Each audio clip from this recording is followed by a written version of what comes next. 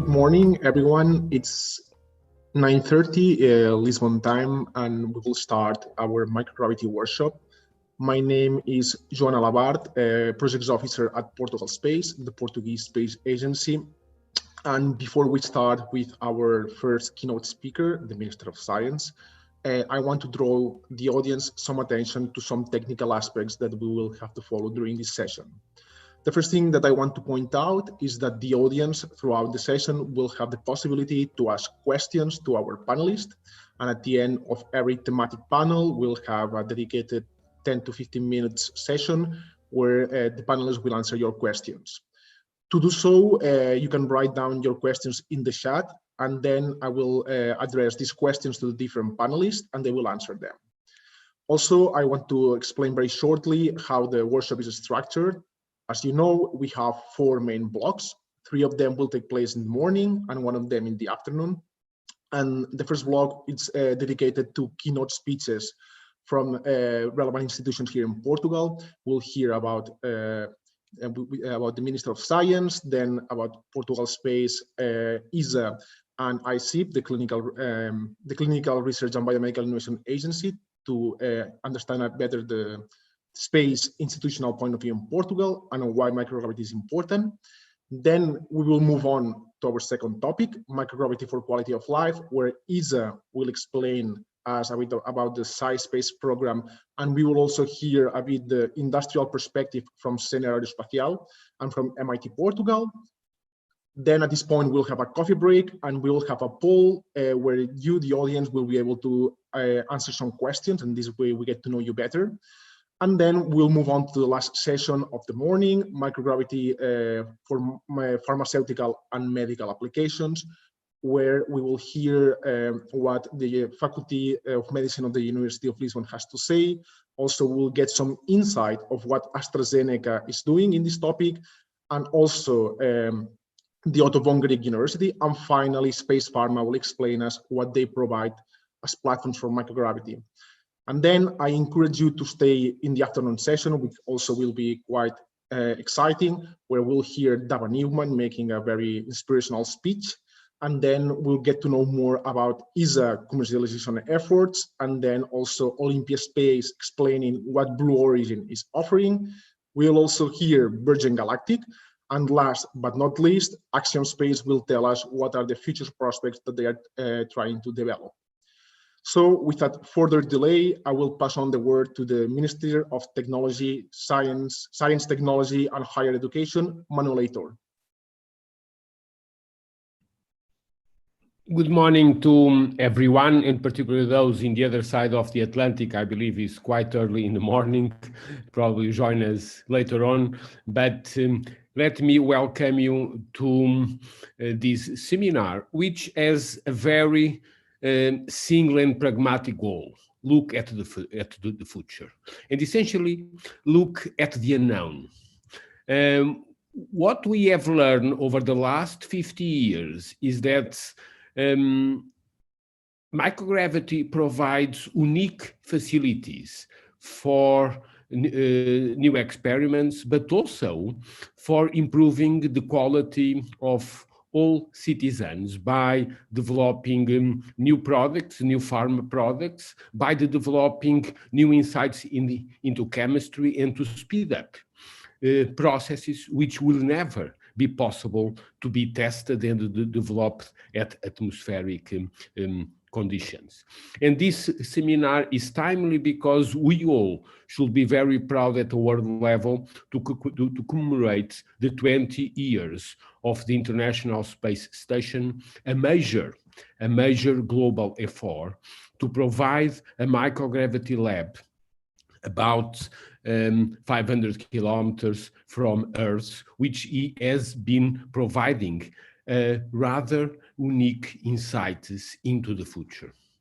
And essentially, by understanding the way we can step by step evolving always in international collaboration has been the main goal of the establishment of the Portuguese Space Agency, a new and modern space agency looking at the way we could build the future, always under international collaboration, and particularly making bridges between the business sector and the research sector, looking at new conditions to help improving our life standards, particularly by understanding the way space and space-related systems can provide a new understanding. And this is more important than ever.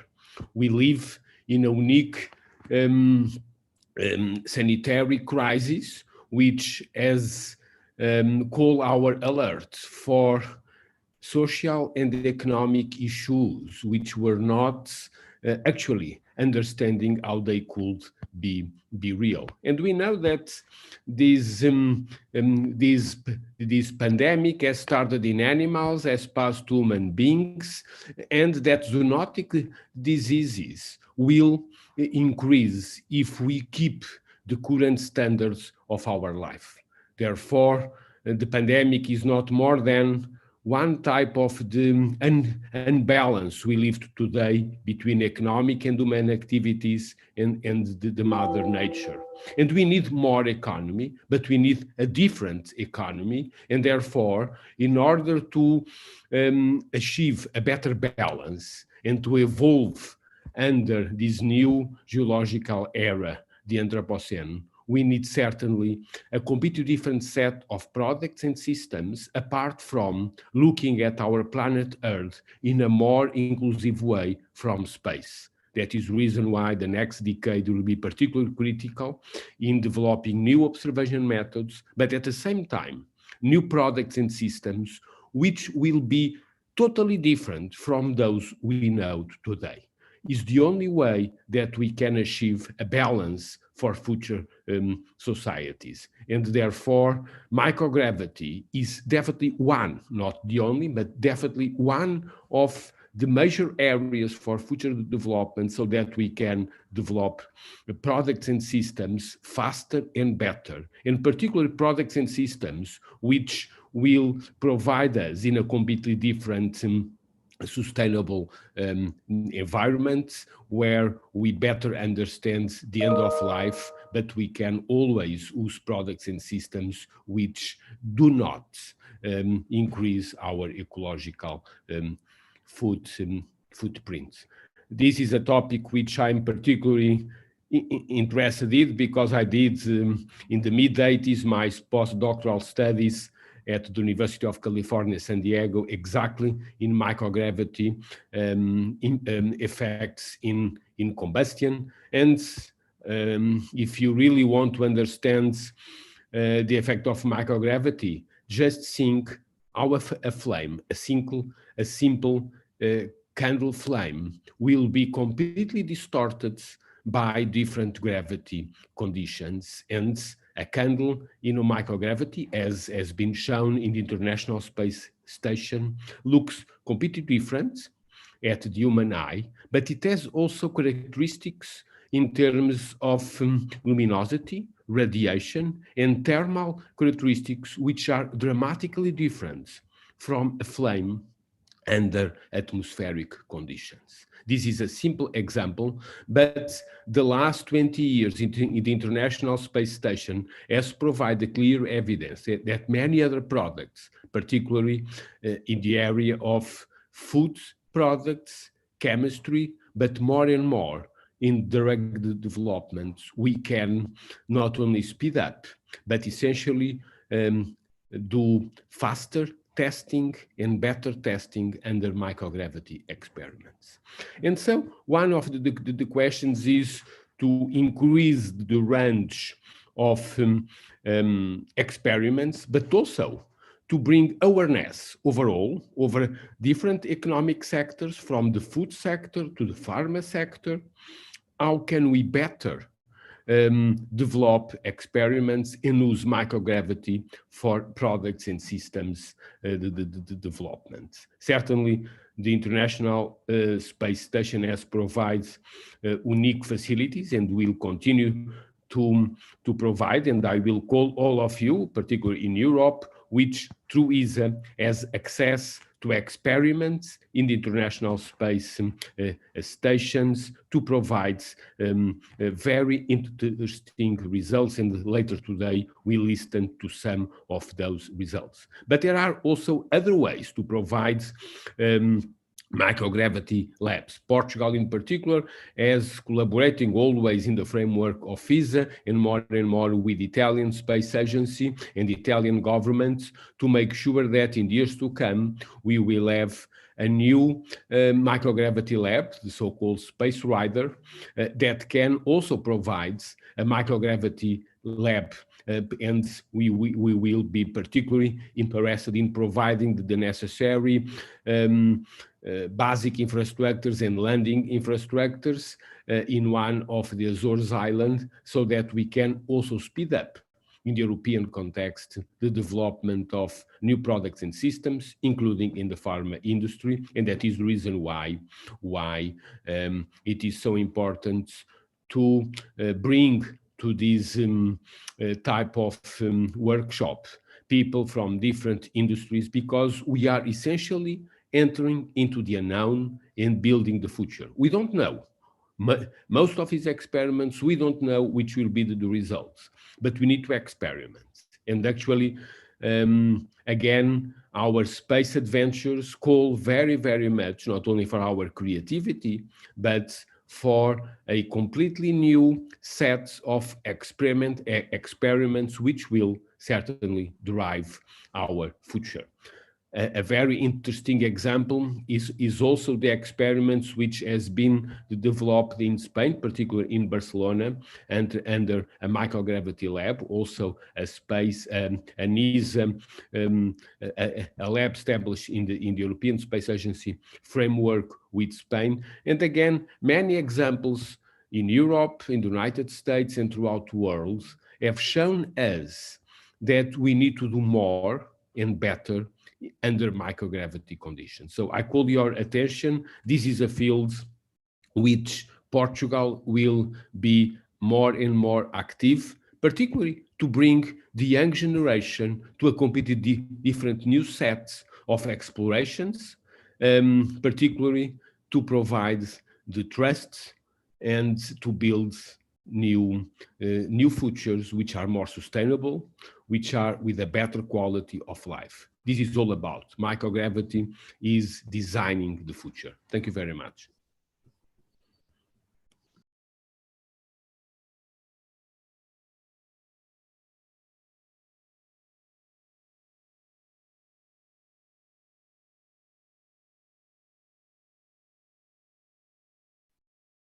Thank you very much, Minister, for your very wise words. And to get to know better about the space sector in Portugal, we have here with us Ricardo Conde, the president of Portugal Space, who will be our second keynote speaker of the morning. Ricardo Conde, the floor is yours. Good morning, everyone, and thank you to join us here today in this seminar. If I well remember, I think this is the first time here in Portugal that we are discussing this topic in a collective way, the microgravity. And because this represents for sure a vibrant discussion topic, and also because this is the role of the Portuguese Space Agency to promote space science, space research, space technology. Certainly this is a topic that makes so much sense to start to discuss in the Portuguese ecosystem, as the minister just said, and but in an international frame cooperation. We want to put on you the challenge to go forwards in these discussions and promoting your ideas and more. We are here also to support your projects. This is one of the messages that I want to give to you all. We are here to support your projects. And for that, please let us know about your ideas, and we will help you to frame these ideas in the research projects. But I also want to have this opportunity to let you know more about the Portuguese ambition for space in this decade. So I will, can I share the presentation, Joanne? Yes, you can, Ricardo. Yeah. Okay, let me see if I can.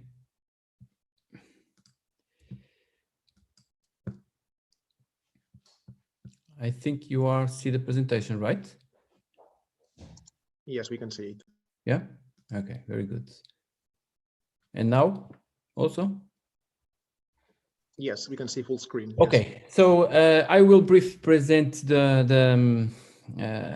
what we are doing, what are the main challenges for this new created space agency. And I will start that in 2018, the Portuguese government created a national strategy for space. This is a research, innovation, and growth strategy agenda for a decade in Portugal. So the main ambition is to Portugal becomes a space nation. And there are some acts on this strategy, but I will focus on the third, which is to building national capacity and skills and scientific research, innovation, and education and scientific culture.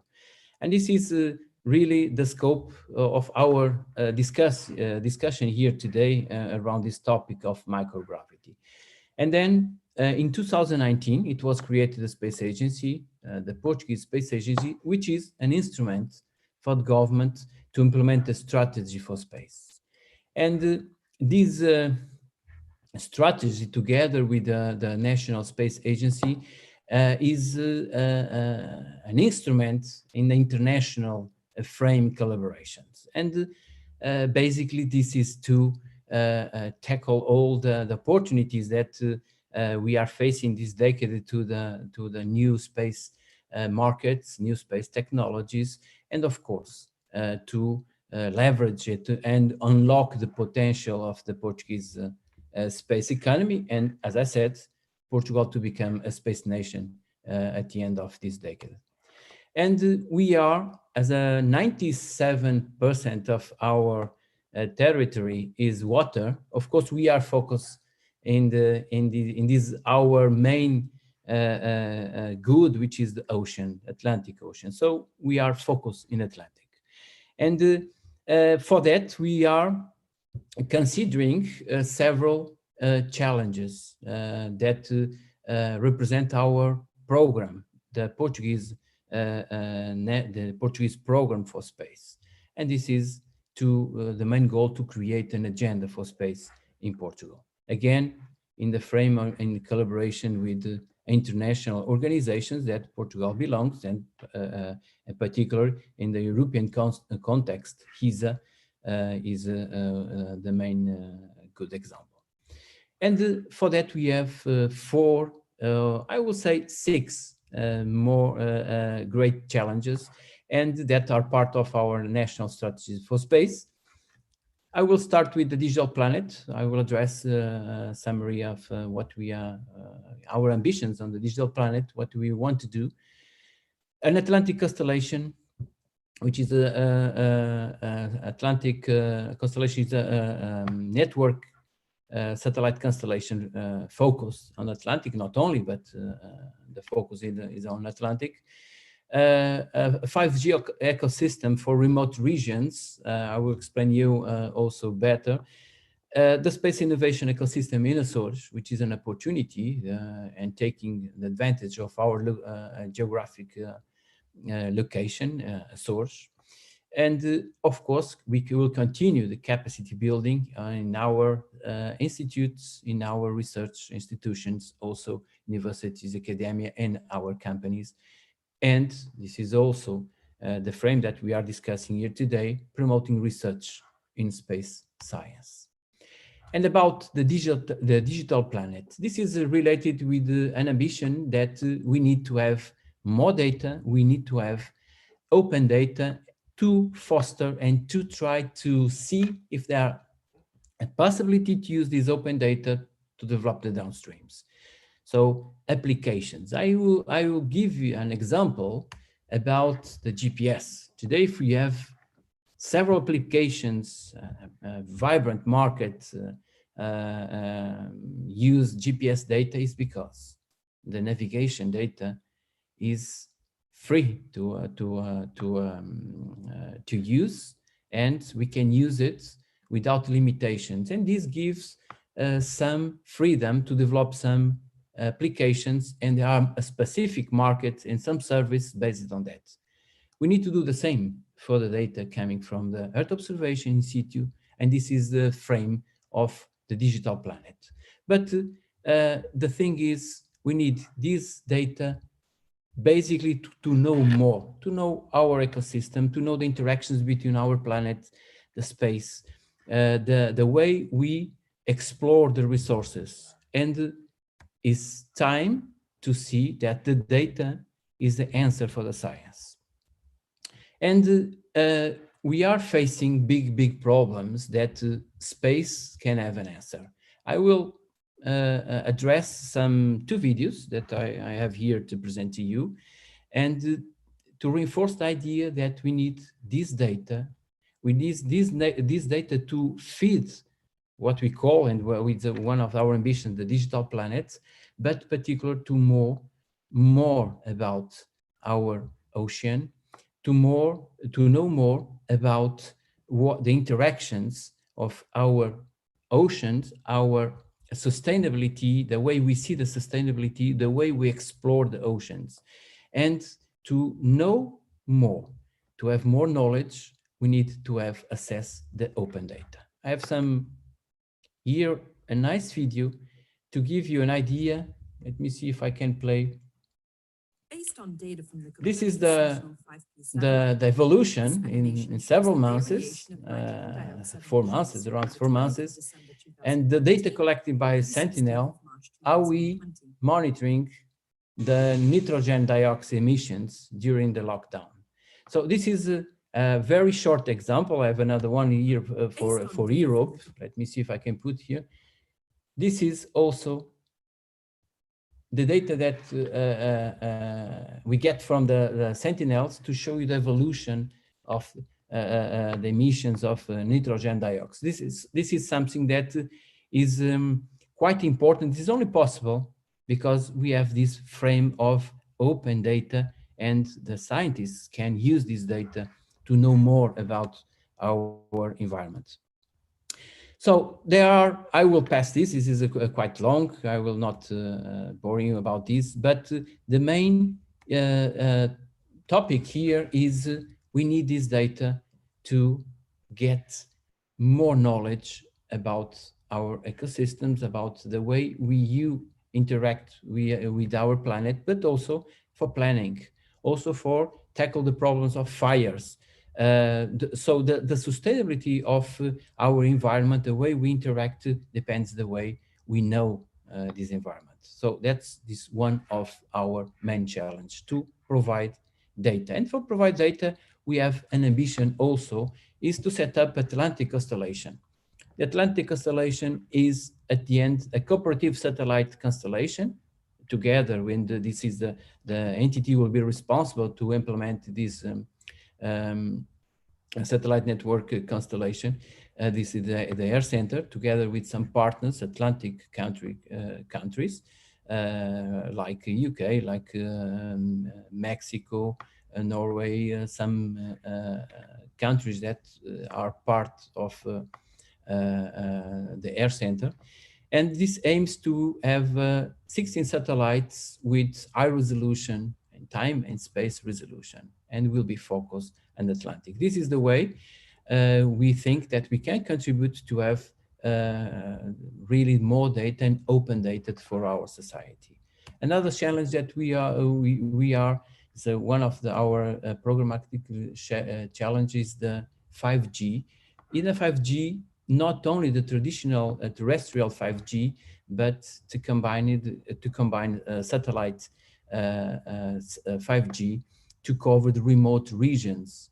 As I said, we are Atlantic nation with a huge area to be covered, but also a coverage for remote regions, not only Portugal, but in other associated countries. And of course, and certainly taking advantage of our location, the Space Innovation Hub in Santa Maria. So we are looking particular to a location that brings to us the opportunity to set up several projects. One of these projects I will address in more details, but particular to launch the launchers access to space. So his ambition of Portugal, also ambition in the international context, to install a small spaceport for small rockets, modern rockets for small payloads to access the space. And we'll take an advantage of our unique location with a free corridor to the south. This is an ambition of Portugal, this is an ambition of Açores, and this is a running process that we want to see if we have the conditions to this year, at the end of this year, to start to give the next step to bring this to a new reality. And of course, the one of the pillars for the gateway and access to space to promote communication gateway to space. This is part also, the teleport part of the ground capabilities installed in Santa Maria, not only with the commercial services, like the teleport that you see in the picture, but also some scientific infrastructures related to the VLBI scientific investigations.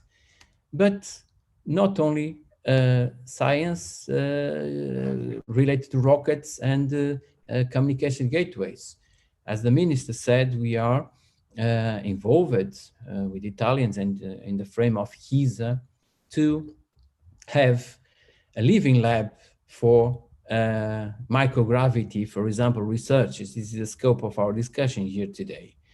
So there are a vehicle, call it Space Rider, which is a reusable vehicle, European reusable vehicle, that will be used for small experience on board. It will be launched in French Guiana aboard of Vega rockets, but it's foreseen to land in Santa Maria.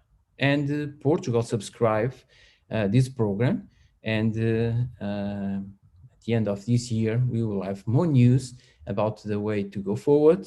And this is a unique opportunity also for the companies to be engaged and to be involved in such activities of experience on microgravity.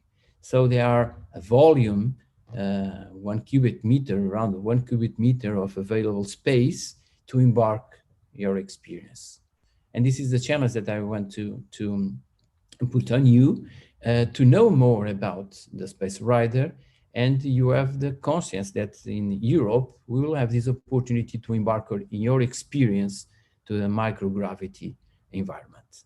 So this the Space Rider will be launched around the last quarter of 22. It's foreseen to start all the infrastructures, facilities in Santa Maria at the end of next year. So then the third quarter of next year.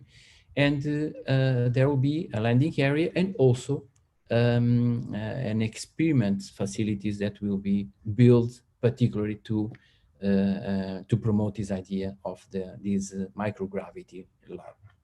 And almost I will conclude. We are also here to promote capacity building in several platforms to leverage our industry to another level. We have a small ecosystem so far with the big ambitions, but we have a strategy to put our companies as a new role in the subsystems and some competences in the frame of HISA programs. So we want to create an industrial agenda for space in this decade. We want also to leverage our ecosystem and multiply by 10 the our sector, in our space sector, that will represent at the end of this decade around 500 million euros. And last, which is important and you to understand, and this is the scope about our discussion here today, our seminar. We are also here to support and to promote scientific research activities, which is the case of our discussion here today related to microgravity. So space missions, space exploration, space medicines, and robotics. This is an example. So I will conclude here. Joanne, I give the floor to you, and I wish you a very fruitful discussions. And I will reinforce the idea. Please come to us if you have a good idea. We'll promote your idea. We will support your project. And this is one of the things that I want to see the outcome also of this discussion. Thank you. Thank you, Ricardo, for your nice overview of the Portuguese space sector. And as you have mentioned, space is an international endeavor. And in Europe, the European Space Agency is certainly a major player. And to get to know more about what are the prospects, today we have with us Didier Schmidt, the coordinator of the Human and Robotic Exploration Program at ESA, who will tell us more about the renewed Science for Deep Space Outlook approach for ESA. Didier, the floor is yours.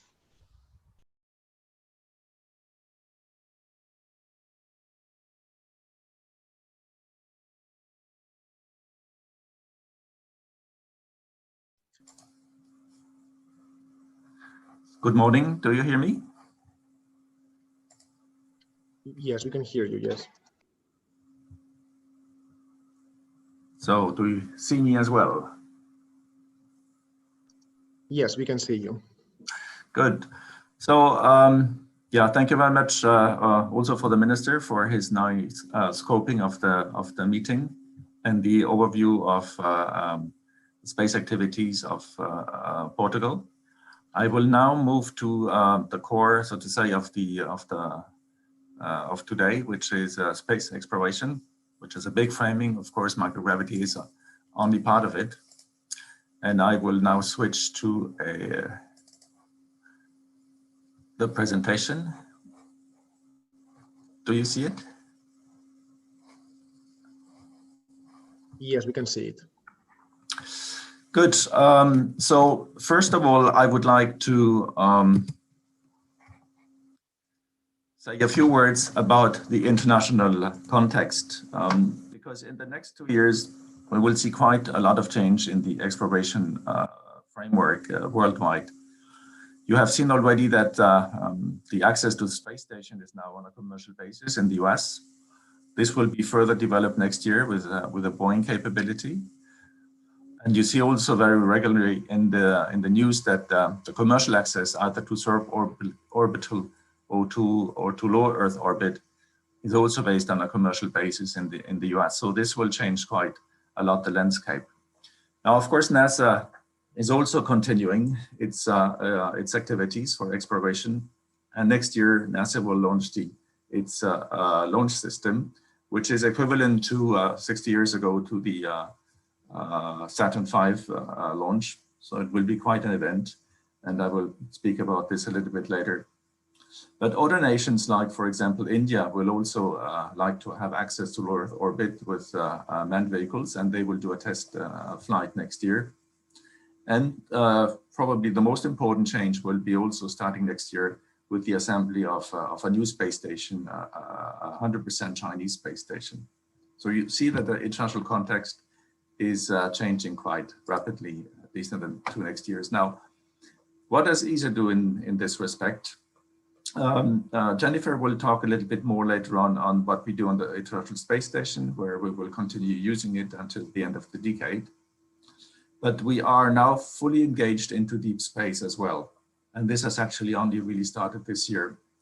For the moon, and I will go into details a little bit later on, for the moon, we have developed capabilities to access the moon. to circle around the moon with the gateway, and also later on to land on the moon. For Mars, we have a very significant program on robotic Mars exploration. In 3 years from now, we will land the ExoMars rover to search for life. And we have now started also the Earth Return Orbiter and Sample Return mission, which we hope to start in 2026 with NASA. And I will also talk a little bit more about this later on. So let's zoom a little bit into, for example, the Gateway, which is one of the most important programs we are participating in from now on. The Gateway is actually a kind of a permanent command module, like it has been for the Apollo mission. And the purpose is to be able to land on a very sustainable basis. Crews, for example, two Americans will land hopefully end of 2024, if not 25, on the moon. And later on, these landings will be using the Gateway as an intermediate step. We are participating quite significantly. For example, you see on the left bottom the Orion ESM, which is the European Service Module, which will have the capability to bring the Orion module to the Gateway. And on the Gateway, we have two significant elements I will talk about now. Actually, by providing, for example, the International Habitation Module, we are able to barter with NASA also access for our astronauts to the space station, which will orbit the moon. And this module will be launched in 2026. And we have started this year signing the contract and developing the module. Another significant participation is what is called the Esprit module. This will provide the capabilities for telecommunication, refueling, but also it will provide these windows that you see in the middle. Now, for the moon surface, we have the intention to have an autonomous European capability of landing cargo and payloads and scientific payloads, hopefully by 2028. One peculiarity of this lander is that it is compatible with a landing very close to human landing systems like the Artemis program of NASA, where we would have then a compatibility between landing payloads close to human activities. For the Mars sample return, as I already mentioned, it is a cooperation with NASA. It is the most complex mission, several missions actually, ever imagined. So the first mission has already started last year with the Perseverance rover, which will land early next year. We will participate in this mission quite significantly because we will provide the sample fetch rover on the NASA landing system together with a sample transfer arm. And the biggest participation is the Earth Return Orbiter, which will capture the samples once they are placed in orbit with a small rocket from the sample retrieving lander. And these samples will then be brought back and will land on the Earth's surface in the US by 2031. So a very significant effort, which will bring for the first time samples back from Mars. Now, from the budget point of view, what I just mentioned between the ESM, Orion, the Gateway, and the Mars sample return missions, we have now placed contracts in the order of 2.5 billion this year and also early next year. So you see it's a quite significant effort in this decade. But of course, now that these programs are in full swing in development, we have, of course, to think a little bit even further. And obviously, the horizon goal that we have is to participate significantly in a human Mars mission, which will most probably happen in the 2040s. In the meantime, of course, we have to use fully the Moon program, as I just mentioned, with the Gateway and landing systems. And we have to continue to use the ISS and probably also post-ISS infrastructures as well. So each of these destinations will have to be run in parallel. It's not one above the other.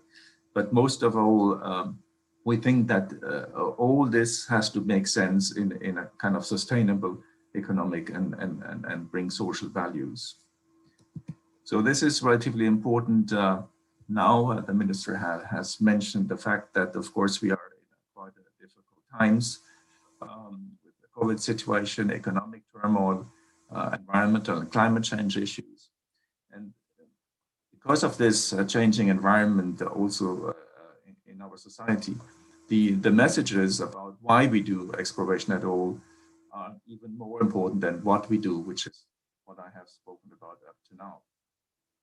So we have to make a very big effort for the next ministerial conference, which is in 2 years, for the next decision-making on the budget and the future programs. We have to have our messages more understandable, and they have to be more relevant to people. And of course, we have to make a bigger effort in making our programs better known to the public. So yeah, I come a little bit closer to the workshop now, because actually the space sector itself and the space industry, who does all what I have mentioned before, is not really the ones who will bring, you know, solutions to the problems that we will face in the next decade. For example, if you imagine, you know, a Mars mission of 3 years without any return possibility in the meantime, we have to solve so many problems in the health sector that the space sector cannot bring these capabilities to us. Therefore, we have to focus also a little bit more on the societal impact of what we are doing. Usually what we say is, oh, we have a lot of spin-off about the programs we are running, but I think this is not enough. I would actually even like to revert the logic to say, we have to support the challenges of daily life, and then we have benefits for the space programs. So it's a little bit of a change in the rationale of what we are doing, which means also that we have to have a more objective-driven science and technology program, because we have objectives. As I mentioned, we want to be part of the first, and at least the first, if not more, missions to Mars, human missions. And therefore, we have to reach out to new sectors. And I think this is exactly what we are doing today with this workshop. So again, we have to have more outcome procurements, which means that we have to ask the right questions to be solved by the scientists and the engineers. And one of the ways to do it is not just to define exactly what we want, because most of the time we don't know the solution. So we have to probably initiate a challenge-based innovation ideas. And I will show you just a few examples of those. Of course, we have a footprint issue, and this is a real problem in space. For example, we could have challenges like dividing by 4 the waste mass, you know, that we upload to that we produce in the ISS. Or we have to divide by 2 or even more the food mass upload, because we have to have probably more food produced on the space station in a circular kind of economy. Other very, trivial examples, for example, is that we have a big dust issue, you know, on board the space station, and future also on the Moon and Mars. And these issues are quite in common with things we have in daily life. For the biomedical analytics, we have we do have analytics capabilities on ISS, but these are minor compared to what we will need for a Mars mission, for example. So all in all, we have to open up much more to new ideas, and for this, I think the challenge idea is quite pertinent.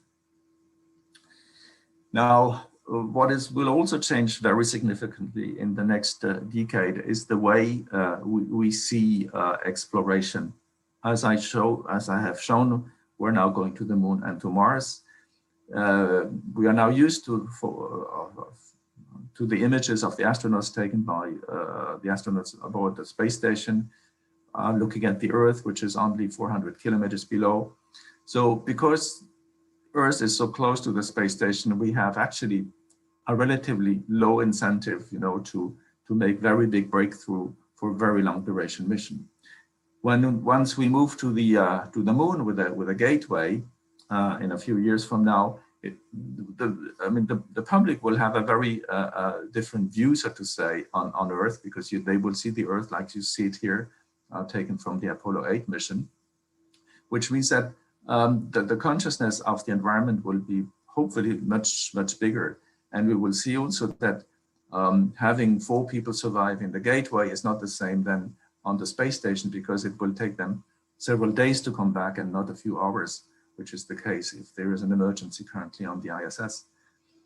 For Mars is 1,000 times further away than the moon, and there everything will be very different. So we have to think about completely autonomous systems for 3 years, and this is where the big revolution will be. And honestly, we have to start now looking into these kind of aspects of research, of science and technology, because once the competition between the US and China for Mars missions will start, we have to be ready to be fully part of that, and that will take quite some time, to develop systems and capabilities that will be useful. So just as a conclusion, before Jennifer speaks much more about the scientific aspect of what we're currently doing, especially on the space station and ground research, just as a summary, you see here that from this year onwards, we have now signed these big contracts for the service module to go to the moon, the participation in the gateway, and also the Mars sample return mission. So we're now really shifting in this decade to deep space. And I think this is the important message today. And I think we have a lot to learn from the private industry in the biomedical field to help us to achieve these missions, essentially the big one, which is bringing a few people to the surface of Mars in the 2040s. So thank you very much for your attention. Thank you very much, Didier, for this very nice overview of ESA exploration program. And as you said, one very important point is to bring space closer to other sectors and to understand what actually other sectors are doing and what other sectors need. Today we have with us Maria João Queiroz, member of the board of AICIB. AICIB is the Clinical Research and Biomedical Innovation Agency at Portugal, who's going to give us an overview of the pharma medical research ecosystem in Portugal. So, Maria João, the floor is yours.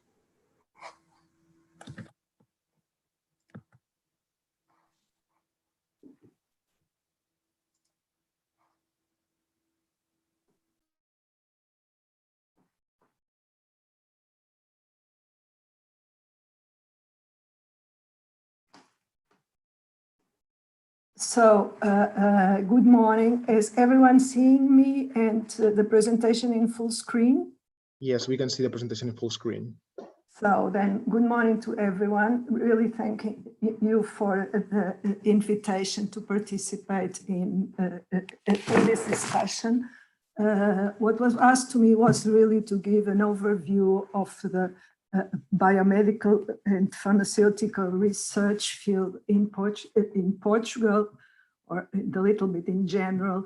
And I have to confess, face to the previous and probably the next presentation, mine will be very low-tech and down-to-earth presentation to give you an overview of what is going on.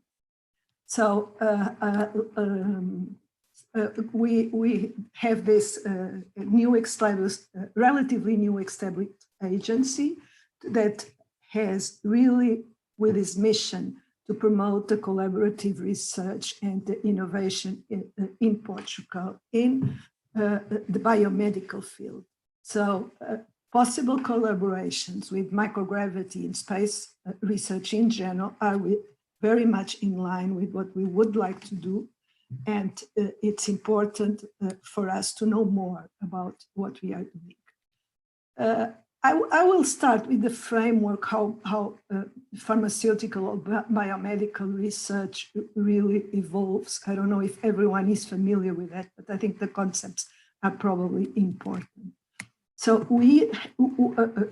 the biomedical research and biopharmaceutical research has different stakeholders. Traditional, the biopharmaceutical industry, then the national health system researchers and academia. More and more also the patient involved, having a say in the designs of the research projects. But as you probably all know, we live in a very regulated world, so the data have all to be approved by the regulators, being the FDA in the US, EMA in Europe, that will assess the efficacy and safety of medicines. And we have now, for some years now, a very active player that is the so-called HTA body, Health Technology Assessment Bodies, that will, the payers, that will assess, and they're very important in Europe, okay, if the compound is useful, effective, safe, but is the society willing to pay for it at the price that the developers think it should be. This has led that we have a very heavy, long-term and very little effective system. And the confluence of the needs of the patients to change this, because it's too long, it's too expensive, with a very poor success rate or little success rate. So even everyone is working into changing this, and we all know that we have in the European Union the European research agendas that are also very strong in biomedical research, fostering the innovation and the entering of new methodologies, innovative methodologies that will alter all this process. Here I would highlight the Innovative Medicines Initiative, because that is working now for some time, and curiously enough, it has been quite a success. And it is a private-public partnership with a huge amount of funding for pre-competitive research. So this ecosystem with the development of knowledge, technology is really changing. New R&D players are entering into the system. This leads to new models of partnerships, because being it is very regulated, very competitive, we have intellectual property issues that had to be solved, but the ecosystem is changing. The model of working that traditional in the pharmaceutical or biopharmaceutical industry was done from early to late phase research very much in-house is moving, and has been moving already for really externalization. There is too much knowledge, too much expertise that has to be incorporated to be able to do everything in-house.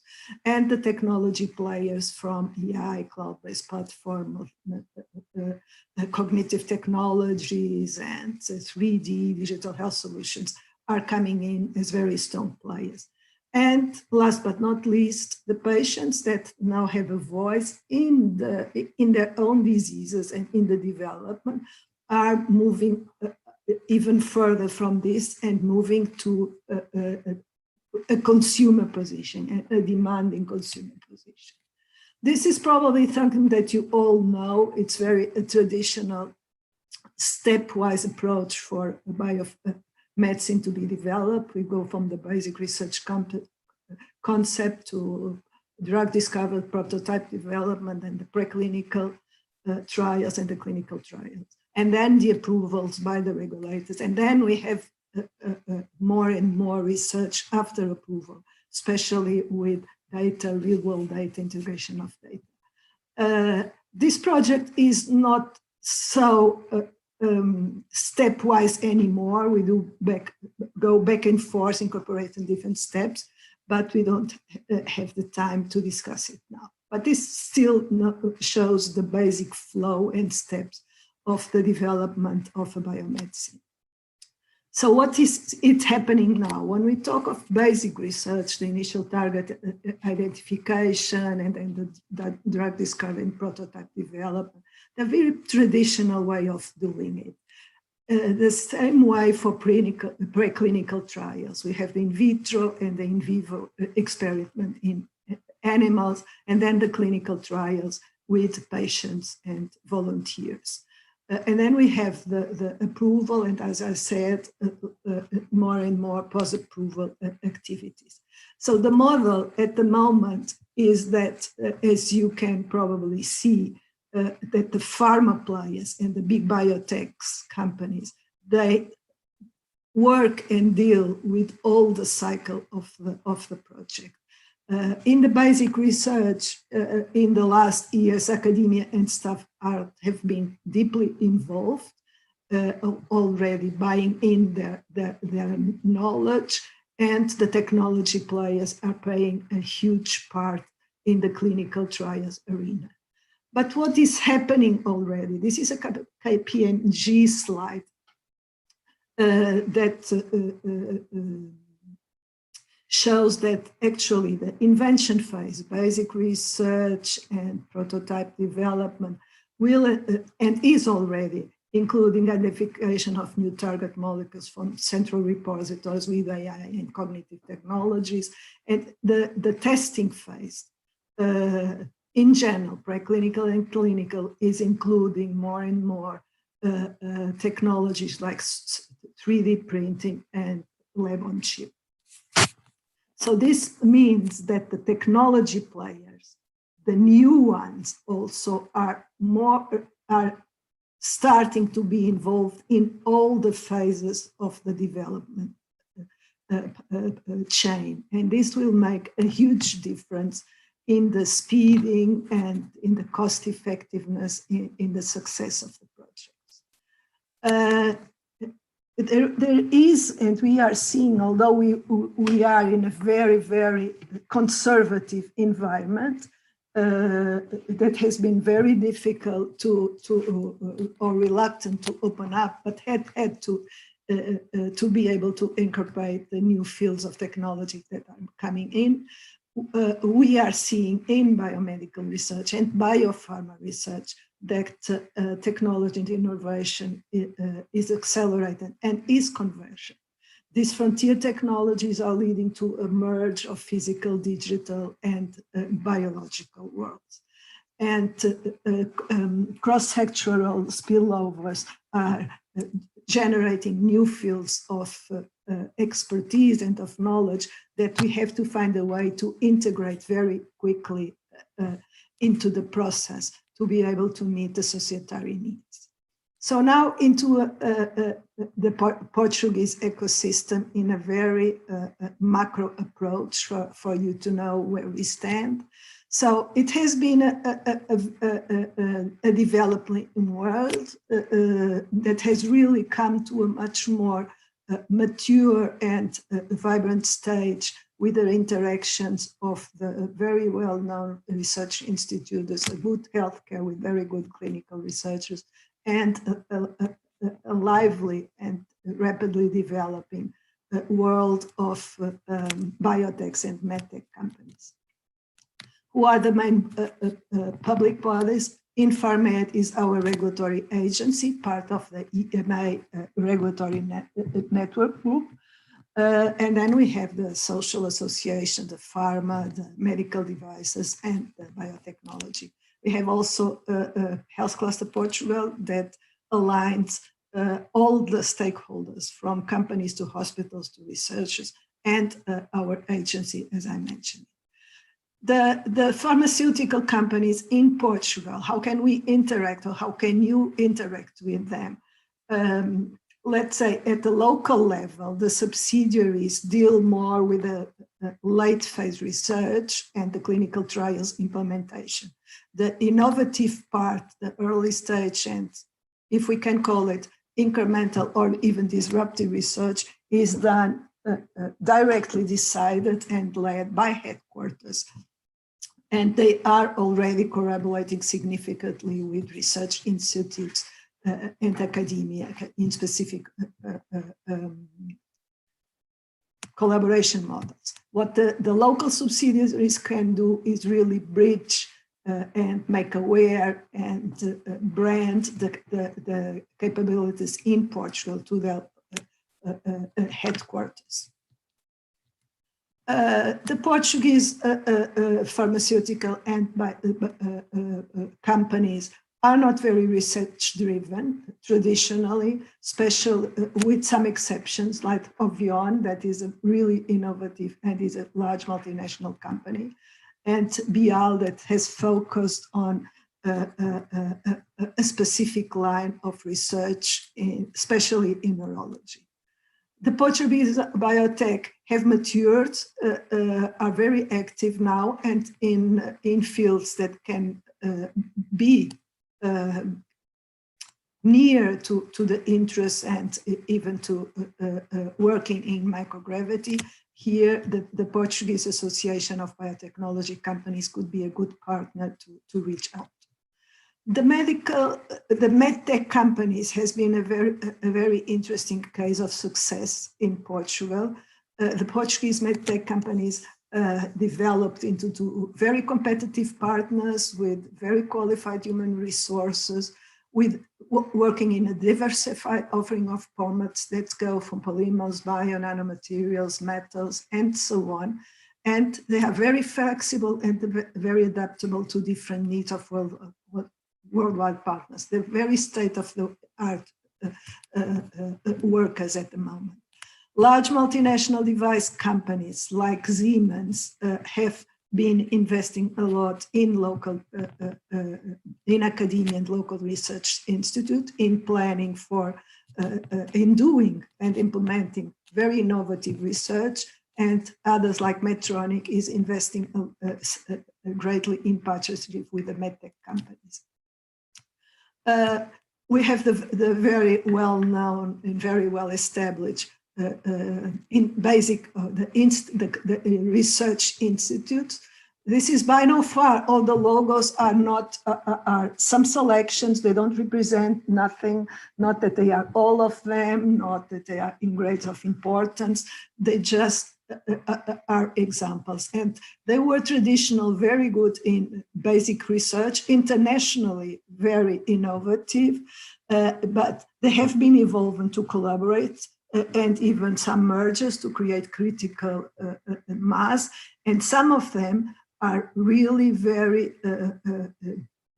working in very collaborative way with the different cluster for health, textile, biomaterials, interiorly, and so on. And I believe here we really have some groups that will be very interesting, also from the contacts I made before, in being able to collaborate, or at least know more about being able to work in a microgravity scenario in different aspects, but stem cells and 3D modeling for sure.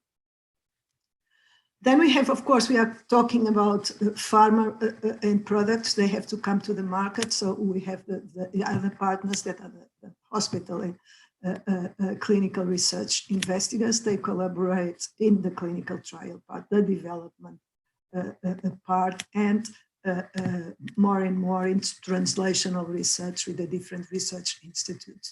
So just to end this presentation, we see that very much integrated from technology, IT, and technological information and data-driven.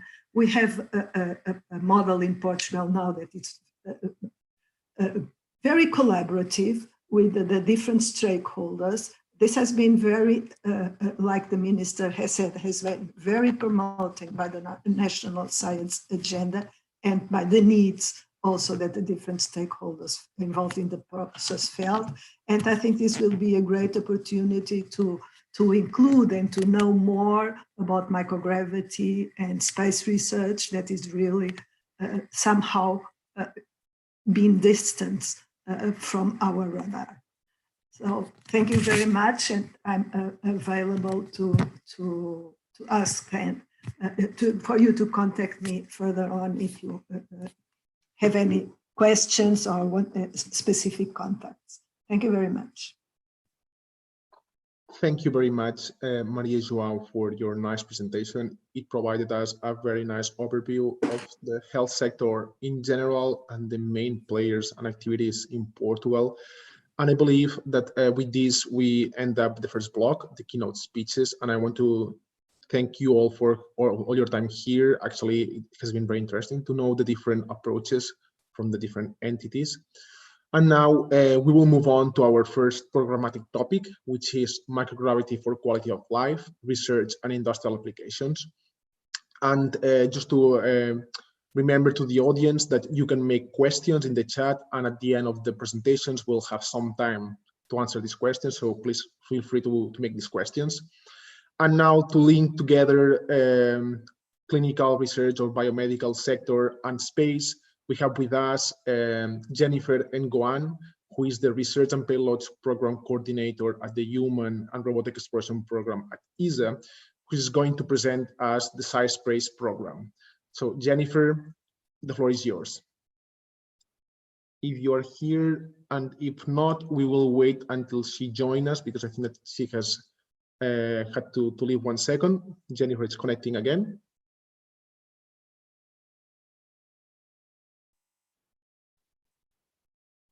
Jennifer, can you hear us? Yes, sorry. Yes. Jennifer, the floor is yours. Technical problems. Thanks.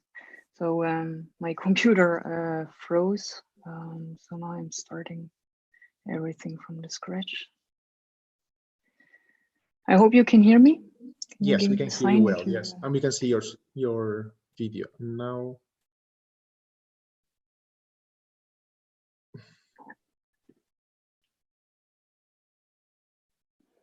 All right. Do you see my slides? Yes, we can see it in full screen. Thank you. All right, perfect.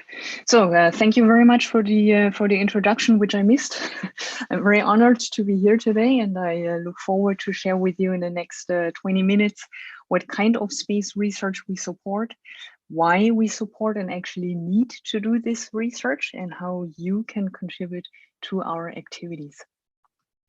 Now, first of all, what do we do? What is our drive, and why is there a need to conduct science and specifically medical research in the space environment? You have probably realized it. Human spaceflight is currently entering the next phase of space exploration, or in other words, the second space age has arrived, and people are looking to space for answers more than ever. Artists are singing about it, entrepreneurs are investing in it, and scientists are relying on it to predict the future of our planet. And almost every day, studies on astrophysics, astrobiology, and space physiology are published in major scientific journals and often make the news headlines. And by the way, quite a few Nobel Prizes this and last year were related to space sciences. Also, you might have heard or read in the media that all major space agencies, including us from ESA, from the European Space Agency, we would like to go back to the moon. We would like to go back there, not just for brief visits like in the Apollo program 50 years ago, but this time we would like to stay and work and live up there safely and sustainably. But we do not want to go back to the moon for the pure sake of returning. We would like to go back there to prepare and be ready for even more challenging missions. Ultimately, we would like to be able to go to Mars with a human crew for extended periods of time. I know all those plans sound really ambitious, we know, and they are indeed ambitious. And we also know that if we want to pursue those plans seriously, we really need to understand the combined effects that deep space and the deep space environment have on our astronaut crews, on their health and performance, and ultimately mission success.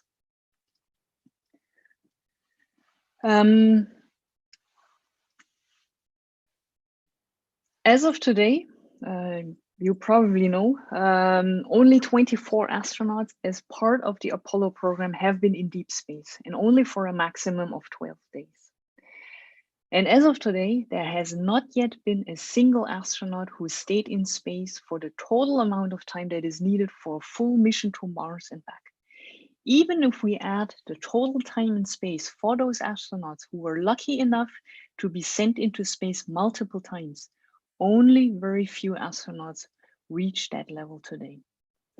And let's be honest, once an astronaut crew will have completed the roughly 9 month long journey to Mars, there is considerable risk that they will not be fit enough to carry out all the tasks that they were trained and launched for unless effective preventive measures are developed.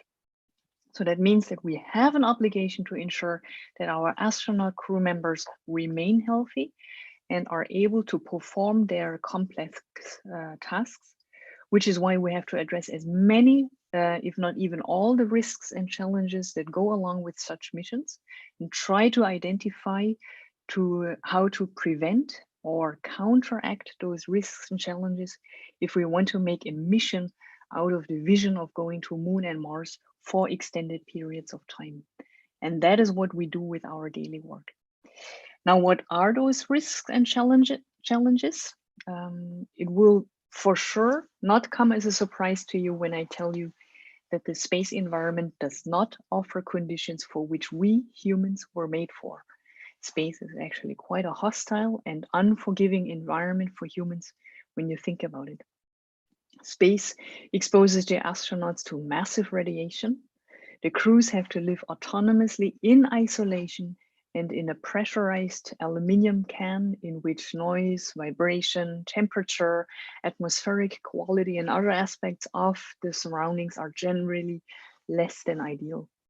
Space also exposes astronauts to zero gravity conditions, which has an impact on their bodies. And just to illustrate which effects space flight has on the human body, a 6-month stay in orbit reduces bone density by the equivalent of 10 years on Earth. It reduces physical work capacity by 40%. And it exposes astronauts to increased cosmic radiation, which leads to an increased risk for cancer.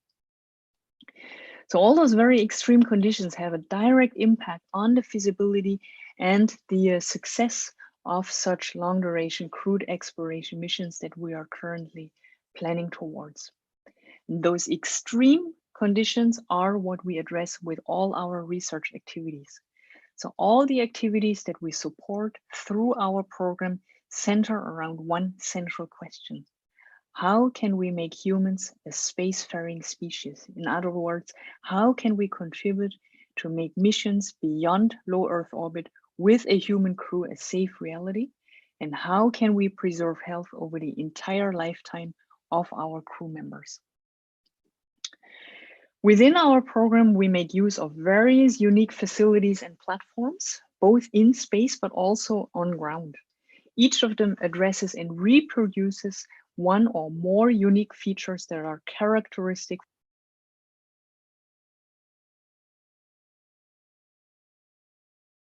and challenges that the space environment has on us and the human body. And I will depict just how our various research activities ultimately all fit together. So I will take you onto a tour through our very diverse and interesting research activities on the research platforms that are part of our program. I will start on ground and move slowly out into deep space. Now, do you actually realize that we do not need to send astronauts to space in order to study how humans, how systems adapt to the space environment? We can actually do a lot of space research without having to leave Earth, without actually having to go into space. And that is one of the strong elements of our program and distinguishes us from our international partners. We offer complementary ground-based space analog research platforms to our science community, in which we simulate certain conditions that are characteristic for the space environment. For example, we can simulate microgravity effect here on Earth, and we can do that in bed rest studies. Bed rest studies are a very well-established model to study the effects of long-duration inactivity or disuse of muscles. So volunteers who agree to participate to our studies spend up to 60 days in bed, tilted towards the head end. And by doing so, the bodies of the volunteers start to adapt as if they were in space, allowing us to mimic and study some aspects of space travel. Bed rest studies are therefore a very valuable tool for simulating the effects of space flight on the human body. And we from ESA, we actually have a very long history of conducting bed rest studies. But what do we actually gain from reproducing those effects? What is the point of making those poor volunteers suffer? Well, we made use of the effects of bed rest on the volunteers to test promising countermeasures. We have tested a lot of different countermeasures in the past. We've tested clever exercise devices that can be used in bed. We gave the volunteers drugs, special nutrition, but none of those countermeasures have provided us yet with the ultimate solution to counteract the effect of weightlessness on the human body. So the hunt for the perfect, most efficient countermeasure continues. So let's make this meeting a bit interactive. What do you think is the simplest way to counteract the effect of zero gravity on the human body? I will pause for a few seconds, and you can use the chat box to provide answers. Well, actually, I don't see the chat box since I'm now presenting slides, but okay. The attentive participants, of course, notice that the answer is already on the slide. We take gravity with us. Of course, that is not that simple, but we do have tools to create gravity. We can create artificial gravity. Artificial gravity is perhaps the most promising, but interestingly enough, the least studied method for countering the physiological effects of human spaceflight. Of course, artificial gravity cannot solve the critical problems that are associated with, for example, radiation exposure, isolation, and confinement, but it has the potential to reproduce Earth-like gravity and therefore to reduce the effects of microgravity on the entire human body. We recently put in place a new bed rest study plan focusing on artificial gravity as the main countermeasure that will guide our activities in the years to come. The idea is that we would like to prescribe gravity like a drug, giving it in short but large enough doses through so-called short-arm human centrifuges, in isolation, but also in combination with specific exercise devices that will be mounted onto those centrifuges. We're currently in full swing modifying our short-arm human centrifuges for those future studies, and we will start with the first study next year. In addition to the traditional bed rest studies, we're currently preparing for the implementation and validation of so-called dry immersion studies. During dry immersion, weightlessness is reproduced by having volunteers suspend or float freely in water. They're protected by a fabric so that the volunteers do not get wet, which explains the name dry immersion. And that entire setup is hypothesized to lead to faithful reproduction of most effects that microgravity has on the human body, like, for example, centralization of body fluids, unloading, and disuse of muscles. Preparations for our first dry immersion studies and their validation have started.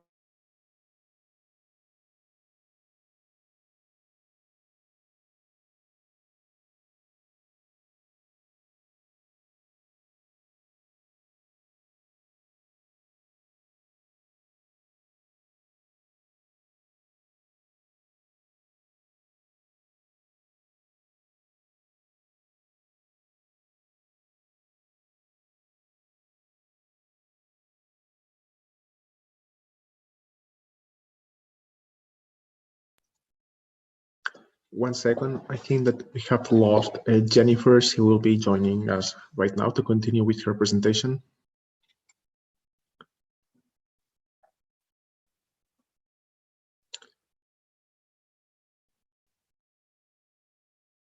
Let's wait one more minute, please.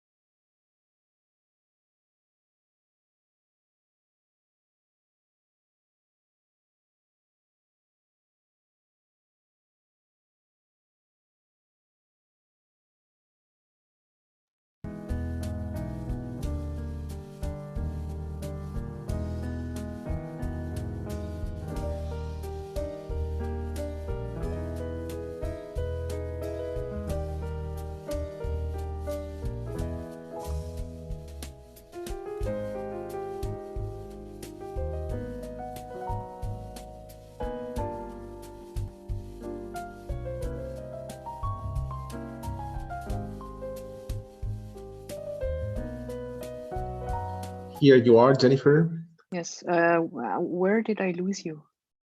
You were actually presenting in the beginning, if I'm not mistaken, of the dry immersion studies, I think, and we lost you there because it froze. Okay. All right. So yeah. So dry immersion, we have started to implement, and if that model proves to be efficient and effective, we will continue that study model also in the future. Do you now see the slide with the Concordia Research Station? Yes, we can see it. All right, perfect. So apologies for that hiccup. I don't know what happened here. So while we also support research on the Antarctic continent, specifically on the French-Italian Concordia Station. Why are we convinced that research on Concordia Station is valuable for us and for our program? To put it simple, you can essentially look at Concordia Station as an ISS that was dropped in the middle of the Antarctic continent. Concordia Station is one of only 3 research stations on the Antarctic continent that are permanently occupied throughout the entire year.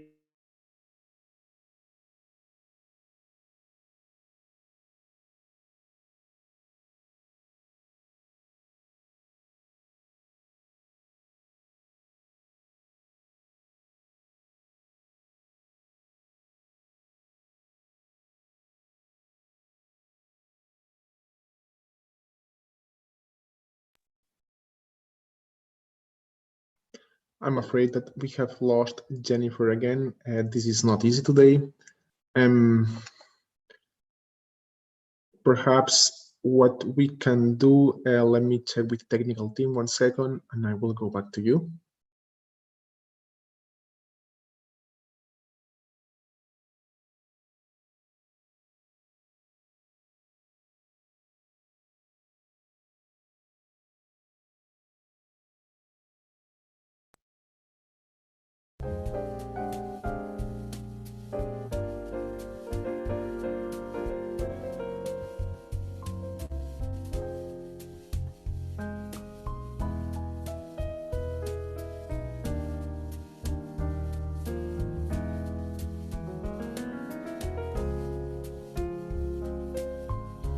Okay. Apologies, everyone, for this technical problem. What we will do is that we will move with the next presentation, which is from SENER, and then Isa can explain the other part of the presentation at the end of this panel. So now we have with us Joan Manuel Casalta, Director of Scientific Program at SENER Espacial, that will present us SENER's experience in developing microgravity payloads. Joan Manuel Casalta, the floor is yours. Muito obrigado, Joan. Bom dia. Thanks for the invitation to participate in this interesting workshop. As you said, my intention today is to present through our experience, through our projects, the lessons learned and the conclusions of some microgravity facilities projects already done, and maybe I think that could be useful for you in the next future to participate in this interesting program. Let me share my screen.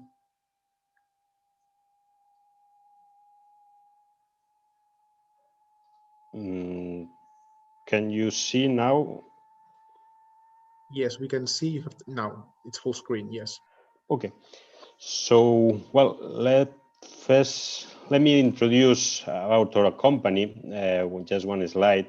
SENER Espacial is a private Spanish engineering company with a really long experience in space. So it's really a good example of a good participation in several programs. SENER is known, as you can see here, to provide mechatronic systems. So we have mechanisms, for example, now in Curiosity rover in Mars, but we have participated in several missions, especially with ESA in the science program, but also in a observation program, mainly in several programs. Recently, we have started, well, from some years ago, our knowledge and participation in optical payloads and instrumentation. As you can see, we have provided the primary payload for the Earth observation. That's the first Spanish satellite for Earth observation. And one important thing that also could be useful for you, we have participated in several instrumentation with the science team in Spain through the national program that also give us a lot of experience in instrumentation and mechanisms for this part of the payloads. Our experience is not limited to optical and mechatronic systems. Also, we have an interesting group to provide GNC and OCS systems. So we provided the OCS for Planck satellite. And now we are leading a mission, a complete mission for ESA that is called PROBA3, that the purpose is to demonstrate flight information for satellites that hopefully will be really interesting on future missions. Last but not least, last year we incorporate in SENER Aeroespacial the TRIO group. The TRIO is a totally different product. It's based on communication systems. So we are now capable to deliver complete communication systems. And a good examples are the antennas we deliver for Solar Orbiter or now for JUICE mission, already together with Active Space Technologies, a Portuguese company that also is helping us in several projects. But we also are capable to deliver components and antennas for the commercial space market. That is another interesting purpose. So let me go through the experience. I see in the audience people talking about shuttle Columbia, so it's nice also for us. We started our participation in microgravity a long time ago, what we say our white line. So we deliver freezers. So freezers were delivered for the shuttle Columbia for different testing purposes, but also the Mir space station and even the shuttle Atlantis in the space hub. So it's the different type of hardware that allow us to start in this interesting but different field in the space and allow us to have a really good experience on that. After that, we were capable to provide the freezer units for the Columbus Biolab module. So it's one of the modules on the European module, Columbus. And there we delivered the ATCS, the automatic temperature control storage, and TCU. TCU is a unit that has been working on the space since 2008, or approximately, but now today is still being using to have samples inside and have at low temperature. Here, and maybe in different projects, I will go on the project conclusions in order to give you some idea. Here for us, the main difficulties on the first time to achieve really complex specifications. Here we have electronics, mechanics, but we should understand how the hardware will work. We look for reliable subcontractors. On that time, nobody makes carbon fiber, or really low companies make carbon fiber. We go to Ferrari, and Ferrari, the part for Ferrari with good experience in carbon fiber supplies us the structure of the unit and really help us to get that. We were able to set up and continue, according to our experience, some good team, but the team experience in microgravity. And we learned about some peculiarities in microgravity, like could be thermal convection, that allow us that a freezer that only work at -5 degrees in ground could work at -20 degrees in the orbit. So has been really successful and nice project and already doing some work. The second point is a total different project because, well, it's another good example, but a simple project. This is issued by a Spanish scientist. The project is called Granada Crystallization Facility. The scientist, of course, is from Granada, and he has a good technology and grant to make protein crystallization experiments. So the idea is to bring this protein crystallization process to the space in order to have better crystals mainly for the pharma industry. And well, this has been really a successful project because we make a simple box that fly with several missions. One, for example, Cervantes mission from Spain with Spanish participation, but also with JAXA, that they get the hardware and use it in several missions in order to produce these crystals. The hardware did not stop here. We realized that the temperature may affect the system, and we make a new facility to control the temperature inside. And this facility flow with Photon M3, that it's a capsule specific for these experiments. That could be also good experience, for example, a good example for you for the space ride, where you can put a payload like that to do these specific experiments, and you can have or science or industry results for that. The next one is really a complex facility. Jennifer should pretty know about it. It's called MARES. It's MARES. The purpose is an instrument to measure the muscle atrophy that the astronauts suffer in orbit. So as I said, it's a complex facility. You can see here some pictures of the different strains. A picture of the Thomas Pesquet on the Columbus module, restrained to the machine. So here our first main trouble was to limit payload complexity from initial scientific requirements. I know now ESA is doing this work previous to the call for tender, reviewing science specifications. That is good in order not to get really a much complex machine. Well, here you can imagine when you restrain an astronaut to a machine or a motor that can make 1 kilonewton and break everything, the need of safety and human factors knowledge in order to, to be sure that the machine will work properly as it works, and to defend in front of ESA and NASA about this, the possibility of this flight. Here another difficulty is that the astronaut is the person who has to set up the experiment, but also the experiment itself. So the number of hours needed to do that were important. So now, as the experiment already finished in orbit, we have these machines in Russia, in DLR, or in France, where the astronauts can do the exercise before and after going to space, and also get science from that. And for me, the most interesting and important conclusion is that our SENER MARES team was able, after that, to produce a lot of hardware. So the knowledge of this team was really important, and is really appreciated at companies like us, and they can make really complex systems for healthcare or even science. We're participating in ELT or fusion market, and they are also able to transfer this knowledge, not the technology, but the knowledge to different markets. And this is also interesting for getting this experience. The next one, it's different, also this small project. This is launched by the technology group in ESA. And the purpose was to detect ammonium in a recycled water loop in the space environment. So here we don't have in our hands the technology, and the point is we go to the key technology people. So we made this project with the group of sensors of Universidad Autónoma de Barcelona. I see Julián Alonso and the participants, but also with the Universidad do Porto, the SETA group, Requinte, with the Professor Costalima and Alberto Araujo. So they provide to us the needed technology in order to detect ammonium in a small hardware. You can see here some image compared to 1 euro. And with that, we could solve the needed from ESA in order to solve the detection of this ammonium inside water.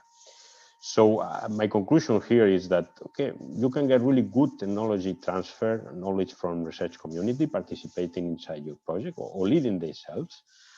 And here the industry or the knowledge has to validate prototypes in the specific real environment. This could work on ground, but it's not still demonstrated that could work in the space because the microgravity conditions can affect the detection of the ammonia. So we stopped this at the level of technology at TRL3, but TRL4. But the next point is how we can apply this technology for future manned flights or for future water cycling. So hopefully we can do it in the future.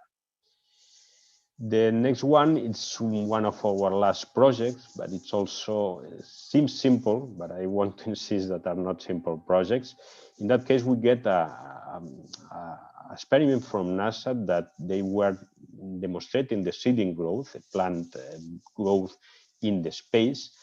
And our purpose is to to stop this growth to frozen by means of injection of formaldehyde and stop the experiment and bring the samples to ground in order to analyze in a laboratory and see how the DNA and everything has changed. So in that case, we offer our capabilities to the scientist groups. It was led by SIG, but also using as an experiment. Here, the safety aspects are complex because you can imagine that that we can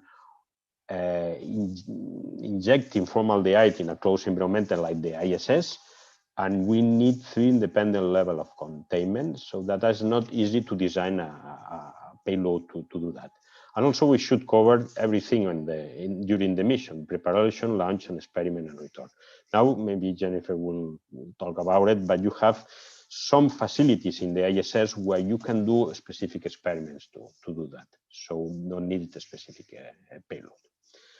And last but not least, in my 10 minutes presentation, it's about Melissa project. In fact, this week has been really an interesting workshop about Melissa opportunities and also experiences. So Melissa aims to study a circular life support system in order to produce food, water, and oxygen from mission waste. So it's an interesting project for future habitat missions to Moon or to Mars in order to save mass and money, especially to have and produce this food and water. Here, the key point is that there is a pilot plan in Barcelona with the participation of several countries. In this pilot plan, you can learn a lot, but also can take some technology to make space demonstrators. I'll talk in the second line. But also, one of the key points I learned this week is that this technology developed, or thinking in space, is being applied in several aspects on our daily life. So you can have great water systems, also, as Jennifer was talking about Concordia, but they apply in hotels and different places, or you can build green buildings using this technology. Also, the DDR really has an important role in this workshop, and congratulations for that. But here, another point is that not only space industries participating in this pilot plan, also several standard industries have really special knowledge, they can participate. So this is a good example of a tractor project that also you can think in Portugal, and you can use with your space and industry in order to set up this type of projects and learn and have this transfer of technology. Okay, so there is nothing else. Thanks for obrigado for your attention, and I will be happy to answer any of your questions. Thank you very much. Thank you, Joan, for providing us actually this industrial approach to microgravity research and how you develop payloads. It's very good to see that industry also gets involved in microgravity scientific research. And now, without further delay, we'll continue with Jennifer's presentation, and the technical team will share the screen. Thank you. Yes, thank you very much to the team. Thank you for your patience, and I really apologize for this internet hiccup. I think we stopped at Concordia Station. So Concordia Station, just to summarize that slide, allows us to use results from mainly human research experiments to extrapolate for missions into deep space with human crews. We are planning to release a new announcement of opportunity for new research next year. So if you are interested in participating to this very unique research platform, you can already now start to think about nice projects. Next slide, please. We also support, next slide, please. Yeah, thank you. We also support artificially induced isolation and confinement studies. So our Russian friends have started last year the so-called Serious Isolation Program, which is a program where crewed, increasingly complex missions to the moon are simulated, which matches perfectly the global exploration plans that Didier showed you at the very beginning of the talk. In addition, we're also preparing to launch our own ESA-led isolation studies here in Europe within the next 2 years. So with the last 3 activities that I mentioned, we look at what isolation and confinement does to humans from a psychological point of view, and we try to identify countermeasure or coping strategies. Next slide, please. Another challenge that we need to address when thinking about long duration exploration missions with human crews is radiation. Actually, the most dangerous aspect of traveling to Mars is space radiation. Astronauts on board the International Space Station are still quite protected from space radiation because the space station sits just within Earth's protective magnetic field. And even though our ISS astronauts are exposed to 10 times higher radiation than here on Earth, they're still much less than the radiation levels that they will encounter during a mission to Mars, and of a different type. Unfortunately, up until now, we do not yet have good practical and efficient countermeasures or radiation protection strategies available. And that is why we make use of a couple of ground-based radiation facilities, which we use within our space radiation program called EBER, to advance our knowledge in that field. So through that program, we test good practical shielding materials and try to identify pharmacologic or dietary countermeasures for protecting the human body against radiation-induced toxicities. So that is another platform that helps us to prepare for future human exploration missions without having to leave Earth. Next slide, please. Let me now move a bit closer to space, to our very popular parabolic flight platform, which is our scientific bridge to the International Space Station. We can use parabolic flights to test the effect of microgravity on fast adapting organ systems. Parabolic flights are therefore a very valuable tool for us to look into microgravity effects on, for example, the neurovestibular system. For our parabolic flight campaigns, we now make use of a specially configured A310 aircraft. That plane was certified 3 years ago to fly parabolas that provide also partial gravity levels in addition to microgravity levels if needed. So we can now fly, for example, gravity levels that correspond to lunar or Martian gravity levels. We've done so in a special campaign that took place 2 years ago. And we will actually have another such partial gravity campaign later this month. Let me move 1 floor up. Next slide, please. To the International Space Station, or ISS. The ISS is the most prominent and most innovative research laboratory that I'm sure that you all know. The ISS is the most complex research platform that mankind has ever made, and we can be very proud to be part of this greatest international project ever. This week, we're actually celebrating 20 years of permanently crewed ISS. And with that, the ISS is the only and longest running international microgravity research platform ever sustained in human history.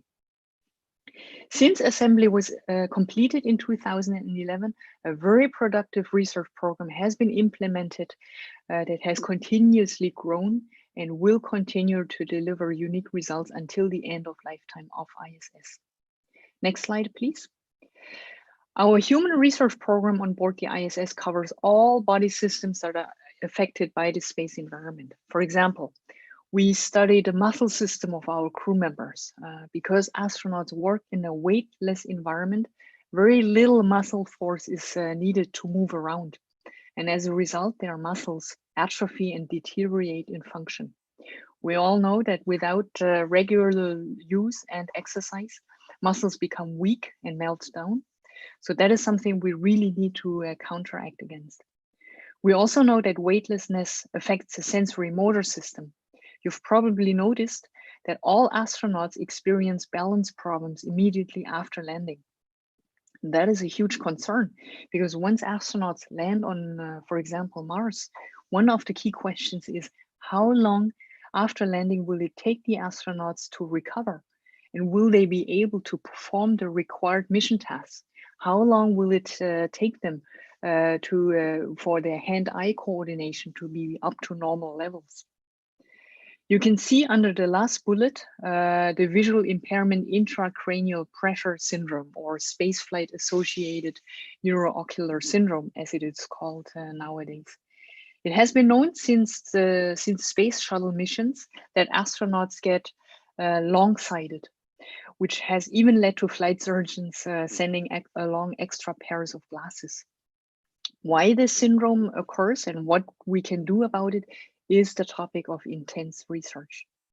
So these are just some of the questions that we address with our human research program on board the ISS. There are many more. Those were just a few highlights.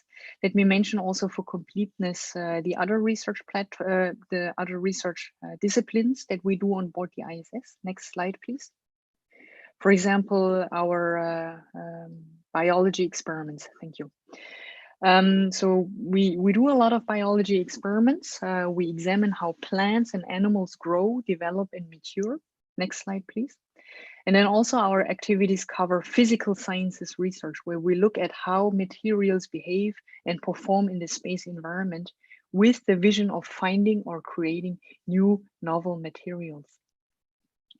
Now, I took you through a tour through our various research opportunities, starting on ground, continuing in low Earth orbit.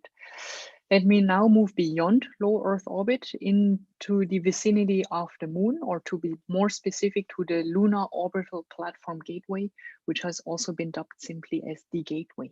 Next slide, please. So what is the Gateway? As you already heard from my colleague Didier, the Gateway is going to be a moon orbiting research platform. So with the Gateway, we will extend human presence 1,000 times farther into space compared to today's International Space Station. I told you earlier already, all major space agencies are preparing to put astronauts on the lunar surface within the Artemis program. But contrary to what was done 50 years ago within the Apollo program, this time astronauts will first dock with the Gateway before boarding a lander that will carry them all the way down to the moon.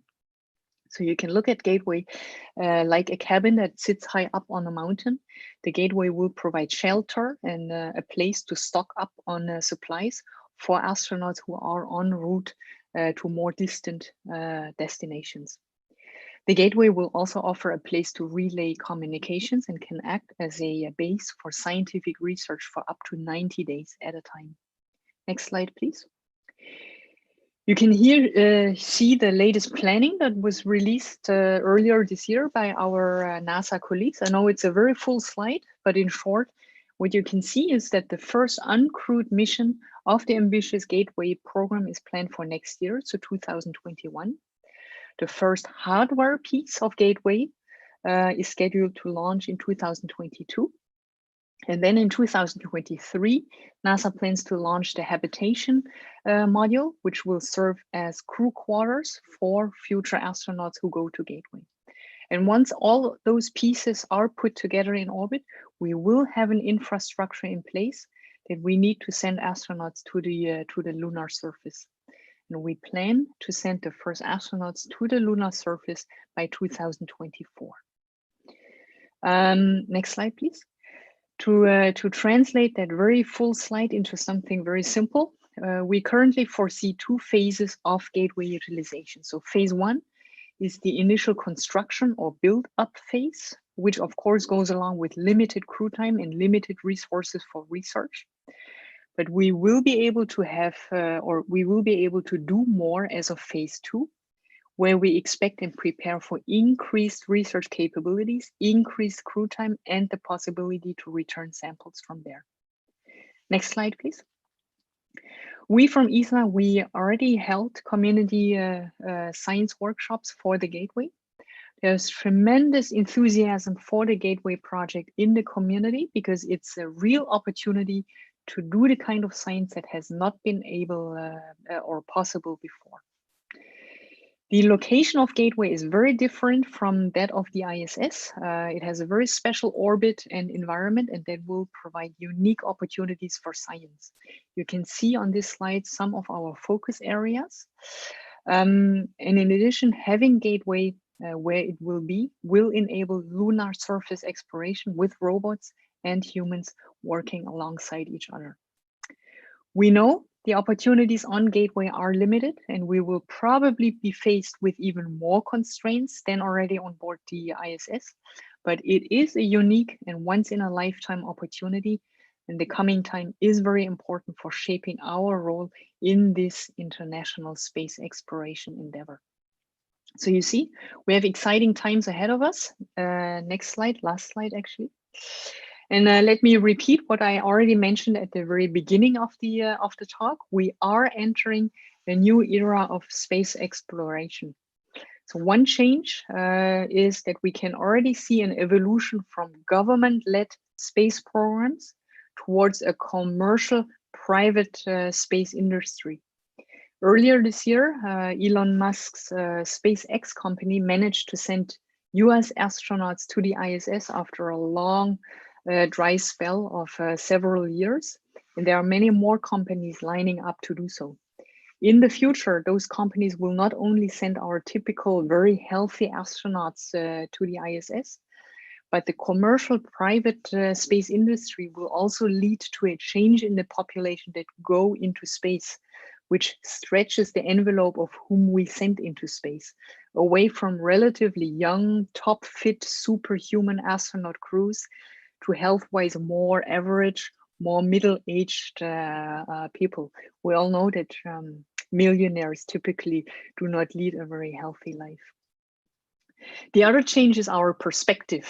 We will continue to use low Earth orbit for research and for demonstrating technology, but our vision is firmly set on Moon and on Mars. I admit, missions to Moon and Mars with human crews continue to sound like stuff from science fiction, but we will go to Mars within the next century. Of that, I'm sure. And the success of those deep space exploration missions will, to a large degree, depend on new generations of scientists and engineers and new technologies and developments, like personalized medicine or pharmacology. And if we do it right, we could end up with personalized countermeasure packages which increase the safety and the performance and ultimately mission success of our individual astronauts as they explore deep space. I hope you share our passion for this fascinating program. We humans, we may not have evolved for life in orbit, but learning to live up there helps us a lot in learning about how to stay healthy here on Earth and improves also many processes in daily life. I'm a physician myself. I really hope that one day your research conducted around the globe, along with our research, leads to longer, happier, and healthier lives for all of us here on Earth. And with that, I would like to thank you very much for your attention. Thanks for the technical team to help me out. And I'm available for questions if you have any. Thank you. Thank you very much, Jennifer, for your nice and comprehensive presentation on all the platforms that ESA offers. I believe that we'll hear more about commercialization of space activities in the afternoon, so stay tuned in the afternoon session that ESA and commercial players will explain better what they do in space. And now we will move on to some activities that are being done in Portugal by MIT Portugal. And today we have with us Ligia Fonseca, that's gonna present us let's check here, the research project that they did, which is called Applications of Effect of Microgravity on Microbial Chlorophyll for Future Crewed Missions and Space Colonization. Ligia, the floor is yours. Thank you very much for your kind introduction. And also I would like to thank the previous speakers for the very educational talks. So let me, so sound is good and the image is good, right? Yes, we can see the presentation and we can hear you. Okay, so let's go. Yes, today I'm going to talk about a practical example on how programs such as the ones that Jennifer talked about, like the parabolic flights, can be used as for future applications in life support systems, astrobiology, and planetary protection. So the case I bring to you today is the project I co-led called The Effect of Microgravity on Microbial Chlorophyll, and I'm going to speak how it can have applications for future crewed missions, and also space colonization. So let me just start by saying that for humans to survive in space more than 6 months in a row, so besides needing to be shielded from radiation and all the other problems that also Jennifer talked about, we also need a bioregenerative life support system. So there is the need of a sustainable system that keep humans alive in space, that will give them recycled oxygen, water, and that will produce biomass for food. And as a biologist, and I think that's unanimously said by all biologists, there is no way we can achieve that without photosynthesis. And that's because photosynthesis is already the base of our food web here on Earth. So we better try to mimic that also for space. So obviously the main photosynthetic organism we use here on Earth for our food are plants, but there are challenges that need to be overcome for this to be a reality, because photosynthetic organisms, they prefer Earth. They are from Earth, and they will also suffer in the drastic environment of space. And we don't need them only to survive. The problem is this one. They don't need just to survive. They need to thrive. So they are at their best efficiency to produce the resources we need. And so they need to be robust. They need to overcome the microgravity effects, which we know exist, but we still don't understand what effects those are, because of the last 40 years of experiments done in plants in space. What we saw, and in the last decade with gene expression also results, is that there are an overexpression in genes in plants under microgravity. We just don't know what those genes do, most of them, because here on Earth, they are not overexpressed in plants. They don't need them as much here on Earth. And so we never took time and effort to really understand their function. So this is something that needs to be worked on. Also radiation, temperature, because plants use the usual models that are used for space are mesophilic, and that will require a lot of energy to maintain the moderate temperatures, and they need to be nutritious. So if we do a cooperation between plants and algae, microalgae, we already are in the path of solving some of these challenges, because microalgae, because they are microorganisms, are much more robust, and that's because they are easy and fast to culture as well. So if some of them die, there is actually no big problem, because they will be very easy and fast to reculture the missing part.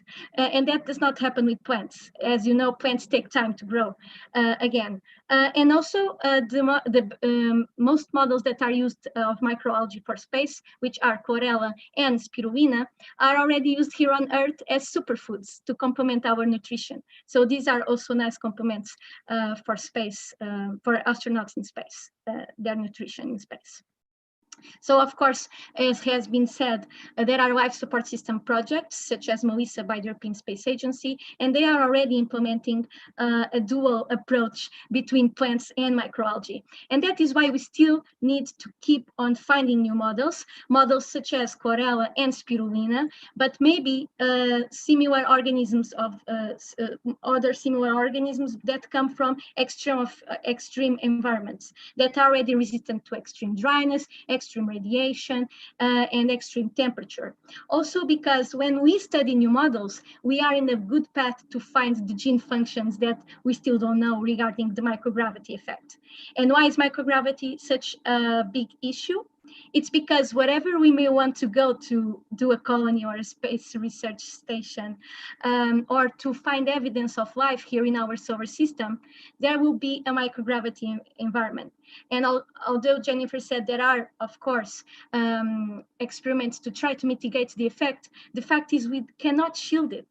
And there's going to be always going to be that issue to overcome, and we need to understand the real effect, the long-term effect of microgravity in humans and in their food.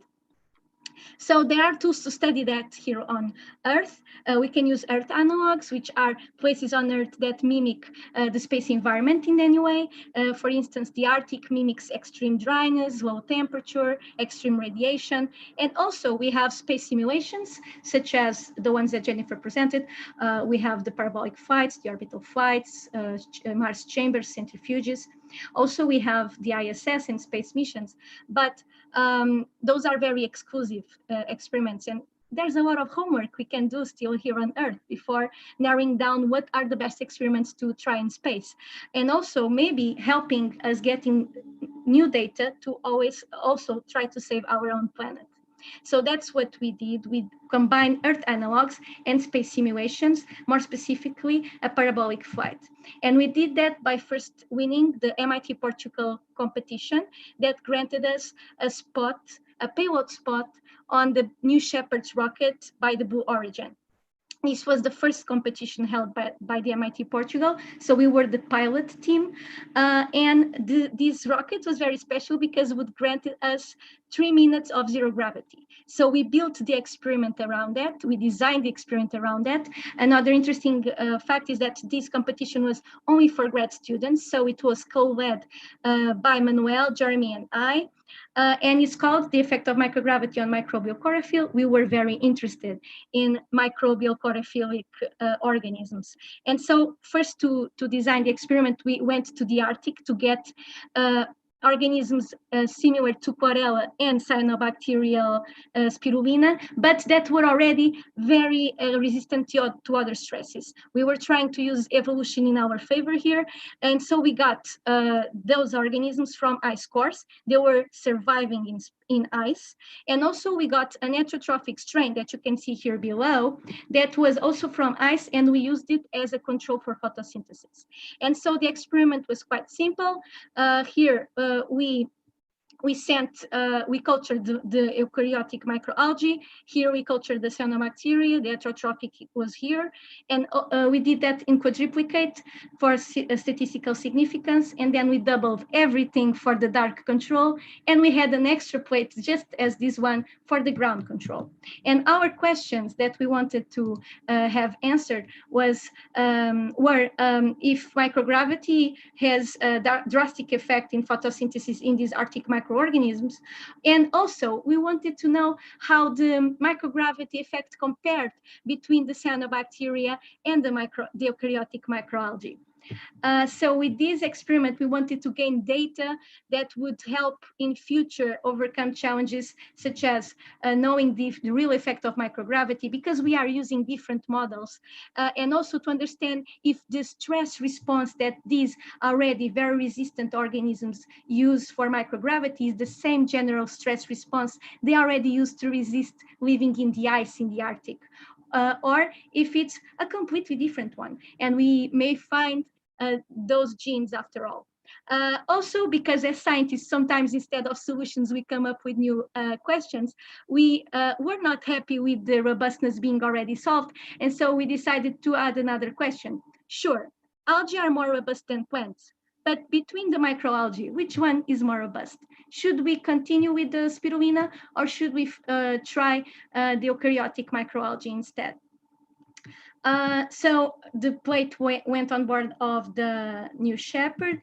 The flight profile would give us the 3 minutes of zero gravity, and then would return to us. These are real images of the day of the flight. The payload was here with our microalgae, and then it landed successfully. So the positive tools that we wanted to use and are going to use are RNA expression tools, and also, if we are lucky, a bit of the metabolism analysis. Besides the life support system, and other applications could be astrobiology and planetary protection. I can say that I can talk about that very briefly. Astrobiology, because if we are to find life on the icy moons of Jupiter and Saturn or in Mars, we are going to find life that is dry resistant, low temperature resistant, radiation resistant, and microgravity resistant. So we have already organisms like that here on Earth. Of course, not at the extent that they're going to find there, but it's a good start for us to understand what type of signatures we should look for. And also for planetary protection, because remember the heterotroph that we sent as a control, it's actually very closely related taxonomically to the bacteria already found in ESA and NASA clean rooms. And so in the imminence of the future decades that are going to be filled with incredible missions, hopefully for habitable planets, we need to be very careful to know how to identify these superbugs, culture them successfully, and know how to eliminate them so they don't go and contaminate the other future habitable planets that we may find or explore. So as any biological space research, we are a multidisciplinary team. So the leaders were the students, but we had guidance from experts. So these are my 3 supervisors of my PhD that also guide me. And we had excellent other collaborators in RNA expertise, with algae expertise, power scientists, chemists, biologists. And this was a multi-local endeavor. So we were operating in Portugal, in Canada, in the US. We were working remotely before it was cool and fashionable. And if you want to know more about the project, just Google MIT Portugal Blue Origin, and there's a video that you can watch. And I would, I thank you for the opportunity of presenting, and I would be glad to answer to any question. Thank you. Thank you very much, Ligia, actually, for explaining us your project and your research in this field. And now we have a very short Q&A session because we are running out a bit late. But there was already one question here in the chat that I want to address to SENER and also perhaps to ESA, because maybe you can also talk more about this topic. And there's a question from Denise that was asking SENER if you could mention a bit about your experience with sounding rocket microgravity payload. And I think that maybe SENER can explain this a bit better, and also ESA, because Jennifer didn't go into detail about this, and maybe you can provide more information on it. Thank you. Yeah, thank you, Joan, and thanks for the question. Well, our main experience has been in platforms like ISS, or as I have said, Photon M3. The question is that our experiments need some time in microgravity conditions, so biological experiments like the mean plant development or even proteins crystallization need minimum some days, and that's the reason that we use other type of platforms. But I remember on the past for physical science, and here maybe Jennifer could explain better than me, that we use for a combustion chamber, we use a sounding rocket. So for different type of experiments, I understand it's really a more access platform and easy to set up with less risk than a manned flight. Thank you, Jennifer. I don't know if you're here. Yes. Yes. Could you please tell us a bit more about sounding rockets and what actually they provide? Yes. Yeah, I actually did not mention sounding rockets because we were running short in time and I was focusing on medical research. But indeed, another platform where we can do microgravity research while staying on Earth is via sounding rockets. We from ESA, we have been using sounding rockets since 1982 to implement space-relevant research within our program.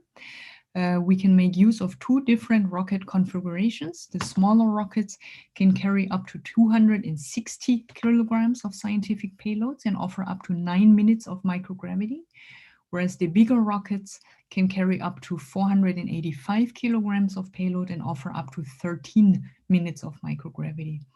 All our sounding rocket missions launch from S-range in Kiruna, which allows us safe and reliable land recovery of the scientific payloads, and also simplifies the reuse and refurbishment of hardware for next missions.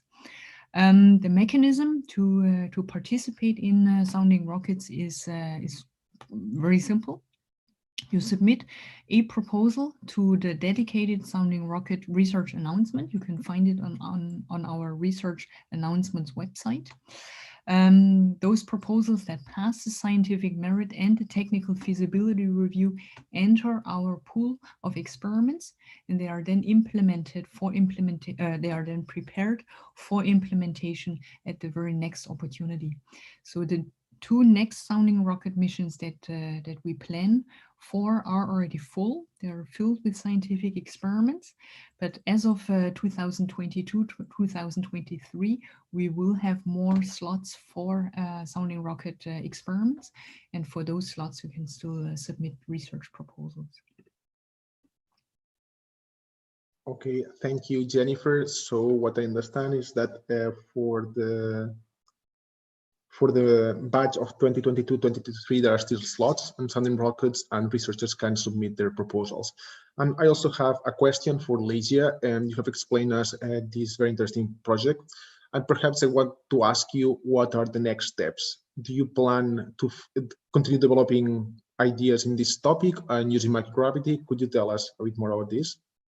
Yeah, so we need to continue with the post-flight tools and experiments, and that will, as always, generate more questions for sure, because we are in a very unknown ground here. We are testing Arctic strains and the microgravity infecting them, and there are not much known yet. So depending on the results, we are then continuing, hopefully, and I will be finishing the PhD, and hopefully also as a postdoc, I can do also that. So let's see, it will depend.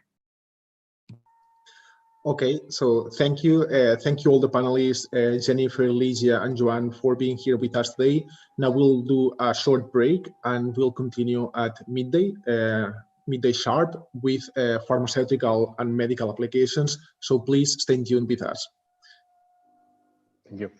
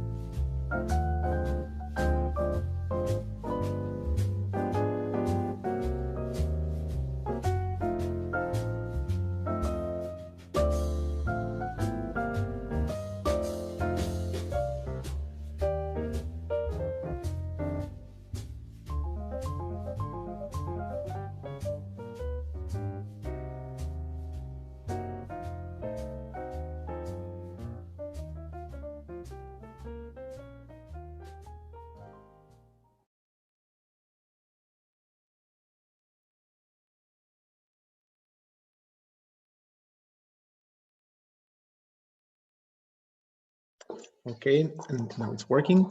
So welcome back to our third block of the day, the last one in the morning session of our microgravity workshop. To recap what we have been discussing in this morning, we had a first block where different institutions in Portugal, the Ministry of Science, Portugal Space, ESA, and AICIB presented a bit the institutional overview on the space sector, Portuguese government supporting these initiatives, and the medical research. Then we had a second block, very interesting one, where ESA presented the SciSpace program, and we also got some industrial insight from SENER and from MIT Portugal. And now this block, this third block, it's devoted to microgravity for human research, and we will be talking now about pharmaceutical and medical applications. And for this, today we have 4 panelists from different backgrounds.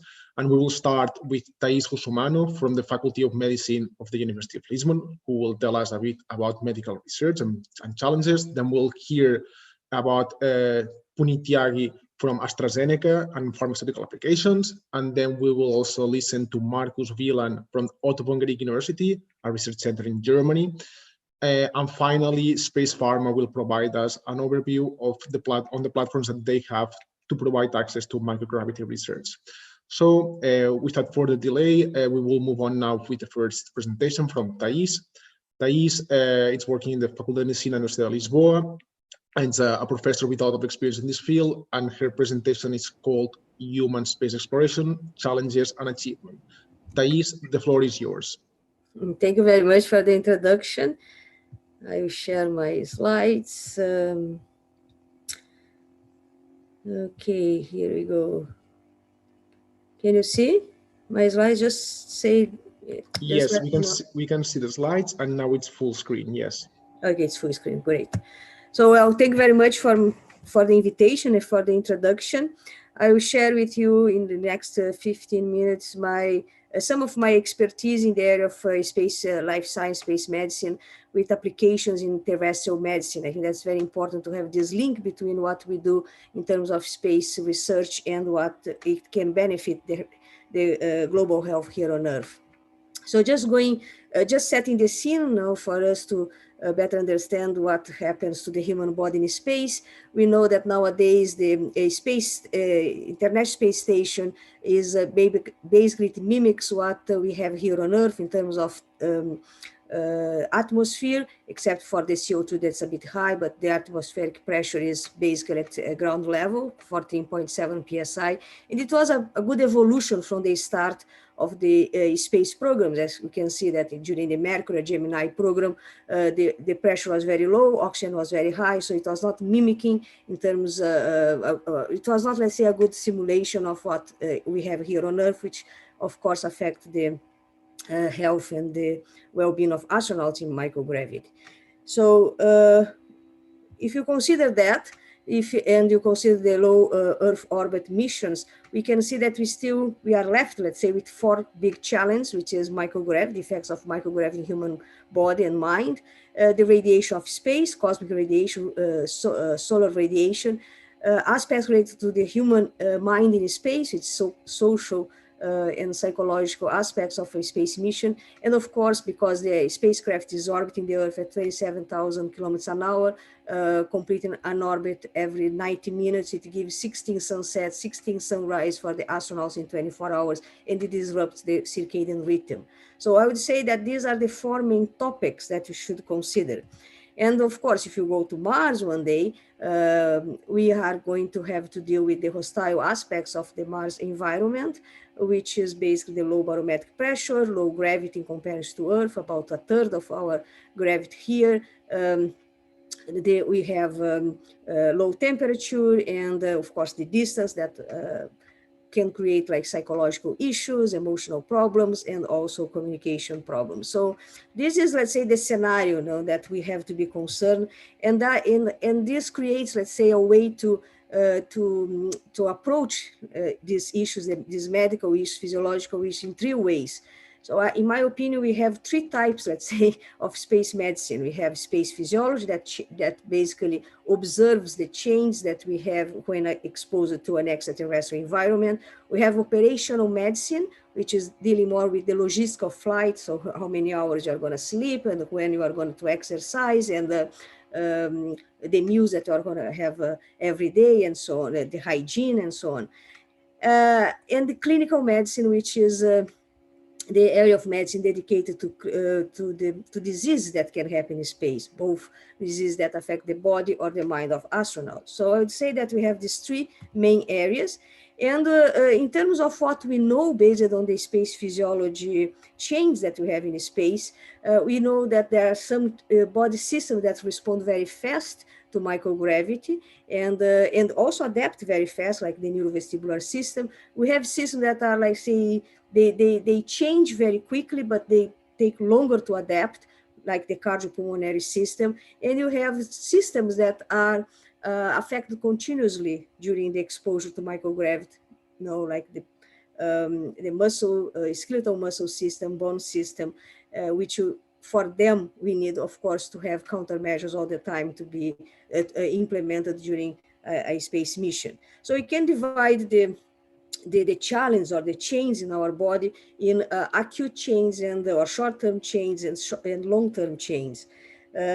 We need also to understand that we have like 570 approximately astronauts in the history of human space exploration, but we just 11% of them are women.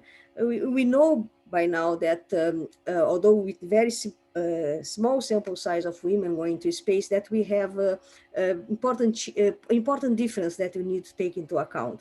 So what we know now is that we have this change. This can be short-term change, long-term change. We have change that are more related to one gender than the other. And my main goal today, as we are dealing with the application of microgravity on medical, in the medical area, is to show a bit of my experience, 30-year experience in studying and researching in this area. And I think that it is clear to me, as it should be to all of you, that we have, we develop knowledge, products, methods, techniques, process that some of them are developed for space and should stay in space. There is no main application here on Earth. And we have many, of course, that you develop here on Earth that should stay here on Earth, but you have this bridge between Earth and space that should be explored.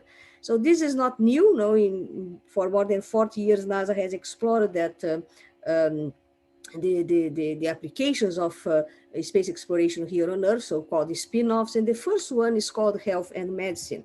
And you can have a list of that, like telemedicine, human psychology and physiology and medicine, findings and applications here on Earth, development of medical equipment and devices, disease investigation, treatment, exercise, and space countermeasures. So how can it help with rehab here on Earth, for example?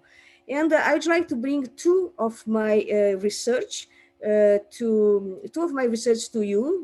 One is related to the extraterrestrial cardiopulmonary resuscitation. I have been working in this area for the last 20 years. And the other one is the development of a medical device that can use in space missions for blood collection. So here, in fact, is a slide that shows the three main techniques that are now used or accepted, that could be used in space in a case of cardiac arrest: the handstand, the reverse bear hug, and the Everts-Husserl CPR method. So all of them were tested in microgravity, in acute exposure to microgravity during parabolic flight. So in terms of our research, our technique that we developed, called the Everts-Husserl. This is the first aid, which means that if someone has a cardiac arrest in space, you can start BLS, CPR, cardiac external chest compressions and mouth-to-mouth ventilation immediately, because you do not need any extra equipment to stabilize, let's say, the patient or the rescuer to start this type of CPR technique. So this is the first aid possible, very quick, very efficient. So you have here our parabolic flight. We had two researchers from England, Simon and Lisa Everts, and two from Brazil, me and João Castro. And we were very happy with the results. We had good chest compressions and ventilation. We compare that with the other studies performed by NASA during parabolic flights, and it was extremely, sorry, you have to drink some water. No, it's not good to cough nowadays. Sorry. So we know that in a parabolic flight, you do not have enough time to perform CPR for many minutes. You have just 20 seconds. So one idea was to create a body suspension device in which you could suspend the person and the dummy. So you simulate microgravity in terms of body weight.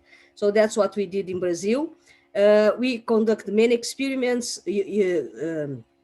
checking the Everts-Husserl technique in terms of, let's say, not just expand the time, but also checking for the effort of performing the maneuver. This is basically the rescuer embraces the dummy or the victim, no, the patient, by using the left leg around the right shoulder and the right leg around the torso, leaving the chest area free for chest compressions.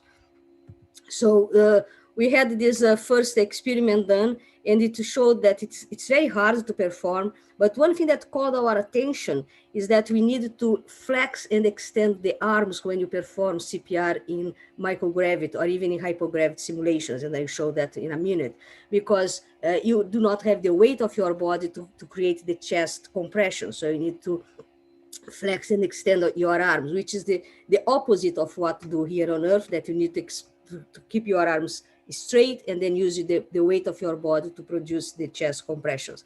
So you have here the results. I just highlighted in red here the most important ones at 1G as control, and in microgravity simulation, in which you have it's much harder. Not the board scale measures that, and you can see that it goes up to almost 18 points against 10 points at 1G.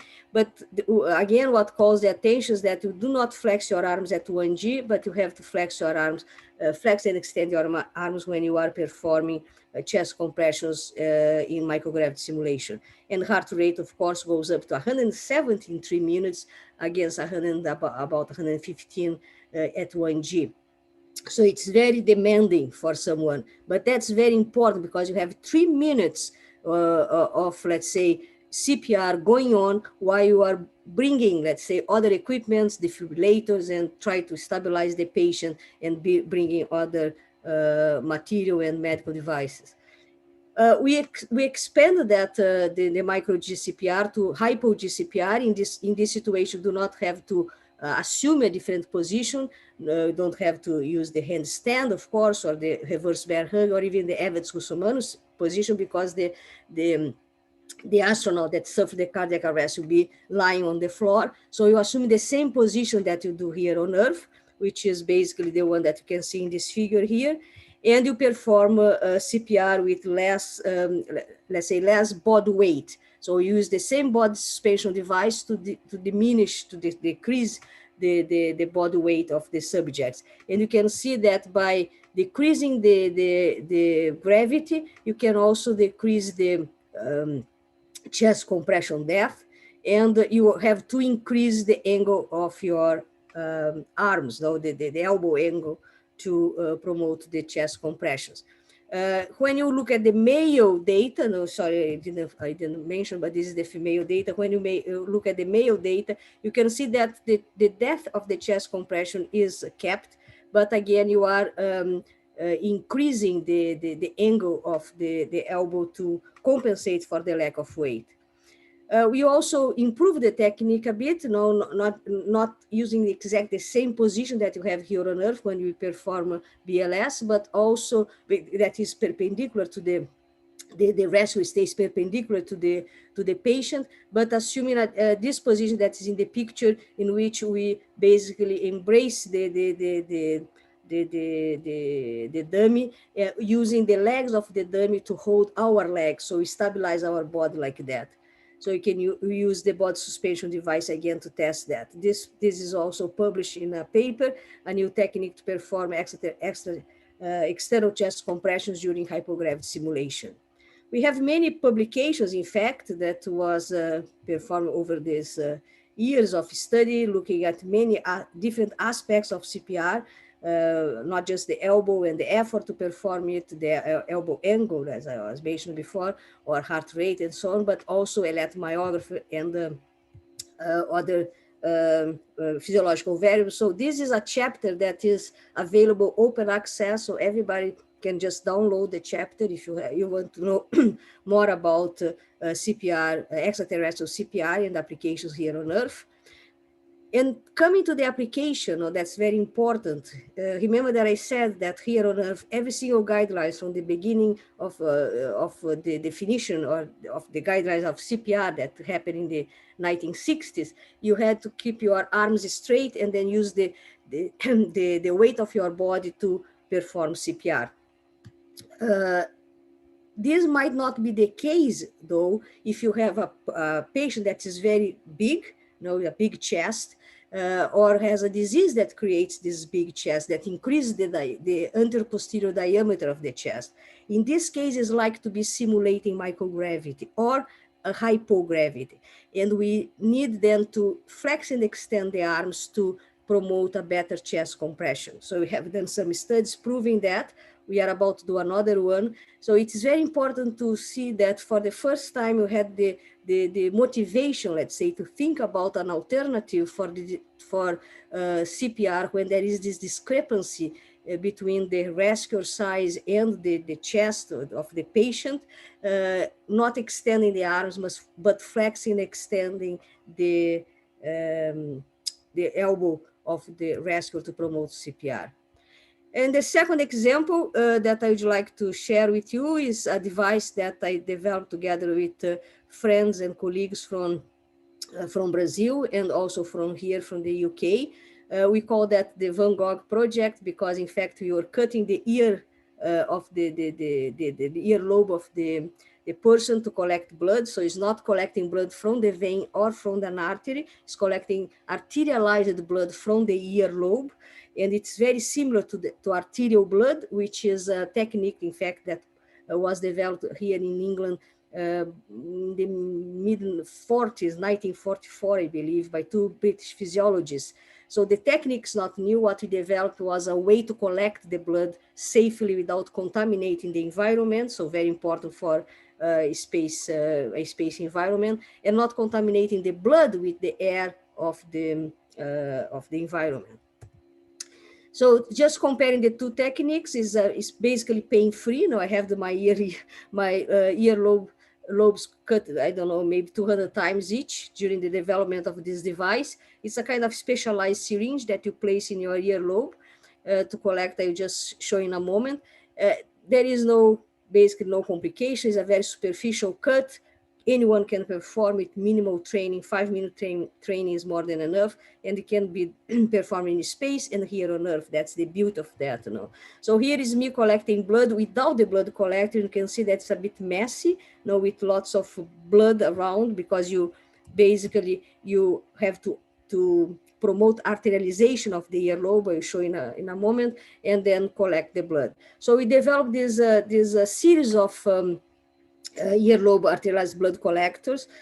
Start with a big one, almost 600 grams, and ending with a very portable one, that's this one here. So from 600 grams to 18 grams, and it was, many things were changing during this process, not just the size, but the type of blade that you use and so on. We end up now with a blade that's an ophthalmic blade, very easy to perform. And you can see that this is the process, arterialization of the earlobe with a massage. You clean the earlobe, put the blood collector, turn it once, the blade comes out, cuts the earlobe, you turn it again, you then collect the blood in a cartridge, goes to the machine and analyze it. We test that in many different situations here on Earth, simulating hypoxia, 12,000 feet, simulating, in this case, 12,000 feet during head-down tilt, collecting blood from the artery, radial artery, and the blood from the earlobe at the same time. We were very happy with the results. We also tested with patients in a hemodialysis clinic, collecting blood from the arterial side of the fistula and the earlobe. We did some other studies with partners in Spain in intensive care units. So we also have the data from, let's say, clinical application of that.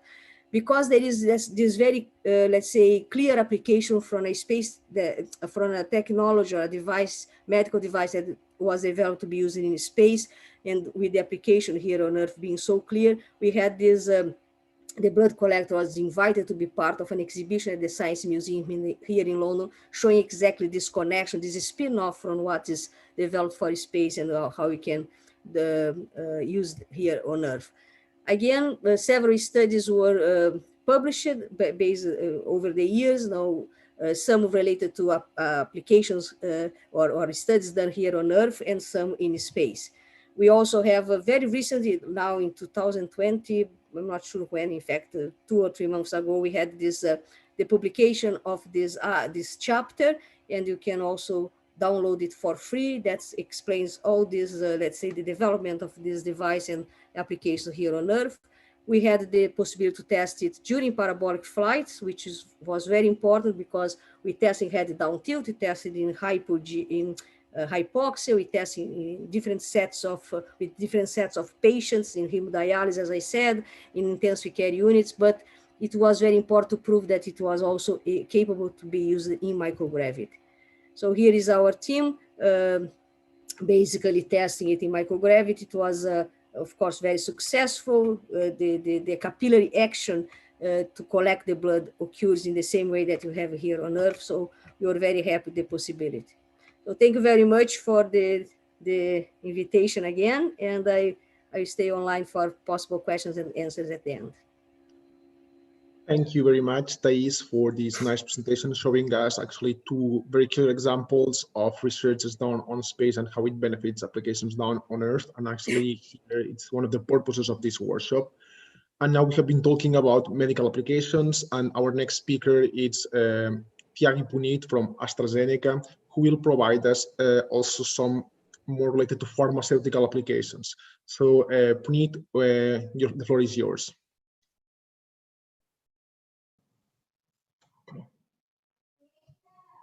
Sorry, just 1 second.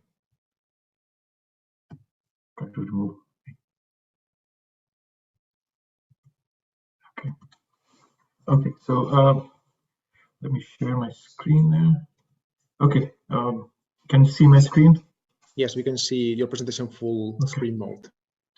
Okay, thank you very much for this invitation. I'm going to briefly talk about some work that we have done at the International Space Station. And it's primarily related to drug delivery. That's my focus of research at AstraZeneca. But before I go into details about what the experiment was, just a brief overview of what delivery systems and specifically nanoparticles, what we made on the International Space Station, what they are. These nanoparticle systems, they are being, for those who don't know, they're basically made of polymers. And we use them for sustained delivery of active molecules of drugs, and then also for protection and intracellular delivery. So when you want some drugs to go into the cell, for example, many of the genetic material, mRNA, DNA, they all need to be delivered inside the cell. If you just give them as such, they will get degraded. But then when you encapsulate them in these protective nanoparticles, they serve as a mechanism of protection and for their improvement of efficacy of those molecules. I have a picture up here on the top right hand of showing some 10 images of those nanoparticles. They look very spherical, as the word particle suggests. And another advantage of these particles is that it can provide a long-term sustained release, as you can see in the graph on a figure that's on the lower right hand. It shows us that how a single injection of nanoparticles can sustain release, the blue one, for over a long period of time, in comparison to immediate release formulations that have to be injected after every interval.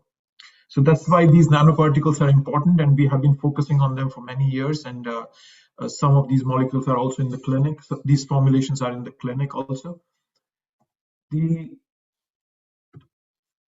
Next aspect is the project objective, what we were planning to do. And as I mentioned, we were working on the International Space Station, which is this modular multinational collaboration. Which serves as a microgravity and space environment research facility. So what we planned to do was we wanted to evaluate these manufacturing process of nanoparticles up in space. We manufactured them aboard the International Space Station. And then we made a similar batch back here at AstraZeneca. And then we characterized the formulations, both the International Space Station and what we made here on ground in Earth's gravity. And I'm showing a picture right here on the bottom right hand as of the system that we set up on the International Space Station. So these glass bottles had the dispersion media, and then in that we injected the polymer solution to precipitate it as nanoparticles. And there are these blue stir bars that we were using to give it a stirring process.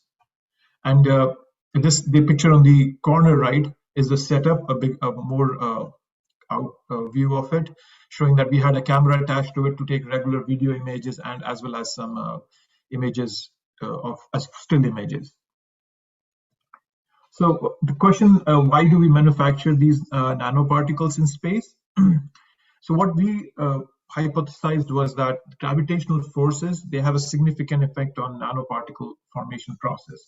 As you can see in the image that I have on the right hand, the nanoparticles, when they are manufactured, the drug can be released by two different mechanisms. It could be diffusion, the nanoparticle stays as such, and the drug just diffuses out into the liquid it's been dispersed in. And then another one is an erosion. There are biodegradable polymers that you can use, and when you inject them in the body, they degrade. And then as the degradation happens, they erode, and then the drug is released. And both these mechanisms are very fundamental to the release process and to the overall performance of these nanoparticles. So what we wanted to understand was that if we manufacture something in a microgravity, does it help us improve the process? Primarily because the coagulation process that is happening, when you're injecting the polymer solution in a water base, there is going to be some coagulation, and then the polymers, form these nanoparticles, and this formation is very sensitive.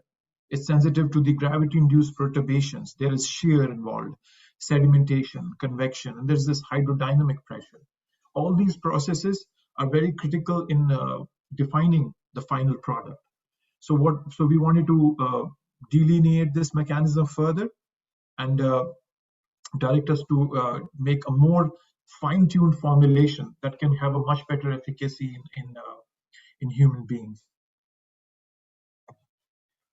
So once we had manufactured these formulations, we evaluated them here in the Earth here. So we can see that there's a scanning electron microscopy image on the left hand, and it shows nanoparticles that were manufactured here at AstraZeneca, that's the A, and in comparison to nanoparticles that were manufactured in space, in microgravity. The size was significantly different for both of them. That was one of the main observations we had, that was what was manufactured at the International Space Station were much bigger in size, 500 nanometers, whereas what was manufactured here on Earth was approximately 200 nanometers. And some other critical differences that we observed was density. For example, if you look at the table on the right hand, nanoparticles manufactured at ISS had a higher density, and they had less force in it, which you can see from the total porosity being given here. It's 23% in comparison to a Earth's gravity manufactured nanoparticle, which has much poorer structure. The surface area was low, obviously because of the increase in particle size, and then they have some exact particle size given here, and the pore diameter was less. So all these indicate towards us that there was as I mentioned earlier, that our hypothesis was that there will be a lack of convection, and so when the convection was less, during the manufacturing process, once you inject the polymer solution into the water or the aqueous phase, the nanoparticles form, and then whatever is encapsulated, all the solvent that is encapsulated within that structure that has been formed, it has to move out of it for it to dry. And during that's where the convection part comes in. And if there is no convection, it moves out very slowly, And obviously, because it's trying to move out, it's also increasing the size. So these were the observations that we had, and there were some very astounding observations. And this serves as a very basic fundamental building block, you can say, for our future research that we would envision in a microgravity environment.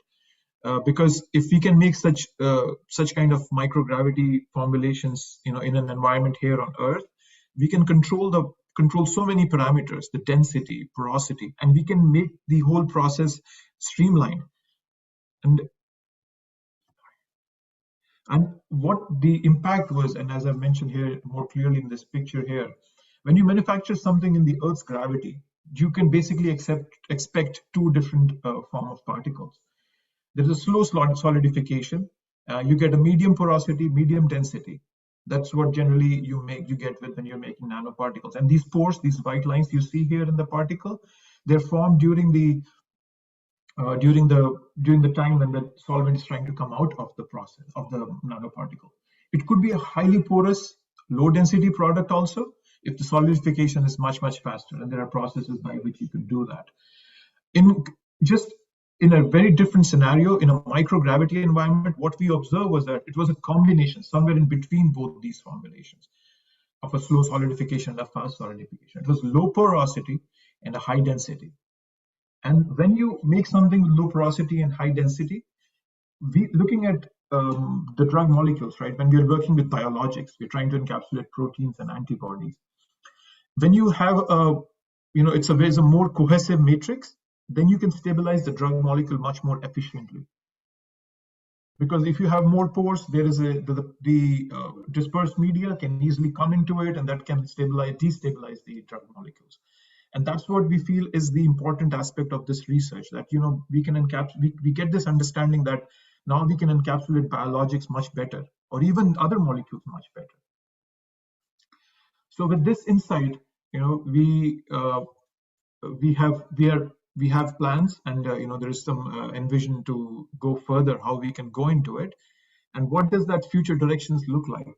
As I mentioned, we can continue to build on this work, and the manufacturing process that we used for this particular formulation that we manufactured was a very, I would say, a crude one. We didn't have all the equipments there, and it primarily because it's very complex to take something up in space, because it's not as simple as, okay, it works on Earth, it will work in there also.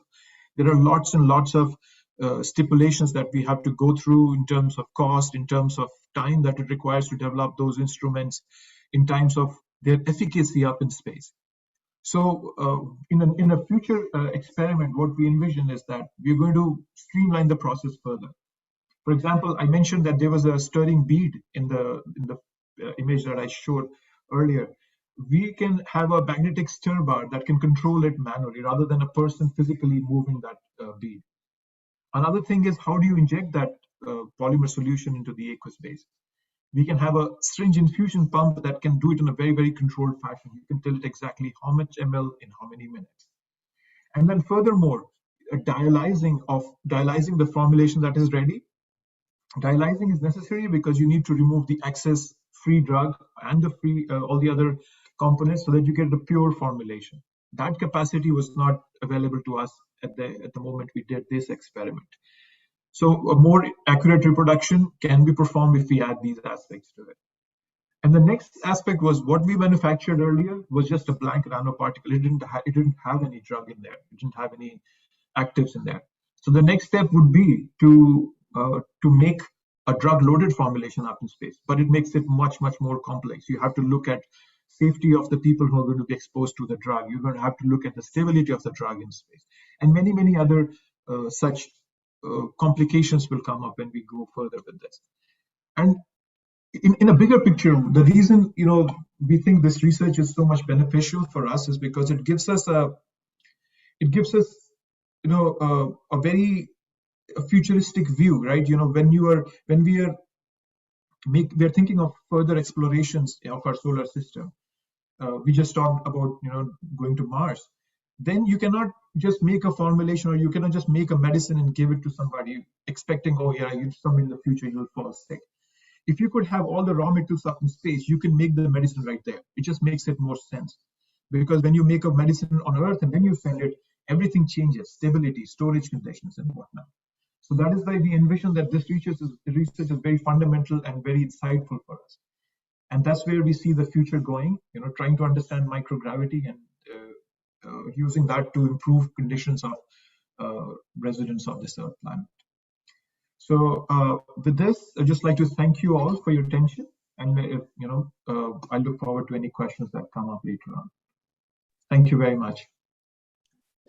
Thank you very much to you, Puneet. It was I like very much this presentation because it showed us a very clear example on the research that you did in the ISS and the benefits that it brought to you to your research capabilities.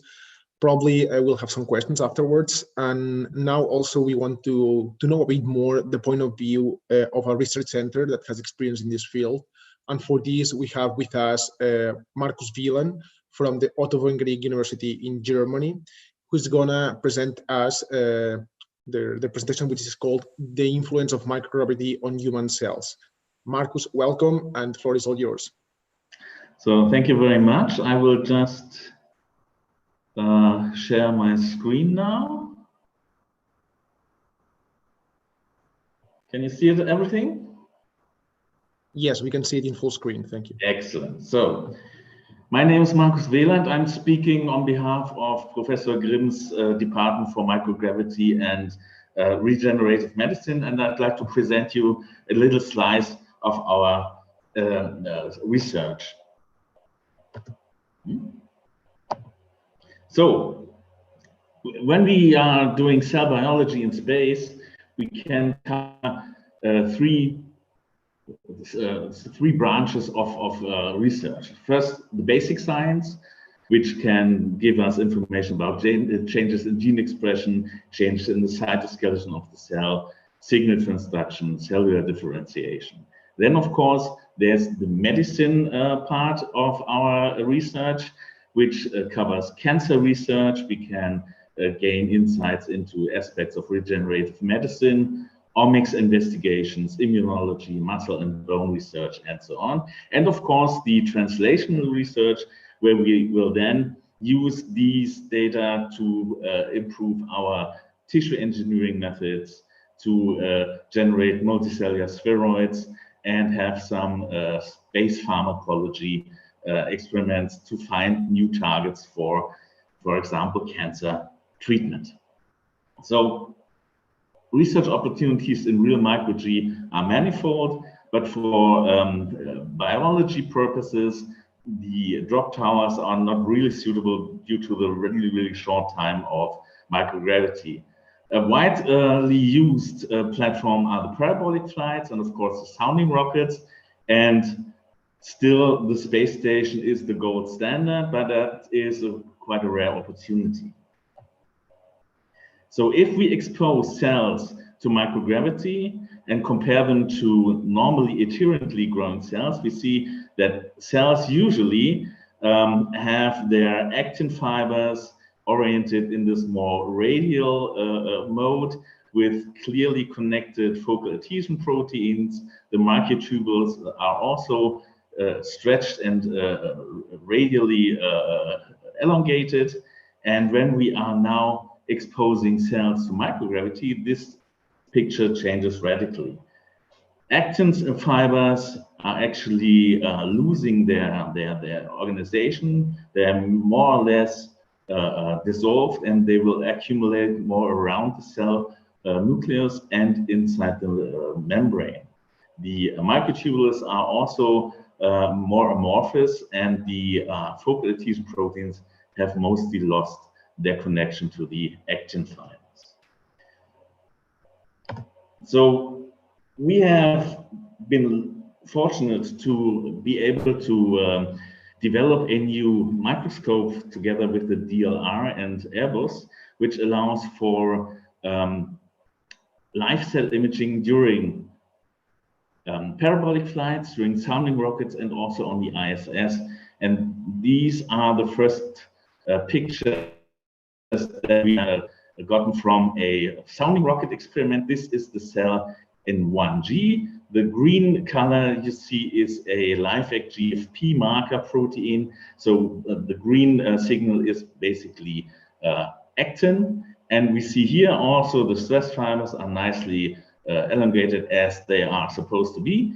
And during flight, in a live cell, this is not a fixed cell, it's a live cell, we see a complete loss of actin structure inside the cell. We see the development of filopodia and laminolopodia, and also we see a detachment of one of the cells in micro-G.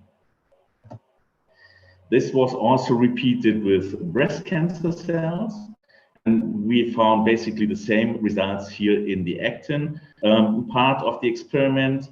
During flight, we see disorganization of the actin, we see an accumulation around the nucleus and inside the membrane.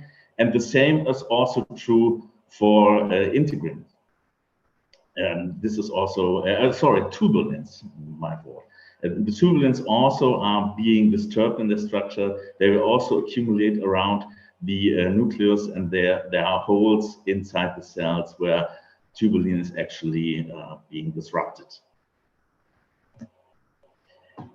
Apart from analyzing single cells, of course, cell accumulations are more interesting. And what we have observed in our manifold experiments is that cells which have been growing adherently in 1G, when we expose them to micro-G, either in a simulation device like the RPM or clinostat, or to real microgravity, they will detach and form multicellular spheroids. And this was found for endothelial cells, for thyroid cancer cells, for breast cancer cells, and even for chondrocytes.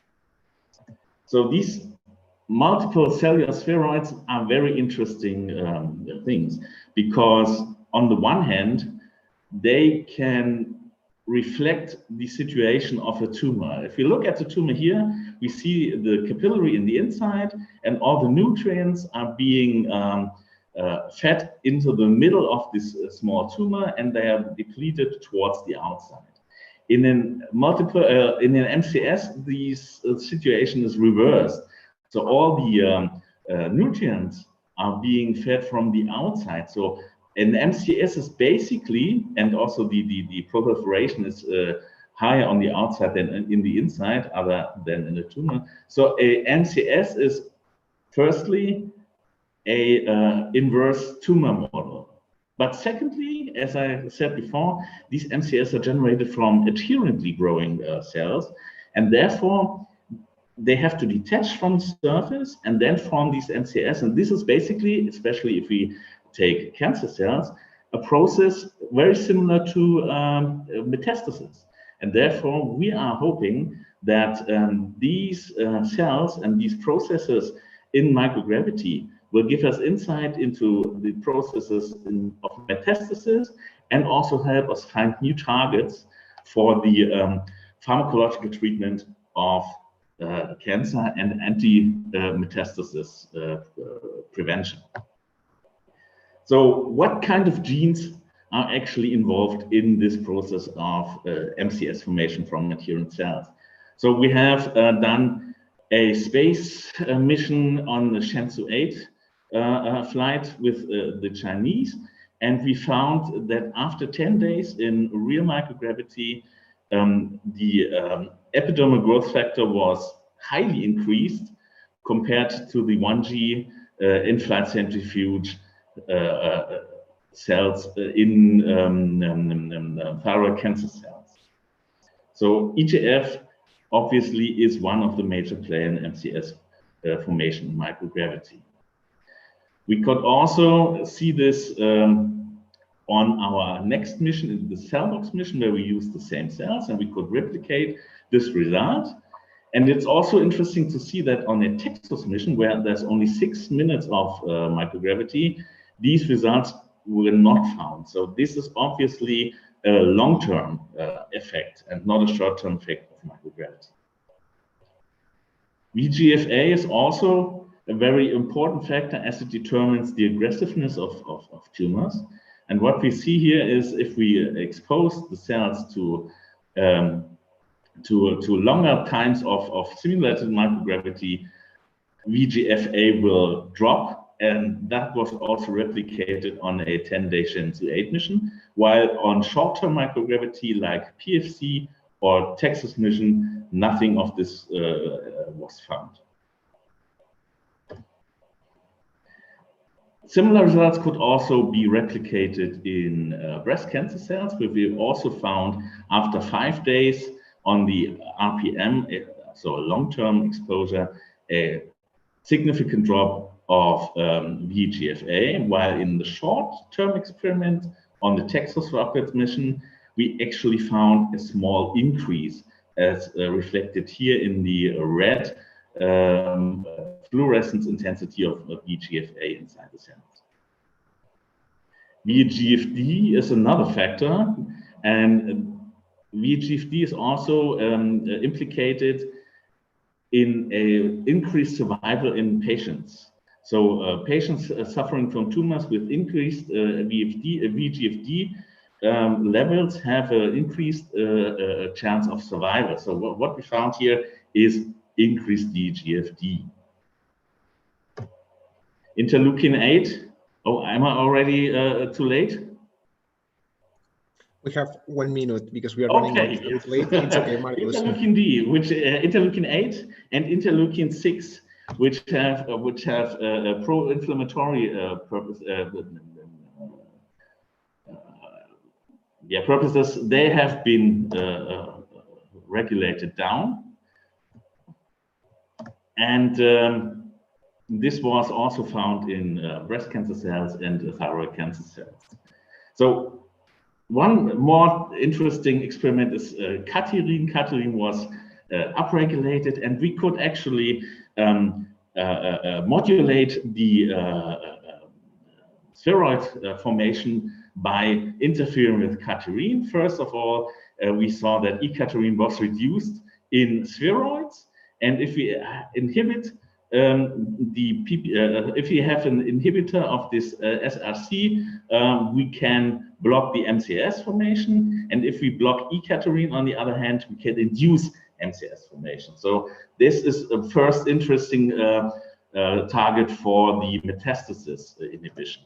And secondly, NF-kappa B can also be interfered with dexamethasone, and increasing concentration of dexamethasone could decrease the spheroid formation. So in summary, we see that cells will detach from the surface.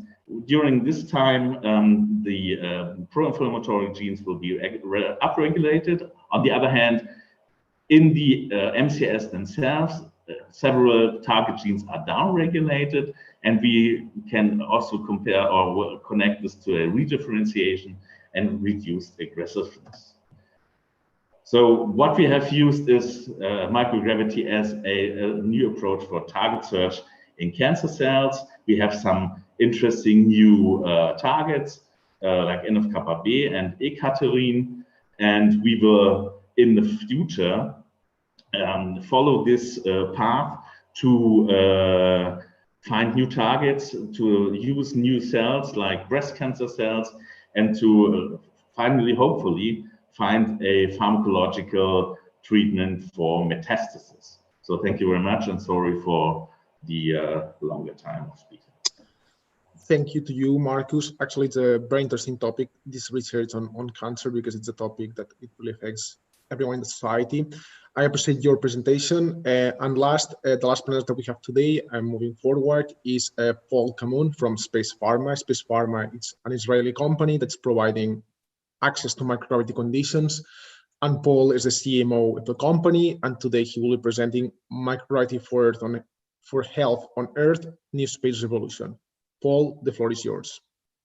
Thank you very much for the invitation, Johan, and thank you very much for the introduction. Indeed, I will start with just a quick presentation of the platform we are developing. SpacePharma has developed actually a space facility which enables the widest range possible of life sciences research as well as commercial applications, as you will see. Actually, SpacePharma is a Swiss company with two R&D centers. The one is in Israel, as you said, as the other one is in Florida, close to Cape Canaveral. So let me start with a quick presentation with a very short video. Let's see if I can share screen with you. So I think it's fine. All right, let's go with a quick video which shows the full scope of what we are trying to do.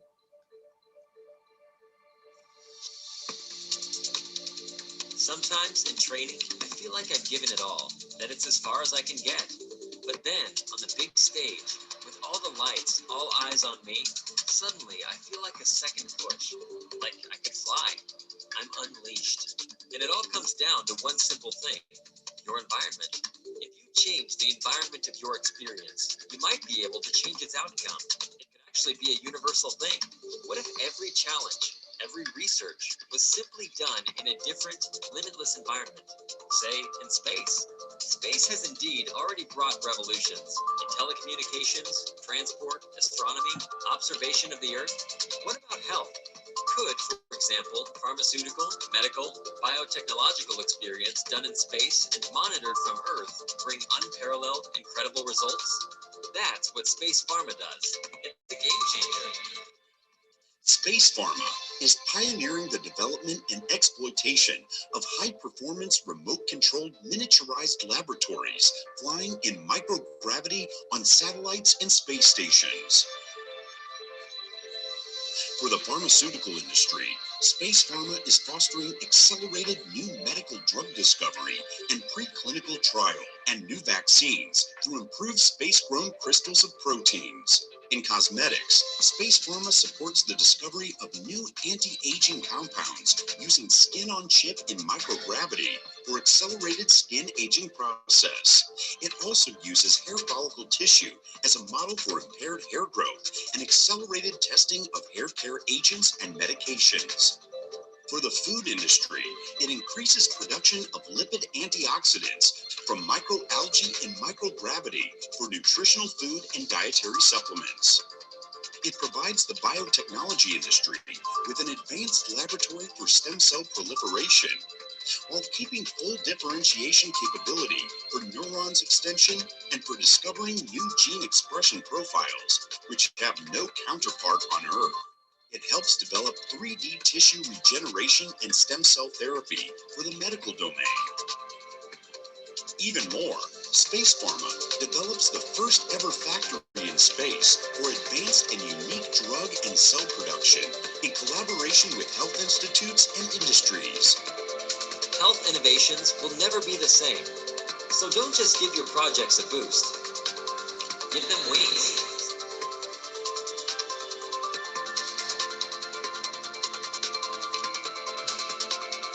SpacePharma, working in space for health on Earth. Okay, so what I would like to show you now is a few slides which explain in more details what we are trying to do. So let's hope that we can share the screen again in the right way. All right, so let me go to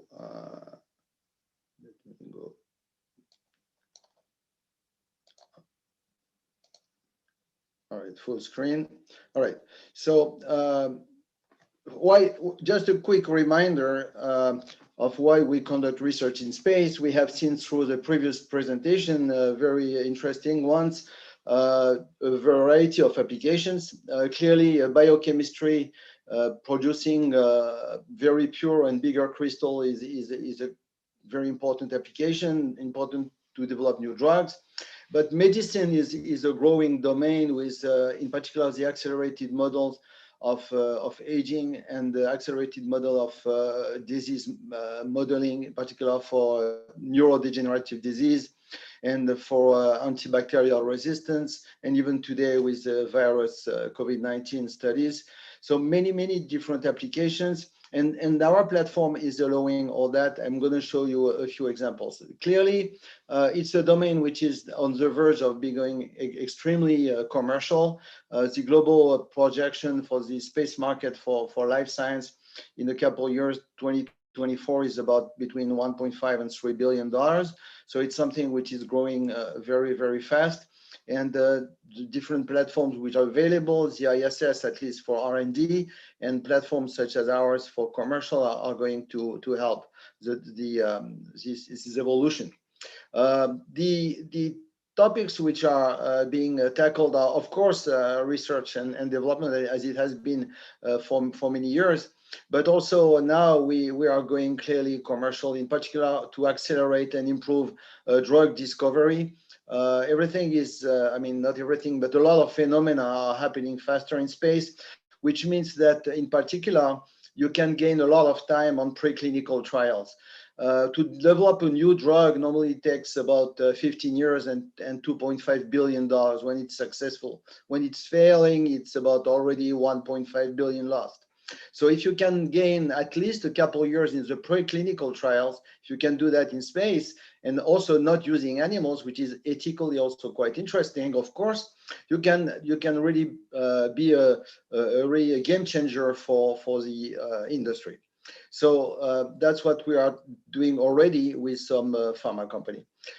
So what is specific about SpacePharma? Number one, our lab is really miniaturized. It has the size of a shoebox. It's remotely controlled with a smartphone application. So the scientist, the user, can see everything which happens in the space lab inside. You can see on his smartphone. And high performances, we have the microscope, we have the camera, we have everything. And everything is operated in real time by the user. So it's really something very, very new. And it brings a lot of advantage. In particular, the user can modify the protocol in real time if he believes the experiment is going one way or another. He desires something a bit different. So we have been already 5 times to space. So we are now fully operational. We did, of course, a parabolic flight, which is not space, but we have our own satellite. We went to the ISS 3 times. So, and we are preparing for the future shuttles such as Axiom or the Space Radar. So the solution, as I said before, is fully operated by the user with his smartphone, and he can see on his computer what's happening. And the advantages are huge for this kind of evolution, because it's going to be a game changer for the pharmaceutical domain, and of course also for the cosmetics, because you know that a lot of developments for the cosmetic are related to aging, aging of skin, aging of different organs. And this is coupled with the developments in regenerative medicine, because organ development, in particular what we do with our lab, with lab on a chip and organ on a chip, everything is miniaturized. It allows to develop organoids and study in particular brain disorders and different things using brain organoids, and same thing for other organs. So finally, we can say that there is a great potential. This platform is available for science and for commercial, of course, and the impact on society will be expected to be important, because it's going to help saving important budgets because of saving time on preclinical trials. And also this means faster treatment and better policies and so on. So I think this revolution, which is happening today in space, in life science, is going to have an impact not only on health, but on different part of the society. And I think that's quite interesting for all of us, all the participants which have provided their insight. I think we are all in the same process now, trying to make it fully operational and available for all the citizens. Thank you very much for your attention. Thank you very much, Paul, for your presentation. And now we are running out late, but if the audience has some questions you can ask. We have already one question from Maria Joao. It's a question addressed to Puneet, and the question from Maria Joao is, how is the partnership established? Contracts and IP issues to overcome. I believe that Maria Joao wants to understand a bit more about this topic. So Puneet, if you could please expand a bit, we'll appreciate it. Yeah, sure. So we work with CASES. CASES is the Center for Advancement in Center for Advancement of Science in Space, which takes care of the International Space Station. And as I mentioned, that ISS is a lab in space, and so they came to AstraZeneca for a presentation, and they mentioned about how cases works on ISS, and we submitted a couple of proposals to them, and then it got accepted, and then we went through a long process of getting the contracts in place. As you mentioned, yes, getting the contract was a big long thing. It took us over a year. A lot of nitty-gritty details in there. So reaching out to cases is the way I would suggest for anybody, and because we're always looking for research partners to work on. There was in terms of the cost, the cost was, we paid a major chunk of the cost. When I say we, means AstraZeneca paid a major chunk of the cost for it, and as there was some from their end too. But yes, significant cost was also involved in that. In terms of IP, the research that we did was not necessarily proprietary to us. It's just a manufacturing process for nanoparticles. But I guess that when it comes to IP, I'm sure that there would be ways that Cases has already thought about it, how to work around it. When it comes from an AstraZeneca perspective, we have a set of, you would say, guidelines for IP, what can be disclosed and what cannot be, and we get into an agreement with the company working on it. So those are some basic thoughts that I have right now to answer that question. It's a pretty broad question, and I'm sure there can be more that we can add on, or if anybody else wants to add on. Thank you, Puneet. Actually, that's a very important topic, and maybe related because Marcus, your institute has a lot of experience doing microgravity research, and perhaps you can tell us a bit how does the process go from the moment you have the idea that you apply, and where do you apply until let's say the experiment is launched, and then you get the data. A bit, what's the timeline and what's the process? If you could explain a bit. Yes, sure. So the timeline is actually quite long. So for example, if we take the Shenzhou mission, it took from the first inception of the idea until the actual implementation of the flight about 8 years. So we have to apply usually at the German Space Agency, the DLR, or sometimes also we have to apply at ESA. And then the experiments are being reviewed, and if you are chosen and your experiment is being chosen for a flight, then the actual hardware design begins. Then some companies like Airbus or other companies that will actually do the hardware for you are being involved. That takes also very, very long time. And then it also depends on which kind of space agency we are flying with. Shenzhou was with the Chinese. We had other missions to the ISS together with NASA, and that can always take quite a lot of time because there's lots of bureaucracy involved. So I think in the least you have to count like 5, 6, 7 years from start to finish. Okay, thank you. Thank you, Marcus, and perhaps Paul. Actually, you can explain what SpacePharma is doing to reduce this lead time. But also, there's a question from the audience to SpacePharma. Paul, I will read out loud.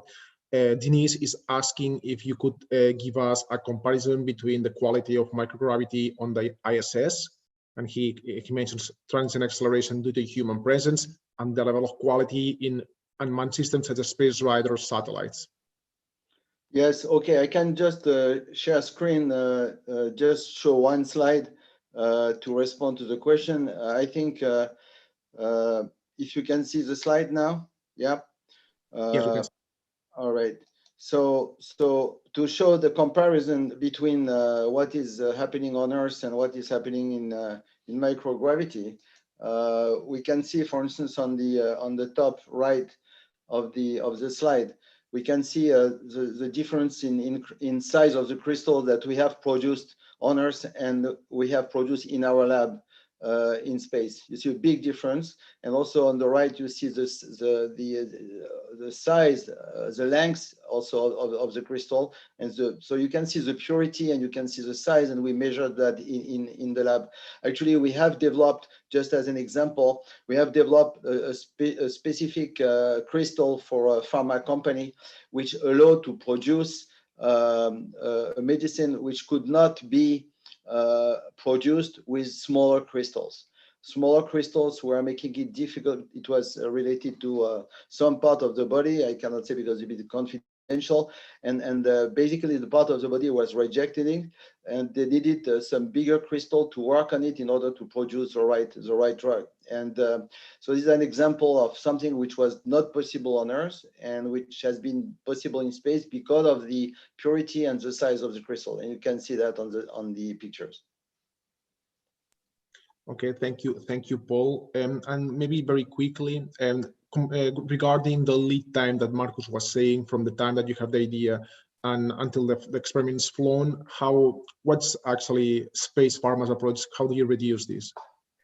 Yeah, actually, our lab is fully operational. So in terms of development of the hardware, we don't have, we have just a couple months to work with the customer to design the chip which will fit its experiment, the microfluidics chip. And then we are basically ready to launch after all the system tests and so on within 6 months. If we have a launch opportunity, actually today the main driver is having launch opportunities available. And that's why the ISS is quite limiting, because it goes only 4 times per year. And that's why we have our own satellite in order to accelerate the process. So if we have from time 0 with a potential user of experiments, it takes, and we have the flight opportunity, it takes maximum 5 to 6 months to be in space and bringing back the results directly to the user on his computer. 6 months. Okay, thank you. That's very good to know. And we can see that maybe a bottleneck still a flight opportunity. That's also a note that I take. And the last question I want to ask, because we are running late, it's to Thais. Thais, you have been providing us with 2 examples, very clear examples of medical applications. And maybe my question is more related on what's next. What are the next projects that you want to do, maybe here in Portugal also, and so on. Thais, you're mute. Thank you very much for the question. Yeah, well, I hope we can do lots of stuff like that in Portugal. It is we are establishing a center of research in aerospace medicine at the Faculty of Medicine at the University of Lisbon, and I have a huge experience, in fact, in working with in university with research research in space physiology and medicine. And one of my goals is always to connect whatever we are doing for space, connecting here with Earth, to have some benefits for our for medicine or other health-related areas. So I think that I'm hoping to expand that. We also have studies done not just with the human physiology itself, like I showed the cardiopulmonary resuscitation, as I also showed the development of devices, in this case the blood collector, but we also work with cells in microgravity simulation using 3D clinostats, and the telehealth, which is also a good application. There is enormous application here on Earth. So it is a vast area, and I hope we can develop lots of research in Portugal, connecting it with international friends and partners, space agents, other universities, research institutions, companies, and I'm very hopeful that we are going to help give a kind of collaboration for the presence of Portuguese in the space era. Thank you, Thais. We also hope so. That's one of the purposes of this event at the end, it's to raise awareness of the possibilities. So I want to thank you all the panelists for your time and your interesting presentations. Puneet, Marcus, Thais, and Paul, thank you very much. We don't have more time for questions. So now we'll have the lunch break. We'll continue in 1 hour roughly at 2 p.m. Portuguese time. And in the afternoon, our panel, stay tuned because it's going to be more about commercialization of access to space, and we'll have MIT and ESA providing maybe more institutional point of view. But then we will have 3 private companies that are providing access to space that will tell us what they are doing. So please stay tuned and see you in roughly 1 hour.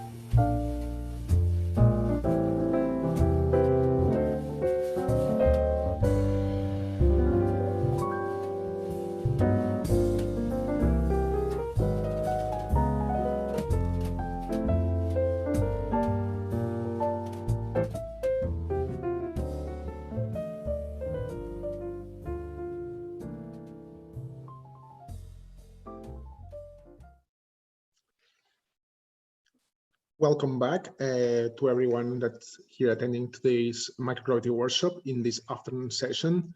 Today we have had already in the morning 3 different sessions, one devoted to keynote speeches from institutional entities here in Portugal. Then we have heard about ESA's SciSpace program and also how industries is working in developing payloads from SENER and MIT Portugal. And then we have had a more technical discussion on different medical and pharmaceutical applications related to microgravity research. And now this last session in the afternoon, I believe it's also going to be very interesting because it's more devoted to access to microgravity condition and also to commercialization of space activities. And today we'll start in the afternoon with a keynote speech from David Newman, director of MIT Portugal, and then we will hear what are the commercialization efforts that ESA is putting in place. And then we will get to know a bit more about what 3 very known space companies are doing to provide access to space. We'll hear OlympiaSpace talking about Blue Origin, then we'll have with us Virgin Galactic, and last but not least, we'll have with us Axiom Space. So also for the audience and for the panelists to know, at the end of the panel, we'll have 10-15 minutes of time for questions. And if anyone from the audience wants to make the questions, you can write them down in the chat and then we will address them at the end. And also for you to be aware of it, we have this session here, but we also have a live stream of this workshop on YouTube. So there's more people also attending the event. And without further delay, Deva, the floor is yours. Hello, good morning, and boa tarde for everyone. Can you hear me okay? Yes, we can hear you and we can see your screen as well. Yes. Excellent, wonderful. Well, it's a pleasure to be here. Exciting workshop, and I'm thrilled to talk to you about space exploration from microgravity to partial gravity. I actually like to start at the very high level and just ask the 3 fundamental questions for research that we have. Are we alone? Are there other habitable planets? And what about life in the universe, past life or future life? When will we find it? This is an amazing view from the Hubble Space Telescope. So again, just I call it the fireworks of the cosmos, kind of looking into the infinite, again, for all of exploration, these fundamental questions and searching for life and the evidence of life in the universe. So at the very high level, I think this frames us and what's our place. And now we're gonna zoom in a little bit closer to home and talk about microgravity exploration, what we found out about astronaut performance on the International Space Station. Then I want to take you to the 2020s, the next decade, with human exploration will be on the moon. And that's all to set the stage for when we can get humans to Mars. It's been 20 years that we've had astronauts performing, working full-time. So can't see all the audience, but if anyone is 20 years old or younger, then it's really the space generation. It's really a generation that every day of your life, we've had astronauts, international astronauts, over 240 people up working on International Space Station. Literally this week, we're celebrating our 20th anniversary. So it's really research off the Earth, but we say for the Earth, to understand about performance. I want to take you through some quick look at some of the data about how astronauts perform, what our major challenges are going forward in order to enable the future exploration of the moon and Mars. So I have up here some images and kind of how it all started back in 2nd of November in the year 2000. And here we are again, 20 years later. It's been an amazing international experience. The 5 main partners are NASA, the European Space Agency, Russian Space Agency, Japanese Space Agency, and Canada. But we have about 100 different astronauts who have been on board, and that's the important part. It really is a great example of international cooperation.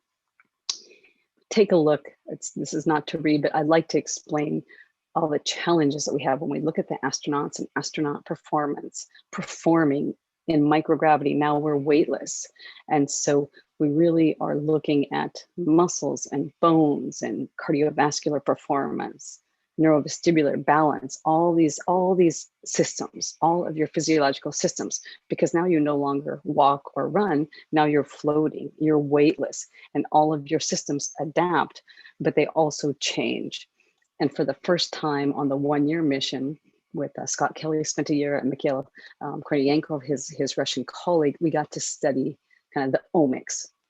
We've now sequenced DNA on International Space Station. Now we do RNA. So we really are in the era of omics, where we can tie together the integrated physiology from molecular cells.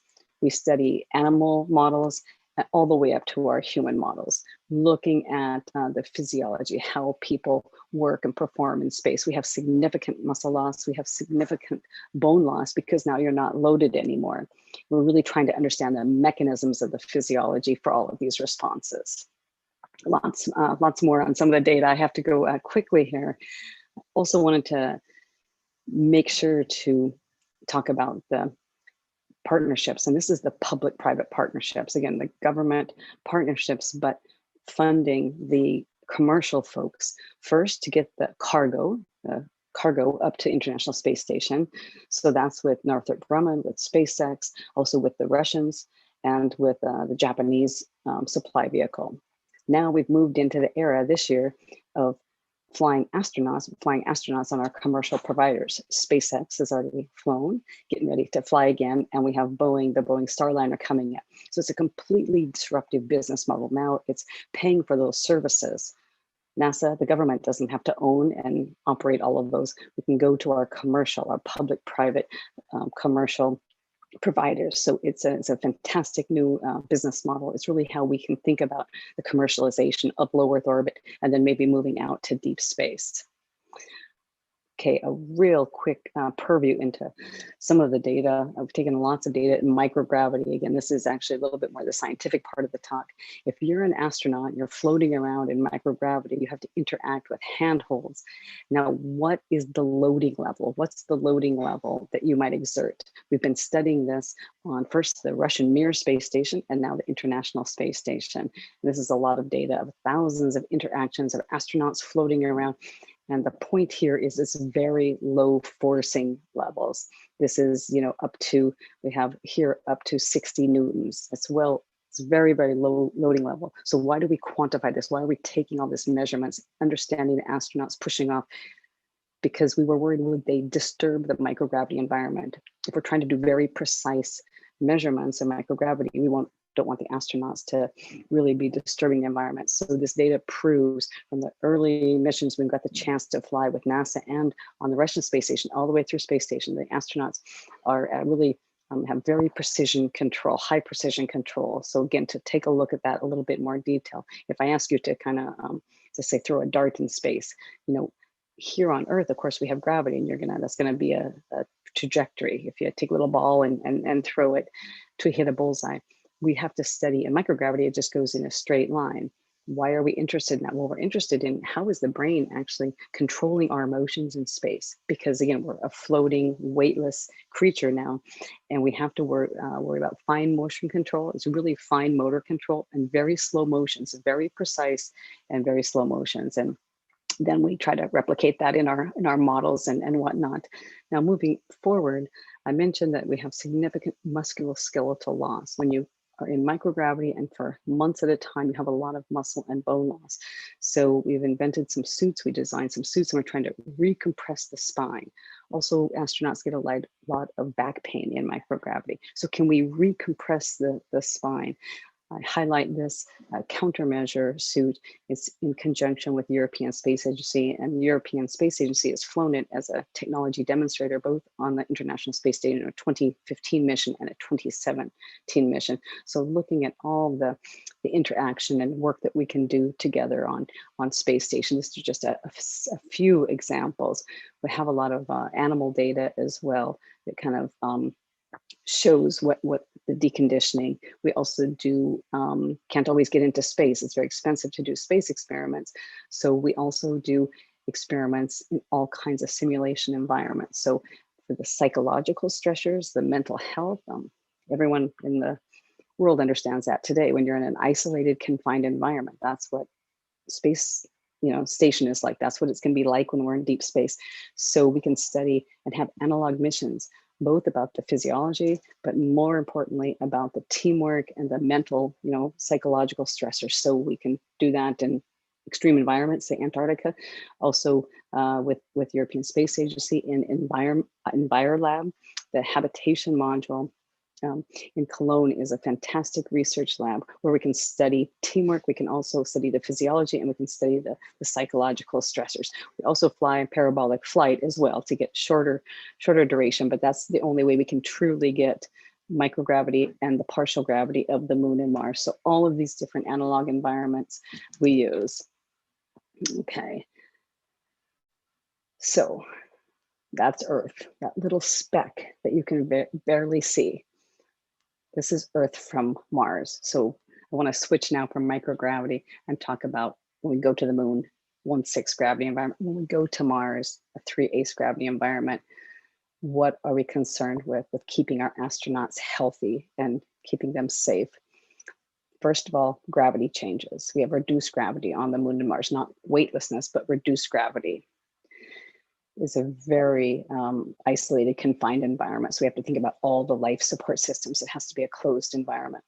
Radiation for deep space missions, then radiation is kind of what we call the number one concern. Can we keep our astronauts healthy? And I've mentioned the isolation and confinement and just the distance. We haven't been this far. What is that going to do to people's performance, to their well-being, to their mindset? So I want to take you quickly to a couple examples of research that we're working on for suits to keep astronauts healthy and well in space to cover up. I have hopefully you can see these little videos here. I call these my Apollo bloopers. We've been to the moon, we're going back. We need to provide a life support system. We need to provide a suit to enable the astronauts to do their science.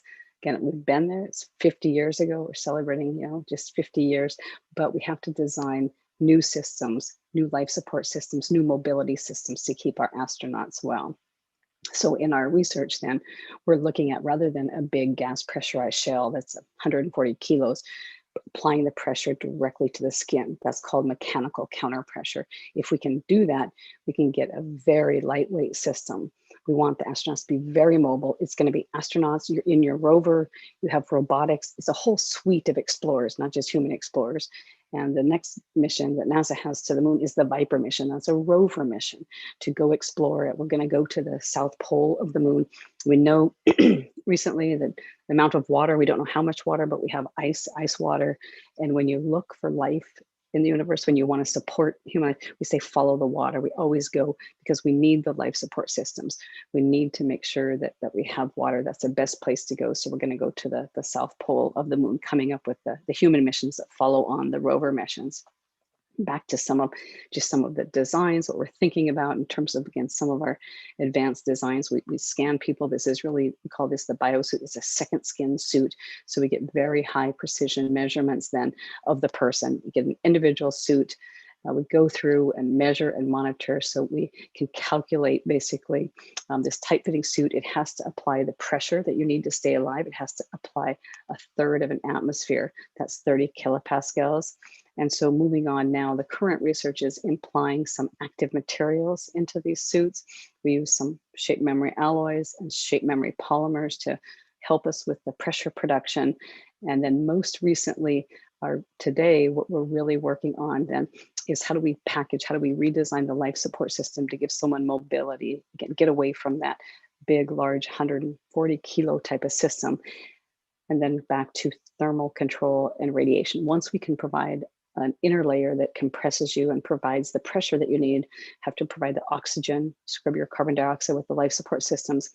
And just recently, now we're moving on to advanced materials for thermal protection, as well as some radiation protection. We're using some boron nitride nanotubes, so some very interesting materials, aerogels for the thermal properties, and then for some of the radiation protection, they're hydrogen filled nanotubes. So I know that's a very quick, But in respect to all of the wonderful speakers coming up, I want to make sure I end right on time. So taking you on a whirlwind trip from microgravity, 20 years of exploring, running our experiments, learning about astronaut human health, and now we're getting ready to be on the moon and then ultimately to Mars. So thank you very much for your attention. Thank you very much to you, Dave. It was, for me, a very fascinating presentation and speech. And now we will move on to what ESA is actually developing when it comes to commercialization of space activities. And for this, we have together with us Bernard Hoefenbach, I hope I said it well, who is the head of the Strategic Planning Office at the Human and Robotic Exploration Program of ESA. Welcome. Thank you. I try to share my screen. Give me a second.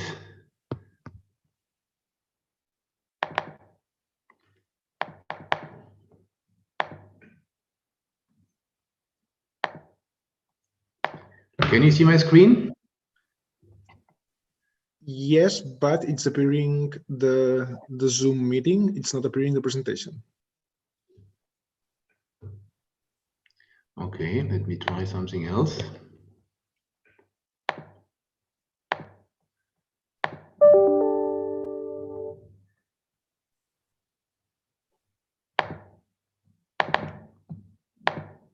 Is that better? Yes, and now you're looking with full screen. All right. Okay. So as was said before, I will talk a little bit about what ESA is doing in terms of commercialization. And I think in order to put it in a context, I think it's important to be clear that I talk about commercialization in the context of the ESA space exploration program. We have a program which is called the European Space Exploration Envelope Program. And what you see on the slide is somehow the scope of this program. Essentially, this activity, the program includes all our human robotic activities for 3 destinations, the low Earth orbit, Moon and Mars.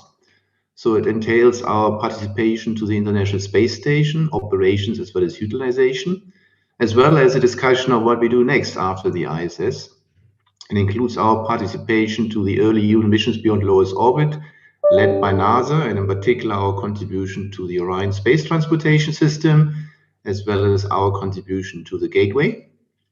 It further includes our robotic lunar exploration activities, where we plan to send payloads to the moon, develop a logistic lander capability, but also provide communication navigation service in the future, as well as all what we do in Mars, delivering the ExoMars missions, but also participating again in NASA-led Mars sample return mission, which returns the first sample of Mars by 2030. So when we talk about commercialization in the context of this program, we talk about how can we commercialize and create value out of having humans in space. And of course, that focused in the first instance on commercializing the space station and its use, but it also extends to establishing service in support of future exploration missions to Moon and beyond. Now, why is ESA interested in commercialization? Commercialization is not an end for us in itself. It's not an objective, it's a means to an end. We expect that through commercialization, we can enhance the competitiveness of our industry. We can engage new users, new industry in our program, which currently are not active. We want to diversify also the type of users, the type of industries engaged. So having more industrial users also coming from different sectors. We would like to have more startups being active in the space exploration program. And ultimately, we hope that through commercialization, we contribute to economic growth in Europe. So I think it's important to underline that commercialization is for us an element of a broad innovation plan, which is meant to help us to deliver our exploration envelope program through different means. So the first, and in the end, what is our aim? Our aim is to establish and grow what we call a space economy. We see signs for such an economy appearing in low Earth orbit, but to some extent also in future on the Moon. And the idea is that we create a market where space provides knowledge, services, and manufactured goods for Earth, but also a market which supports our exploration undertaking, where space supports future activities in space by providing services, logistics, power, communication, navigation, but also it leads to the creation of products and consumables which are essential for conducting human operations in future on the Moon and later on Mars. So that's the context of our exploration initiative. We started all this in 2015 by publishing an open call for ideas, where industry was invited to submit ideas for commercial partnership. We call it commercial partnership, which would lead to to a service or product which would have relevance for exploration, and where ESA could be customer, but not the only customer. And based on this call, we received quite a number of ideas, more than 100. But as of today, we have established 4 concrete services. 3 of them are linked to ISS, 1 is linked to lunar exploration.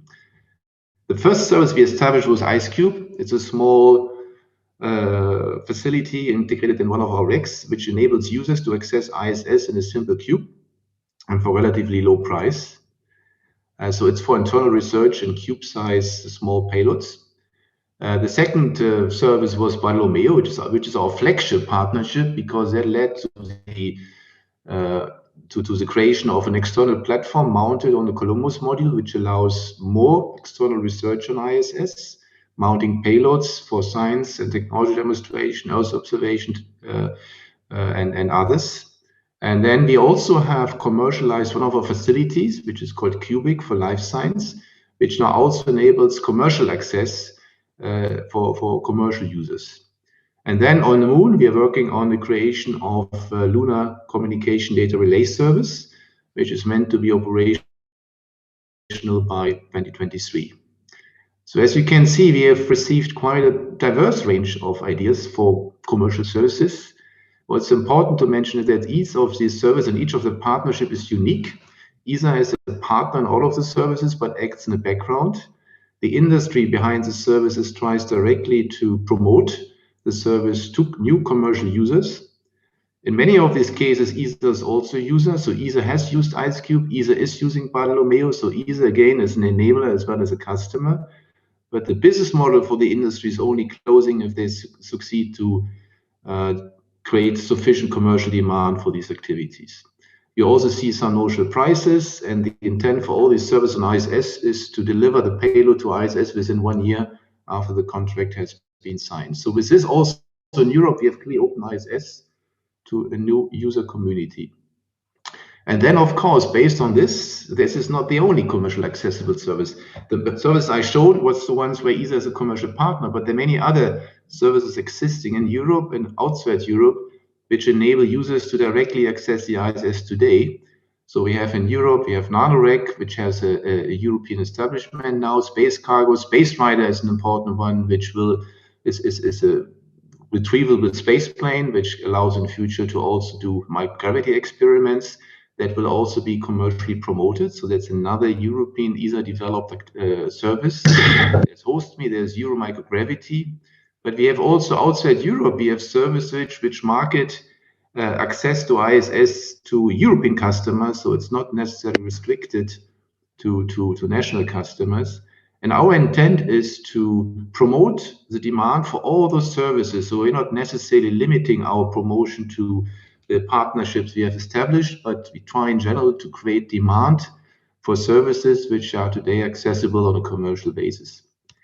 And it's interesting to follow the success of our commercial partnerships. Again, our first service was IceCubes, operated by Space Applications. They have managed to deliver the first commercial activities in quite a wide range of areas, from biomining reactors to inspirational activities, to greenhouse demonstrations and protein crystallization activities. So it's quite a wide range. But it's also clear that it's very hard to develop this commercial market. And what you see in the planning is that there are further interesting activities for IceCube, as well as our second commercial partnership, Bioreactor Express. All these activities lead to applications because they're commercially driven, but they all have a very strong science content. So in other words, science still plays a key role in these commercial activities. The difference here is science is not necessarily the driver, but science is enabling. What's driving these activities is the application in mind. And what's also interesting on this slide, you see a number of activities which have been basically captured by the commercial service providers directly.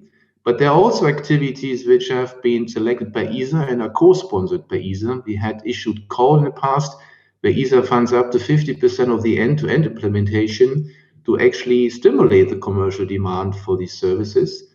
And two examples here are Nano to Space and Greenbone, which you see on the lower side. So in other words, ESA is not only helping industry to establish commercial services, ESA has a strong interest to develop commercial demand and develop the so-called downstream sector of our program by actually providing support for these commercial customers.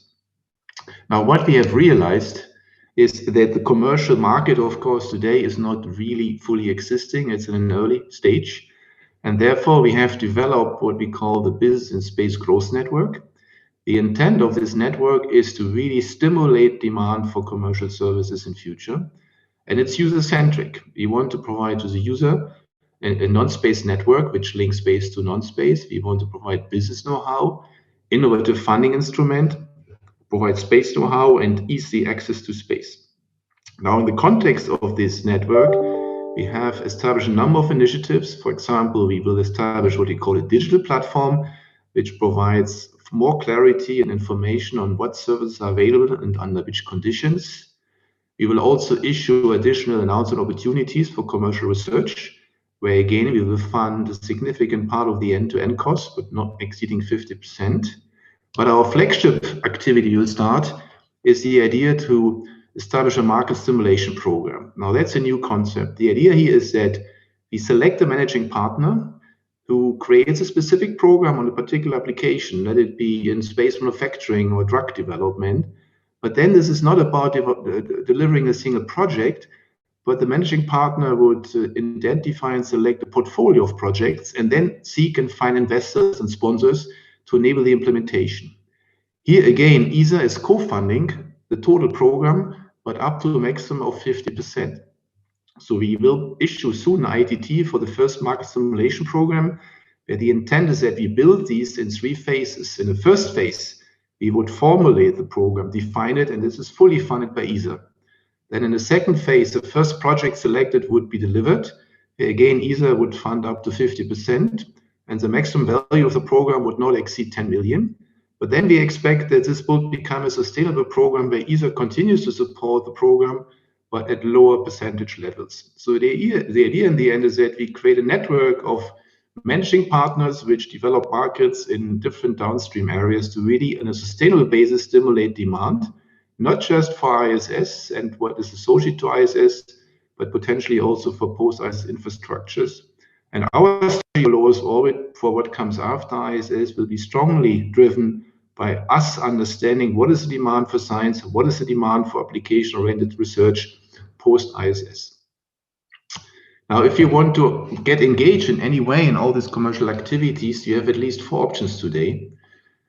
If you want to establish a commercial service, you can submit a proposal for our commercial partnership call for ideas, which is permanently open, and we accept ideas at any time.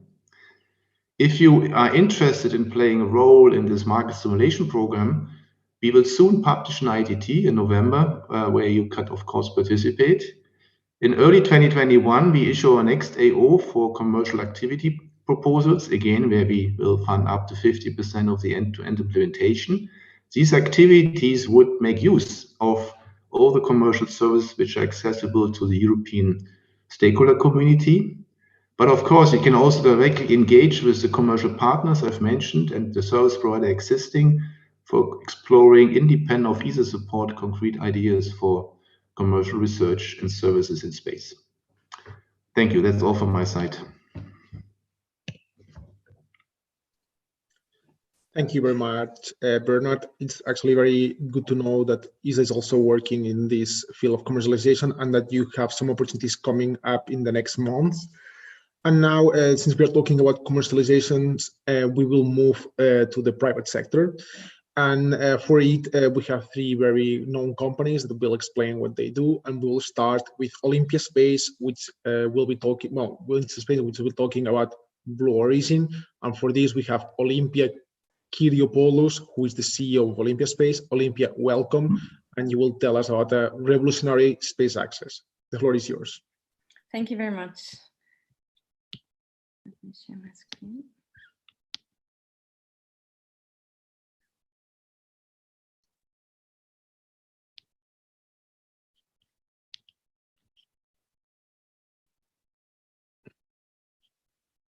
Can you see the screen?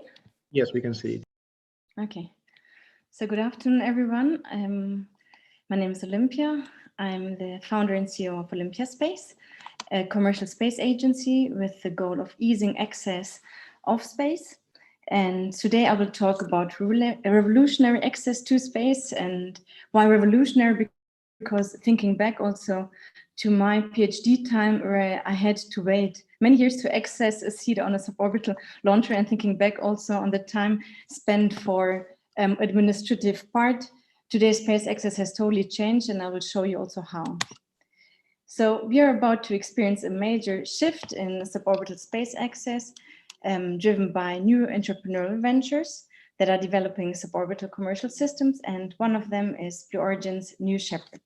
And my company OlympiaSpace is the official payload sales partner of Blue Origin, and we are bringing New Shepard flights to more users around the world, which is perfectly in line also with the Blue Origin vision of millions of people living and working in space. And that living and working in space requires an ecosystem, as previously mentioned also, of systems and businesses and markets that really thrive in these unique environments. So space must be wider than ever before. It must be easier accessible, more affordable and more flexible, so that we can welcome everyone from university researchers and commercial businesses to students and even artists. So our approach is step by step, as also Blue Origin's motto, gradatim ferociter, so step by step, ferociously. And here on the left, you see the New Shepard, the first rocket to land vertically from space and be reused. We will dive into this rocket, and I will summarize its capability and the payload missions to date. And just for comparison, on the right, you see the New Glenn, which Blue Origin describes as the smallest orbital vehicle it will ever build. And here's the history-making rocket. You see a series of test flights with the New Shepard. Almost exactly 5 years ago, on November 23rd, 2015, Blue Origin's New Shepard system made history by becoming the first rocket to cross the Kármán line, which is defined at 100 kilometers, and successfully returned to Earth, as you can see here, for a vertical landing. Blue Origin flies these missions out of Western Texas in the desert, near the town of Van Horn. And you can see the vehicle climbs 2.5 minutes nearly straight up before releasing the crew capsule. And then the booster returns, you can see the release. Then the booster returns down while the capsule continues its flight path. And it's really quite stunning to watch first the rocket falling out of the sky, then touch down gently, and then also to see the capsule coming down with the parachute system and really landing smoothly. So this dust that you could see before is actually the thruster system that kicks it up. So it's not really a hard landing, it's really smooth, I can reassure you. And another key feature, perhaps important to mention, of the New Shepard is also its in-flight escape system, which allows the crew capsule to move quickly away from the booster at any time of the flight. So this has been also performed already 3 times on test flights successfully. And here's, for a better understanding, once again, the standard flight profile with the apogee above the Kármán line, the 100 kilometers, which is internationally recognized as the boundary of space. And as you see, after the separation, I'm not sure if you can see my mouse. So after the separation, the booster and the crew capsule, the booster returns while the capsule continues its free flight on this parabolic arc and then finally lands with parachutes and the thruster system. With this 100 kilometers of apogee, you get approximately 3 minutes of very clean freefall to explore a wide range of research questions, from fluid physics and biology to technology testing and education. This is now the interior of the capsule, designed to fly 6 astronauts. Each person gets a window seat next to the largest window ever flown in space. And in our research flight, we basically replace those astronaut seats with stacks of payload lockers. So in total, here you can see an illustration also with the stacks inside the capsule. The New Shepard can fill up to 36 mid-deck lockers, equivalent in 6 stacks around the cabin, positioned over here. Or you can also bring your own custom interfaces up to 68 kilograms per stack. So for research questions that need also a tight turn from sample load to extraction, we can also install payloads as late as 8 hours before launch. And we're also working towards an even tighter window around 1 hour. And with the field access, you can also have your payload in your hands as quickly as an hour after landing. So the main question I think you might have is now how to build and the best your payload and how to have it also integrated. So the easiest way is actually through these standard interfaces. We can work with you to fly all sorts of custom interfaces, but the majority of users are really using these interfaces and taking advantage of Blue Origin's cabin payload system. And as you can see in this overview, there are various products. There is this single payload locker on the left side with a size of 50 times 40 times 25 centimeters and 11 kilogram of payload mass. Then the double locker that is basically twice the volume and mass of the single one, and the full stack that is approximately 6 times the single one, allowing, as I mentioned before, 68 kilograms of payload mass. And for these payload lockers, to make it also easier, we even send you a locker and a payload computer months in advance of the flight. So you can develop hardware on your benchtop and test it in flight configuration to really make sure that the flight will be a huge success. And last but not least, there is also this mini payload, mainly used for educational projects with a size of 10 times 10 times 20 centimeters and approximately half a kilogram of payload mass. So just to give you an example of research flown in a single payload locker, this is how your payload could look like with an integrated camera system. The University of Magdeburg investigated here the statistics and the collisions of granular gases. Such experiments are not essential, not only essential tests for existing theoretical and numerical models, but they are really of considerable interest also for the principal understanding of the dynamics of systems like cosmic dust or snow avalanches. And this project, by the way, was realized within 6 months from contract signature to launch and return of the payload. You might also think that perhaps 3 minutes are not really enough for all the world's research, but Blue Origin has demonstrated with over 100 of payloads with consecutive 10 New Shepard missions the opposite. So there are really a number of really interesting questions in microgravity to ask, not only in physical sciences like fluid physics, combustion, materials, technology development, but also in various applications such as life science. And some of the questions could be, how does a flame ignite? Or without buoyancy in microgravity, how does the fluid move and how does it behave? And what about the plants? How do they grow without the energy sensor?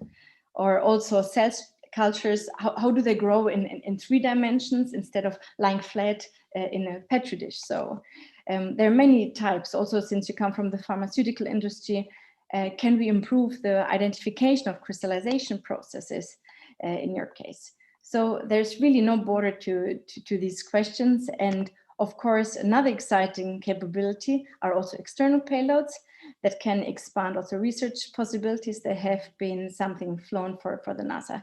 We were testing in the last mission now on October 13 with Blue Origin's New Shepard. And one of the most exciting, perhaps also for some of you, exciting capabilities that is coming soon is human-tended experiments that will allow you to be really hands-on your own research in space, rather than relying on another astronaut that is providing also a much more diverse set of subjects for biomedical research, life science, etc. So to sum up, The New Shepard is ideal for those of you who need more time than a parabolic flight can offer with rapid access. Rather than months to years, we offer a flight in weeks to months, and we can fly in an untended mode with more flexibility on the types of materials and hazards you would like to fly. And in the future, as previously mentioned, you can also conduct your own hands-on experiments.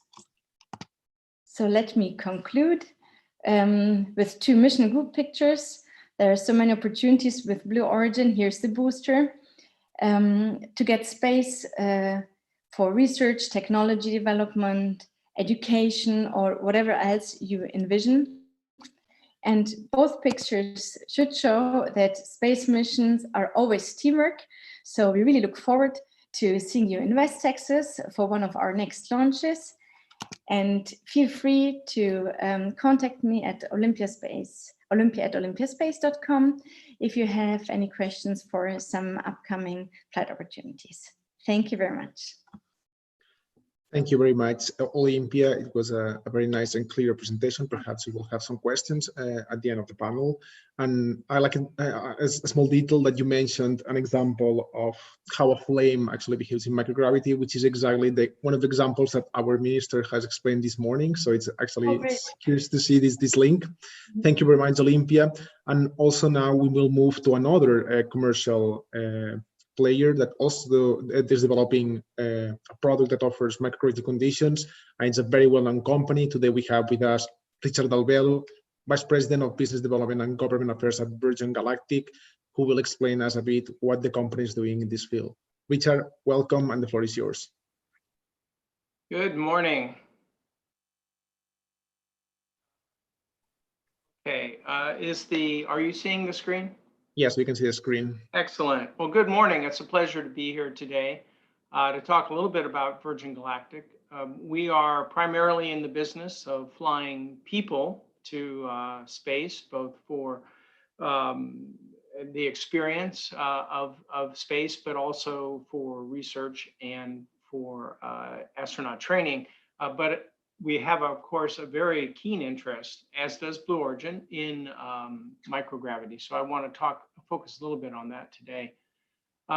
This is a picture of our spaceport in Las Cruces, New Mexico. And of course, our spaceflight system is parked in front of the spaceport. The spaceport is, it's a little bit deceptive, the size of the picture. It's large enough to hold several sets of our vehicles inside. Plus, this is where we will conduct all of our training for our missions.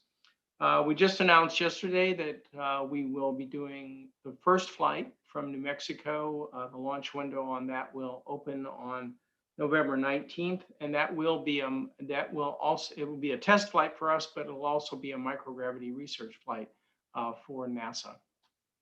Just a little bit about the system. Of course, it's a unique air-launched system. We have 2 vehicles. The first is a high-altitude, high-performance jet aircraft that carries the second piece of our system, the spaceship.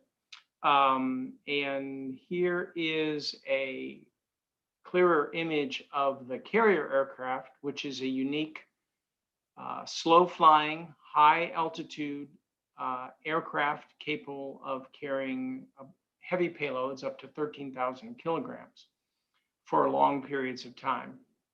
The spaceship itself is a unique vehicle. It launches like an airplane and then turns into a rocket and then lands as a glider. It uses a unique and safe hybrid rocket motor, which is when it's not engaged, when the system is not engaged, is an inert rubber compound, but once the system is flowing nitrous gas through the compound, then it is ignited and provides the thrust to get to space. And again, providing about 3 minutes of high quality microgravity. I think I have a quick video here that we can look at if this works. I don't know, are you hearing the audio? No, we are not hearing the audio, but we are seeing the video. Yeah, that's fine.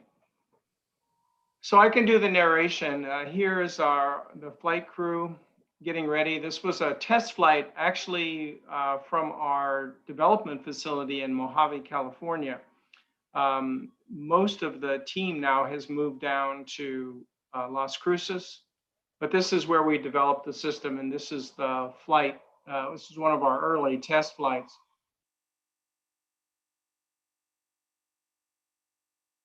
See, the system takes off like an ordinary airplane. It climbs slowly to about 50,000 feet, where it drops the spaceship. Spaceship then ignites its engine and goes horizontal for a short way, but then pretty quickly it turns up into a direct vertical flight and climbs to between 80 and 100 kilometers.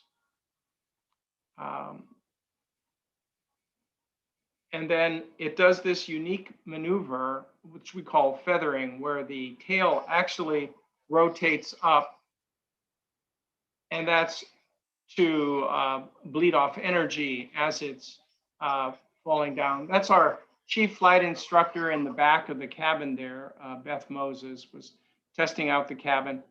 And here's just an image of on that mission, the spaceship landing as a glider. And our chief pilot, Dave Mackay, was the first Scotsman to ever go to space. So that's what they were celebrating there.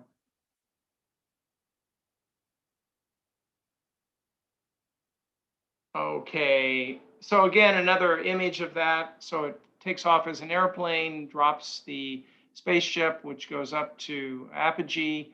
The tail then rotates in the feather maneuver. It starts falling back in a semi-ballistic shape to bleed off energy, and then it lands as a glider. And again, hopefully you'll see this flying from New Mexico later this month. So we are, of course, very excited about this system, and we think there are numerous applications. Certainly there's spaceflight tourism, which was one of the concepts that generated this system, but there's also, we're very excited about using this vehicle as a test bed for technology development and for microgravity research. We've had a fair amount of government interest in using our system, both US and other governments, and we've also had interest in astronaut training. And of course, human-tended research will be, I think, a key goal to allow humans and payloads to interact in an environment. Obviously, if you can do the time and expense to get to the International Space Station, that would be the best place to do human-tended research. But that's such a rare opportunity, and it costs many tens of millions of dollars to do that. And these tools, these new tools will, I think, generate an entirely new generation of researchers and hopefully some really wonderful and cutting edge research. Again, our system is designed, it's always piloted. We have had, every mission has taken humans to space, and we hope to do that again. We've gotten interest from NASA, who's recently announced a program they're calling the Subsea program to do astronaut training on our systems. We're very excited about that. Here's an image of the interior of the cabin, configured for the tourism experience, but we can pull the seats out and we can reconfigure it.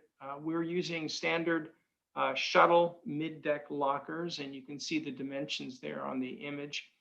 And those can be used individually, or they can be combined to do larger payloads, and we can carry up to 20 payloads on a flight, on a research flight, up to I think 450 kilograms and 20 payloads. Here's a image of some of our researchers preparing their experiments for the last flight that we flew.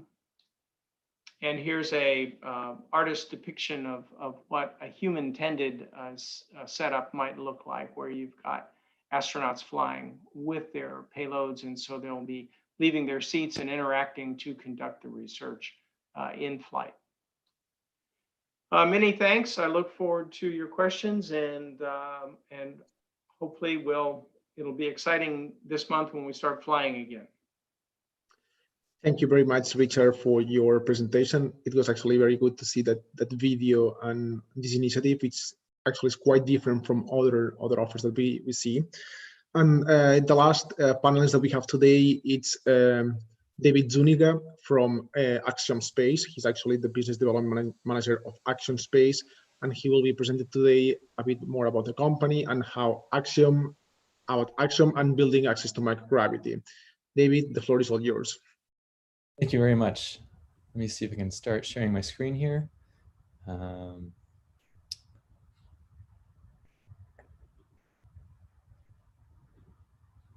Okay, do you see my presentation, Joan? Yes, we can see it. Okay, perfect.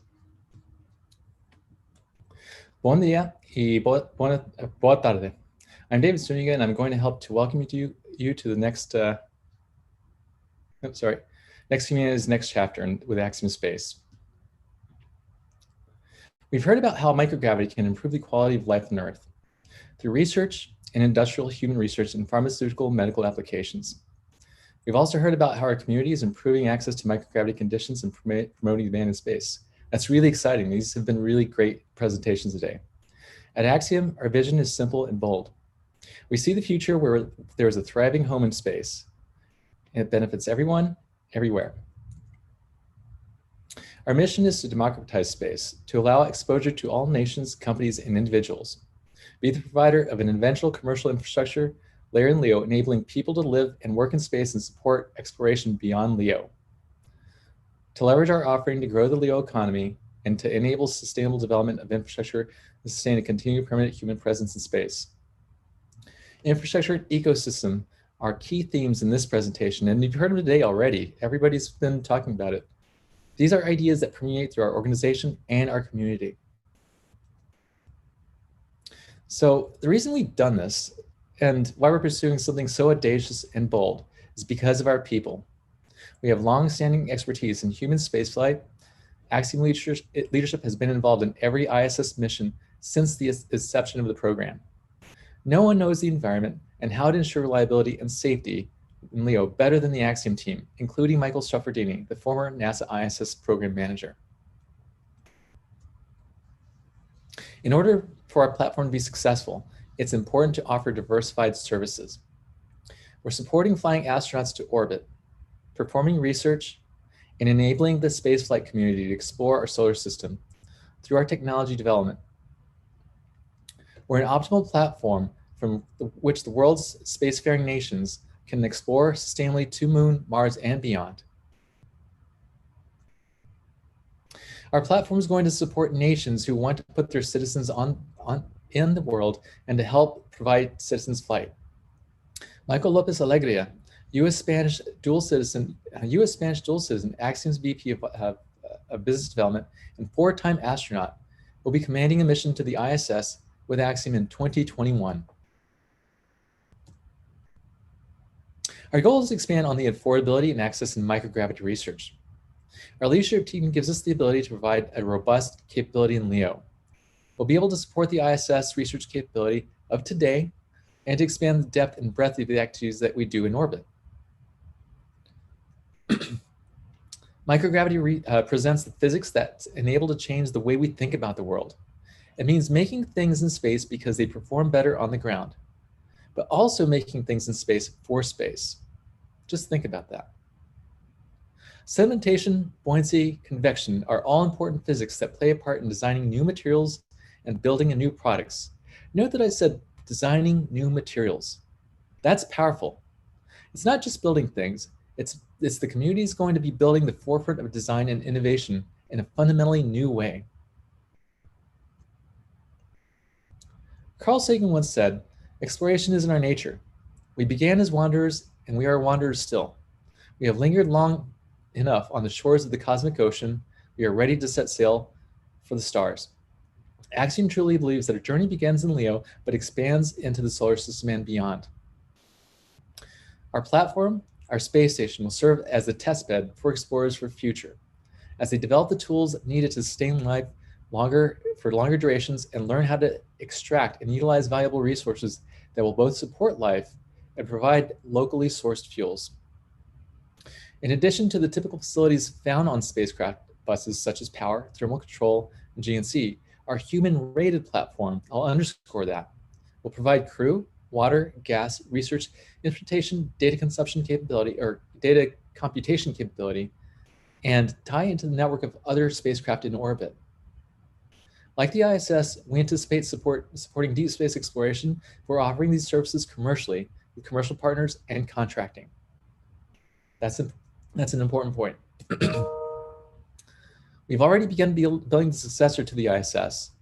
And while we're building the Axiom Station, we'll be flying private astronauts and research to the ISS. The ability to attach the ISS, our port award, is a tremendous opportunity because it not only gives us the ability to test our space station in space cost effectively, but it also creates an easy path for ISS customers to move on to Axiom Station.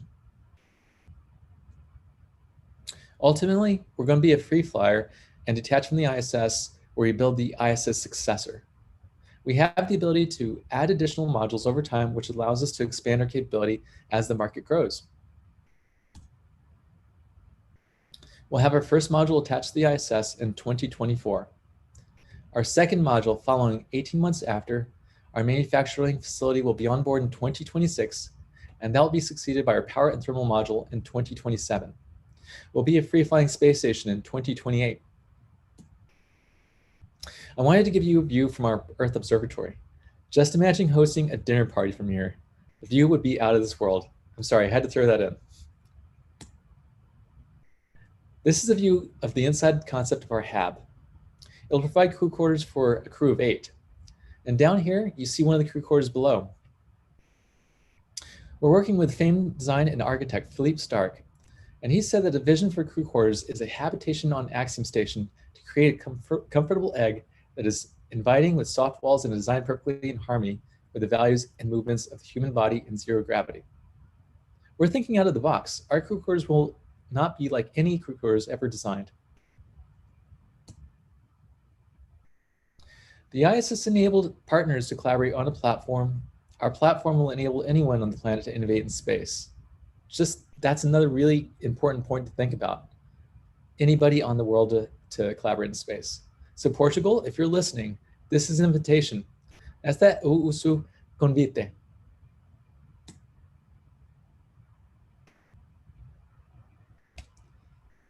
Please don't hesitate to reach out, to dream and brainstorm with us. Again, I'm David Zuniga, and you can reach me at innovate@axiomspace.com.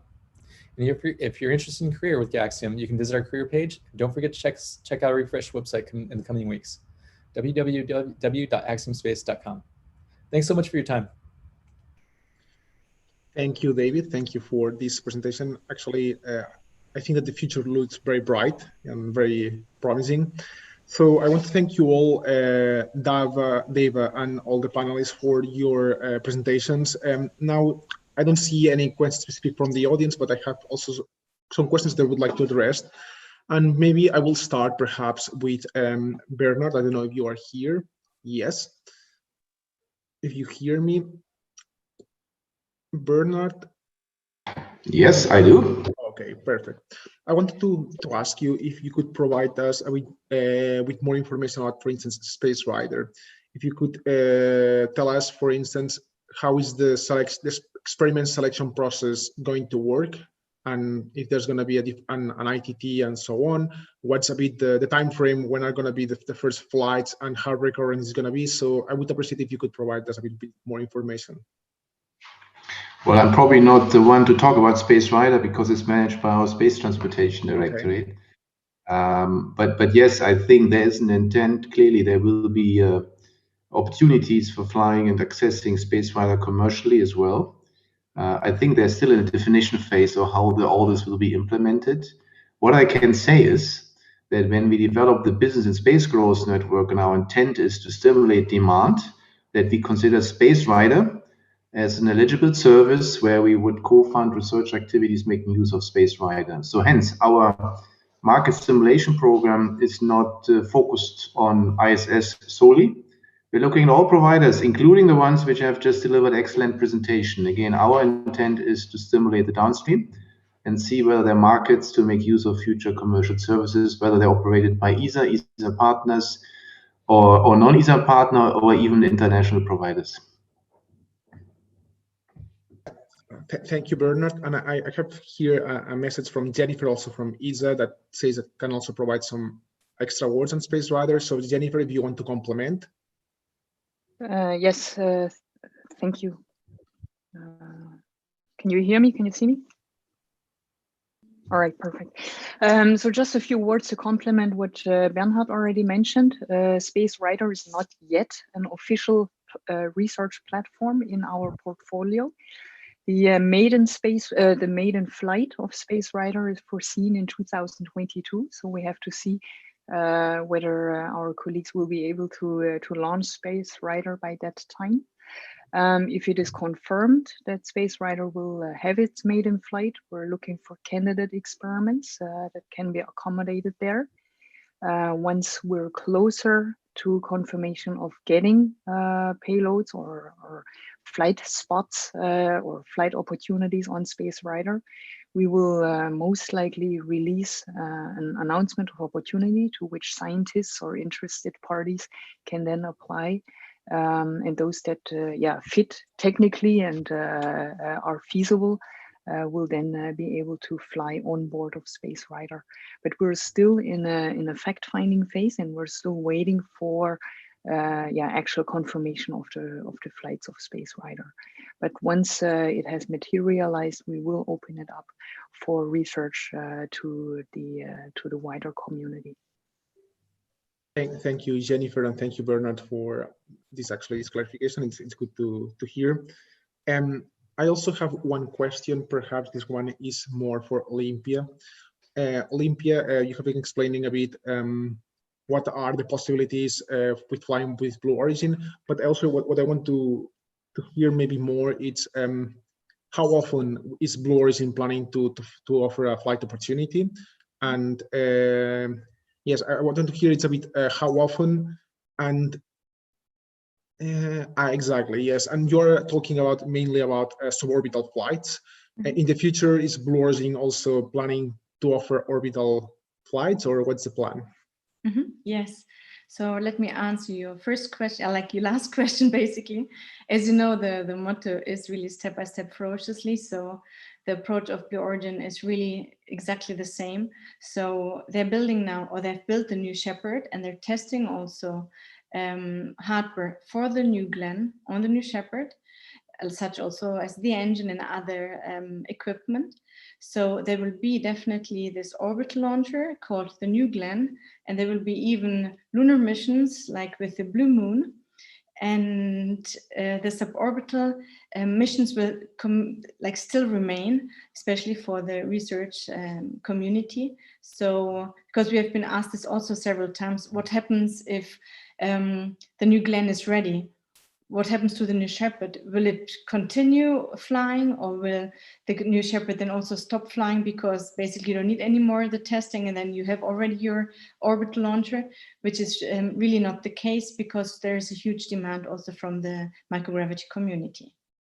And to answer your first question, Blue Origin's goal is right now to fly approximately twice per year. And as I also mentioned, there will be human-tended flights coming up. So there will be also these additional missions. It really depends on the demand.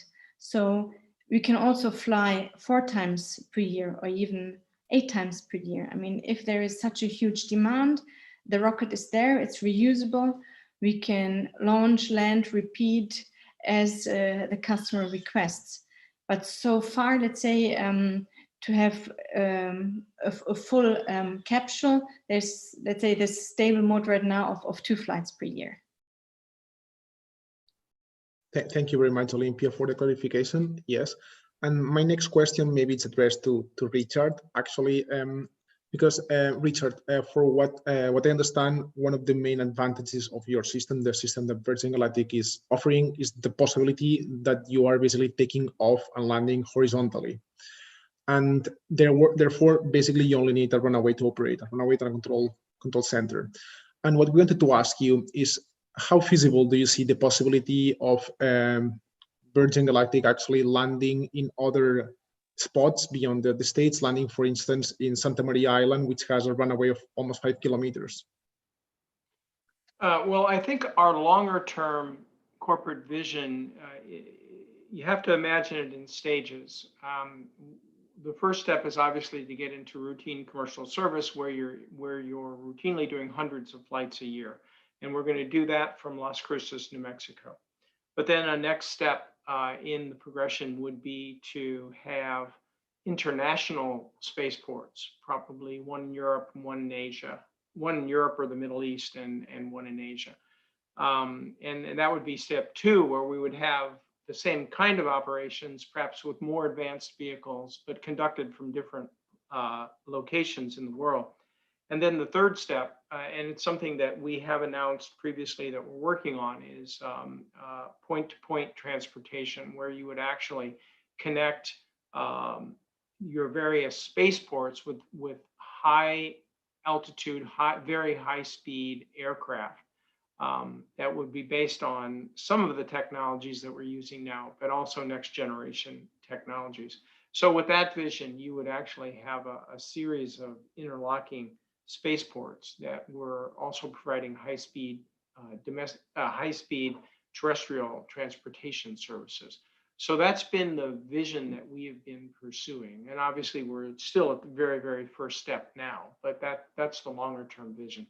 But specifically, the spacecraft that I just showed in the movie, the current spaceship, is not capable of prolonged horizontal flight. It's designed uniquely to do its mission, which is a short horizontal flight, and then a much more aggressive vertical flight, and then a glide down. Horizontal would impose, well, it would impose a number of other technical challenges. Thank you, Richard. Actually, it's quite clear, and it makes perfect sense.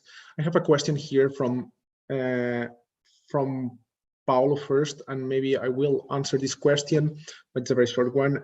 Paulo is asking, it's congratulations on all the presenters, and I also do the same for the presentations, and he's asking if there are any Portuguese governmental or international, namely European funds, to help pharma companies to engage in spatial research and development.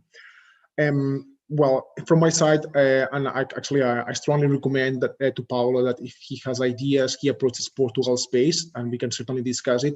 But the first thing I can comment is that Portugal Space has subscribed the exploration program at AICIB, and also within the exploration program is the SciSpace program.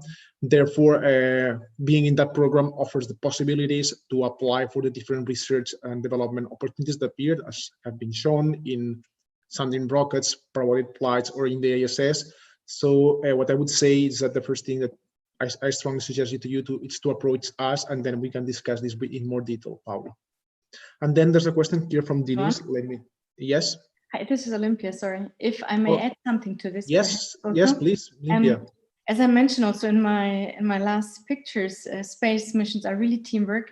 So we have also seen with Blue Origin, with the New Shepard missions, a lot of collaboration between US universities and European universities to also share a ride and to benefit from each other, from the funding, maybe through the NASA Flight Opportunity Program, whereas then the European university would deliver the hardware, for example, and then like this, it could be also shared. Just as an idea also to mention this. That's very good, and perhaps Deva can complement this, because Deva is the director of the MIT Portugal program, and It's a very clear example of this collaboration. And actually we had a presentation before from Ligia, who was explaining this, basically how they are partnered with Blue Origin to fly their experience. So Deva, if you want also to give some words on this. Yes, thank you. I'm here. I can't get my video on. Maybe someone can let me in. But anyhow, I'm very glad to comment. Oh, there we go. Wonderful. Yes. So under the MIT Portugal program, that's exactly it. Space is global now. So we're just looking for all opportunities, and we're very glad to have our suborbital campaign. So we had a really successful flight with students. The first time Portuguese students got to design and build and fly an experiment. And now we have our second one coming up this year. So we're just going to take advantage of all these opportunities. And so again, working across Europe and with universities worldwide, just want to facilitate, because we don't know any better way to inspire the next generation. I call them the Mars generation, to be able to really, design and build and get that space flight data. And the time cycles are so important. As a researcher and a PI, it takes me a decade to usually fly an experiment, but now students can participate and in literally weeks and months. So within 1 year cycle, you can design and develop and fly an experiment. So it's really exciting. Thank you, Deva. Yes, actually, this cooperation agreement is actually an excellent initiative. And I have here one question from Denise, and it's a question for Richard. It's a technical question. I don't know if you can answer, but basically what Denise is asking is if Virgin Galactic will be able to supply a commercial refrigeration incubation module system. I don't know, Richard, if you can answer this. Right now, the way that we're not providing a lot in the way of fixed laboratory hardware for the researchers. Typically what will happen is we provide the space, and then the researchers bring us their payloads and their experiments. And on something like a commercial refrigerator, so for example, we don't have one that we can offer you, but there are certain classes of tools that I think will come into being common, like glove boxes and refrigerators and things like that. I think we're just at the early stages of the suborbital microgravity industry now. But in terms of what is possible, we do have power and weight limits. I think we're limited to about 50 pounds per experiment, or sorry, 50 watts per experiment on power, and each stack of 4 is 200 pounds. So it depends on how much power a refrigerator would draw and how much it would weigh, and so we can accommodate. So if there's something that's already built, and if it fits that mid-deck locker form factor, we could probably fly it, assuming it's in the weight and power limitations that we have. Thank you. And I have perhaps a question. It's more for David, because Axiom Space is actually planning quite ahead in the future. You plan to send your first module to the ISS in 2024, for what I understood, and then to the TADS from the ISS in 2028. And perhaps my question is also related to the business development network that ESA is developing to try to foster commercial applications. So my question, David, is what's your plan actually to engage with commercial clients to utilize your space station, not only for space tourism, but also for commercial applications where they can develop some products? No, it's a good question. And so, I mean, between now, when we're starting to build our station, and by the time we have it up in 2024, we're working on developing that pipeline. And so initially we're flying research through the International Space Station. We're working a lot through the International Space Station Lab as an implementation partner to integrate folks' research onto the ISS. So we've got a couple of projects right now, for example, that are in the area of in-space manufacturing. So as folks kind of develop these use cases, and then they reach out to different funding agencies like SBIRs or NASA research agreement funds, or even there's funds through cases that sometimes flow as well. We will essentially help to integrate them onto the ISS. And as we start building that pipeline, like I mentioned earlier in the presentation, it'll give us a really easy way to then transition those researchers into Axiom Station. And so by building that infrastructure first through ISS, we're getting a lot of leverage to be able to then evolve our infrastructure as we sort of develop our research capabilities and facilities. Okay, thank you, David. So we are actually coming to an end. I don't know if anyone from the audience has another question. If not, what I would like to do is I would like to thank Dave Richard, Olympia, Bernard, and David for all your time. I enjoyed very much these presentations. For me, the future looks very bright, and actually how you are going to provide access to other sectors to do microgravity research. So thank you all for your time and for preparing these presentations. And I would like to finalize making a small summary of what we have had today in this workshop. We started this morning giving a more of an institutional point of view of why space is important in Portugal and what's actually the current status, both from a governmental point of view, Space Agency, ESA, and certainly from a medical agency that represents many associates. Then we have gone more into specifics on what's the space program of ESA and understanding why it's important and what are the platforms.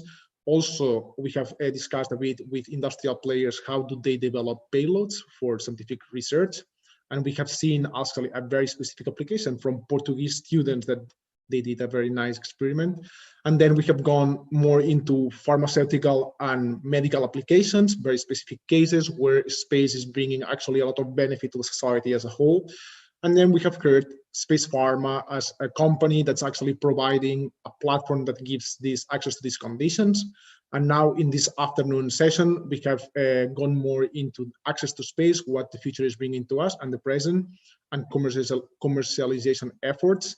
And with this, I believe that we have all gotten a broad overview of this very fascinating topic that Portugal actually wants to promote very much. So I want to thank you everyone for your time. I want to thank you all the audience also for attending this very long workshop and very interesting one, and hope to see you soon. Thank you very much. Thank you. Bye-bye.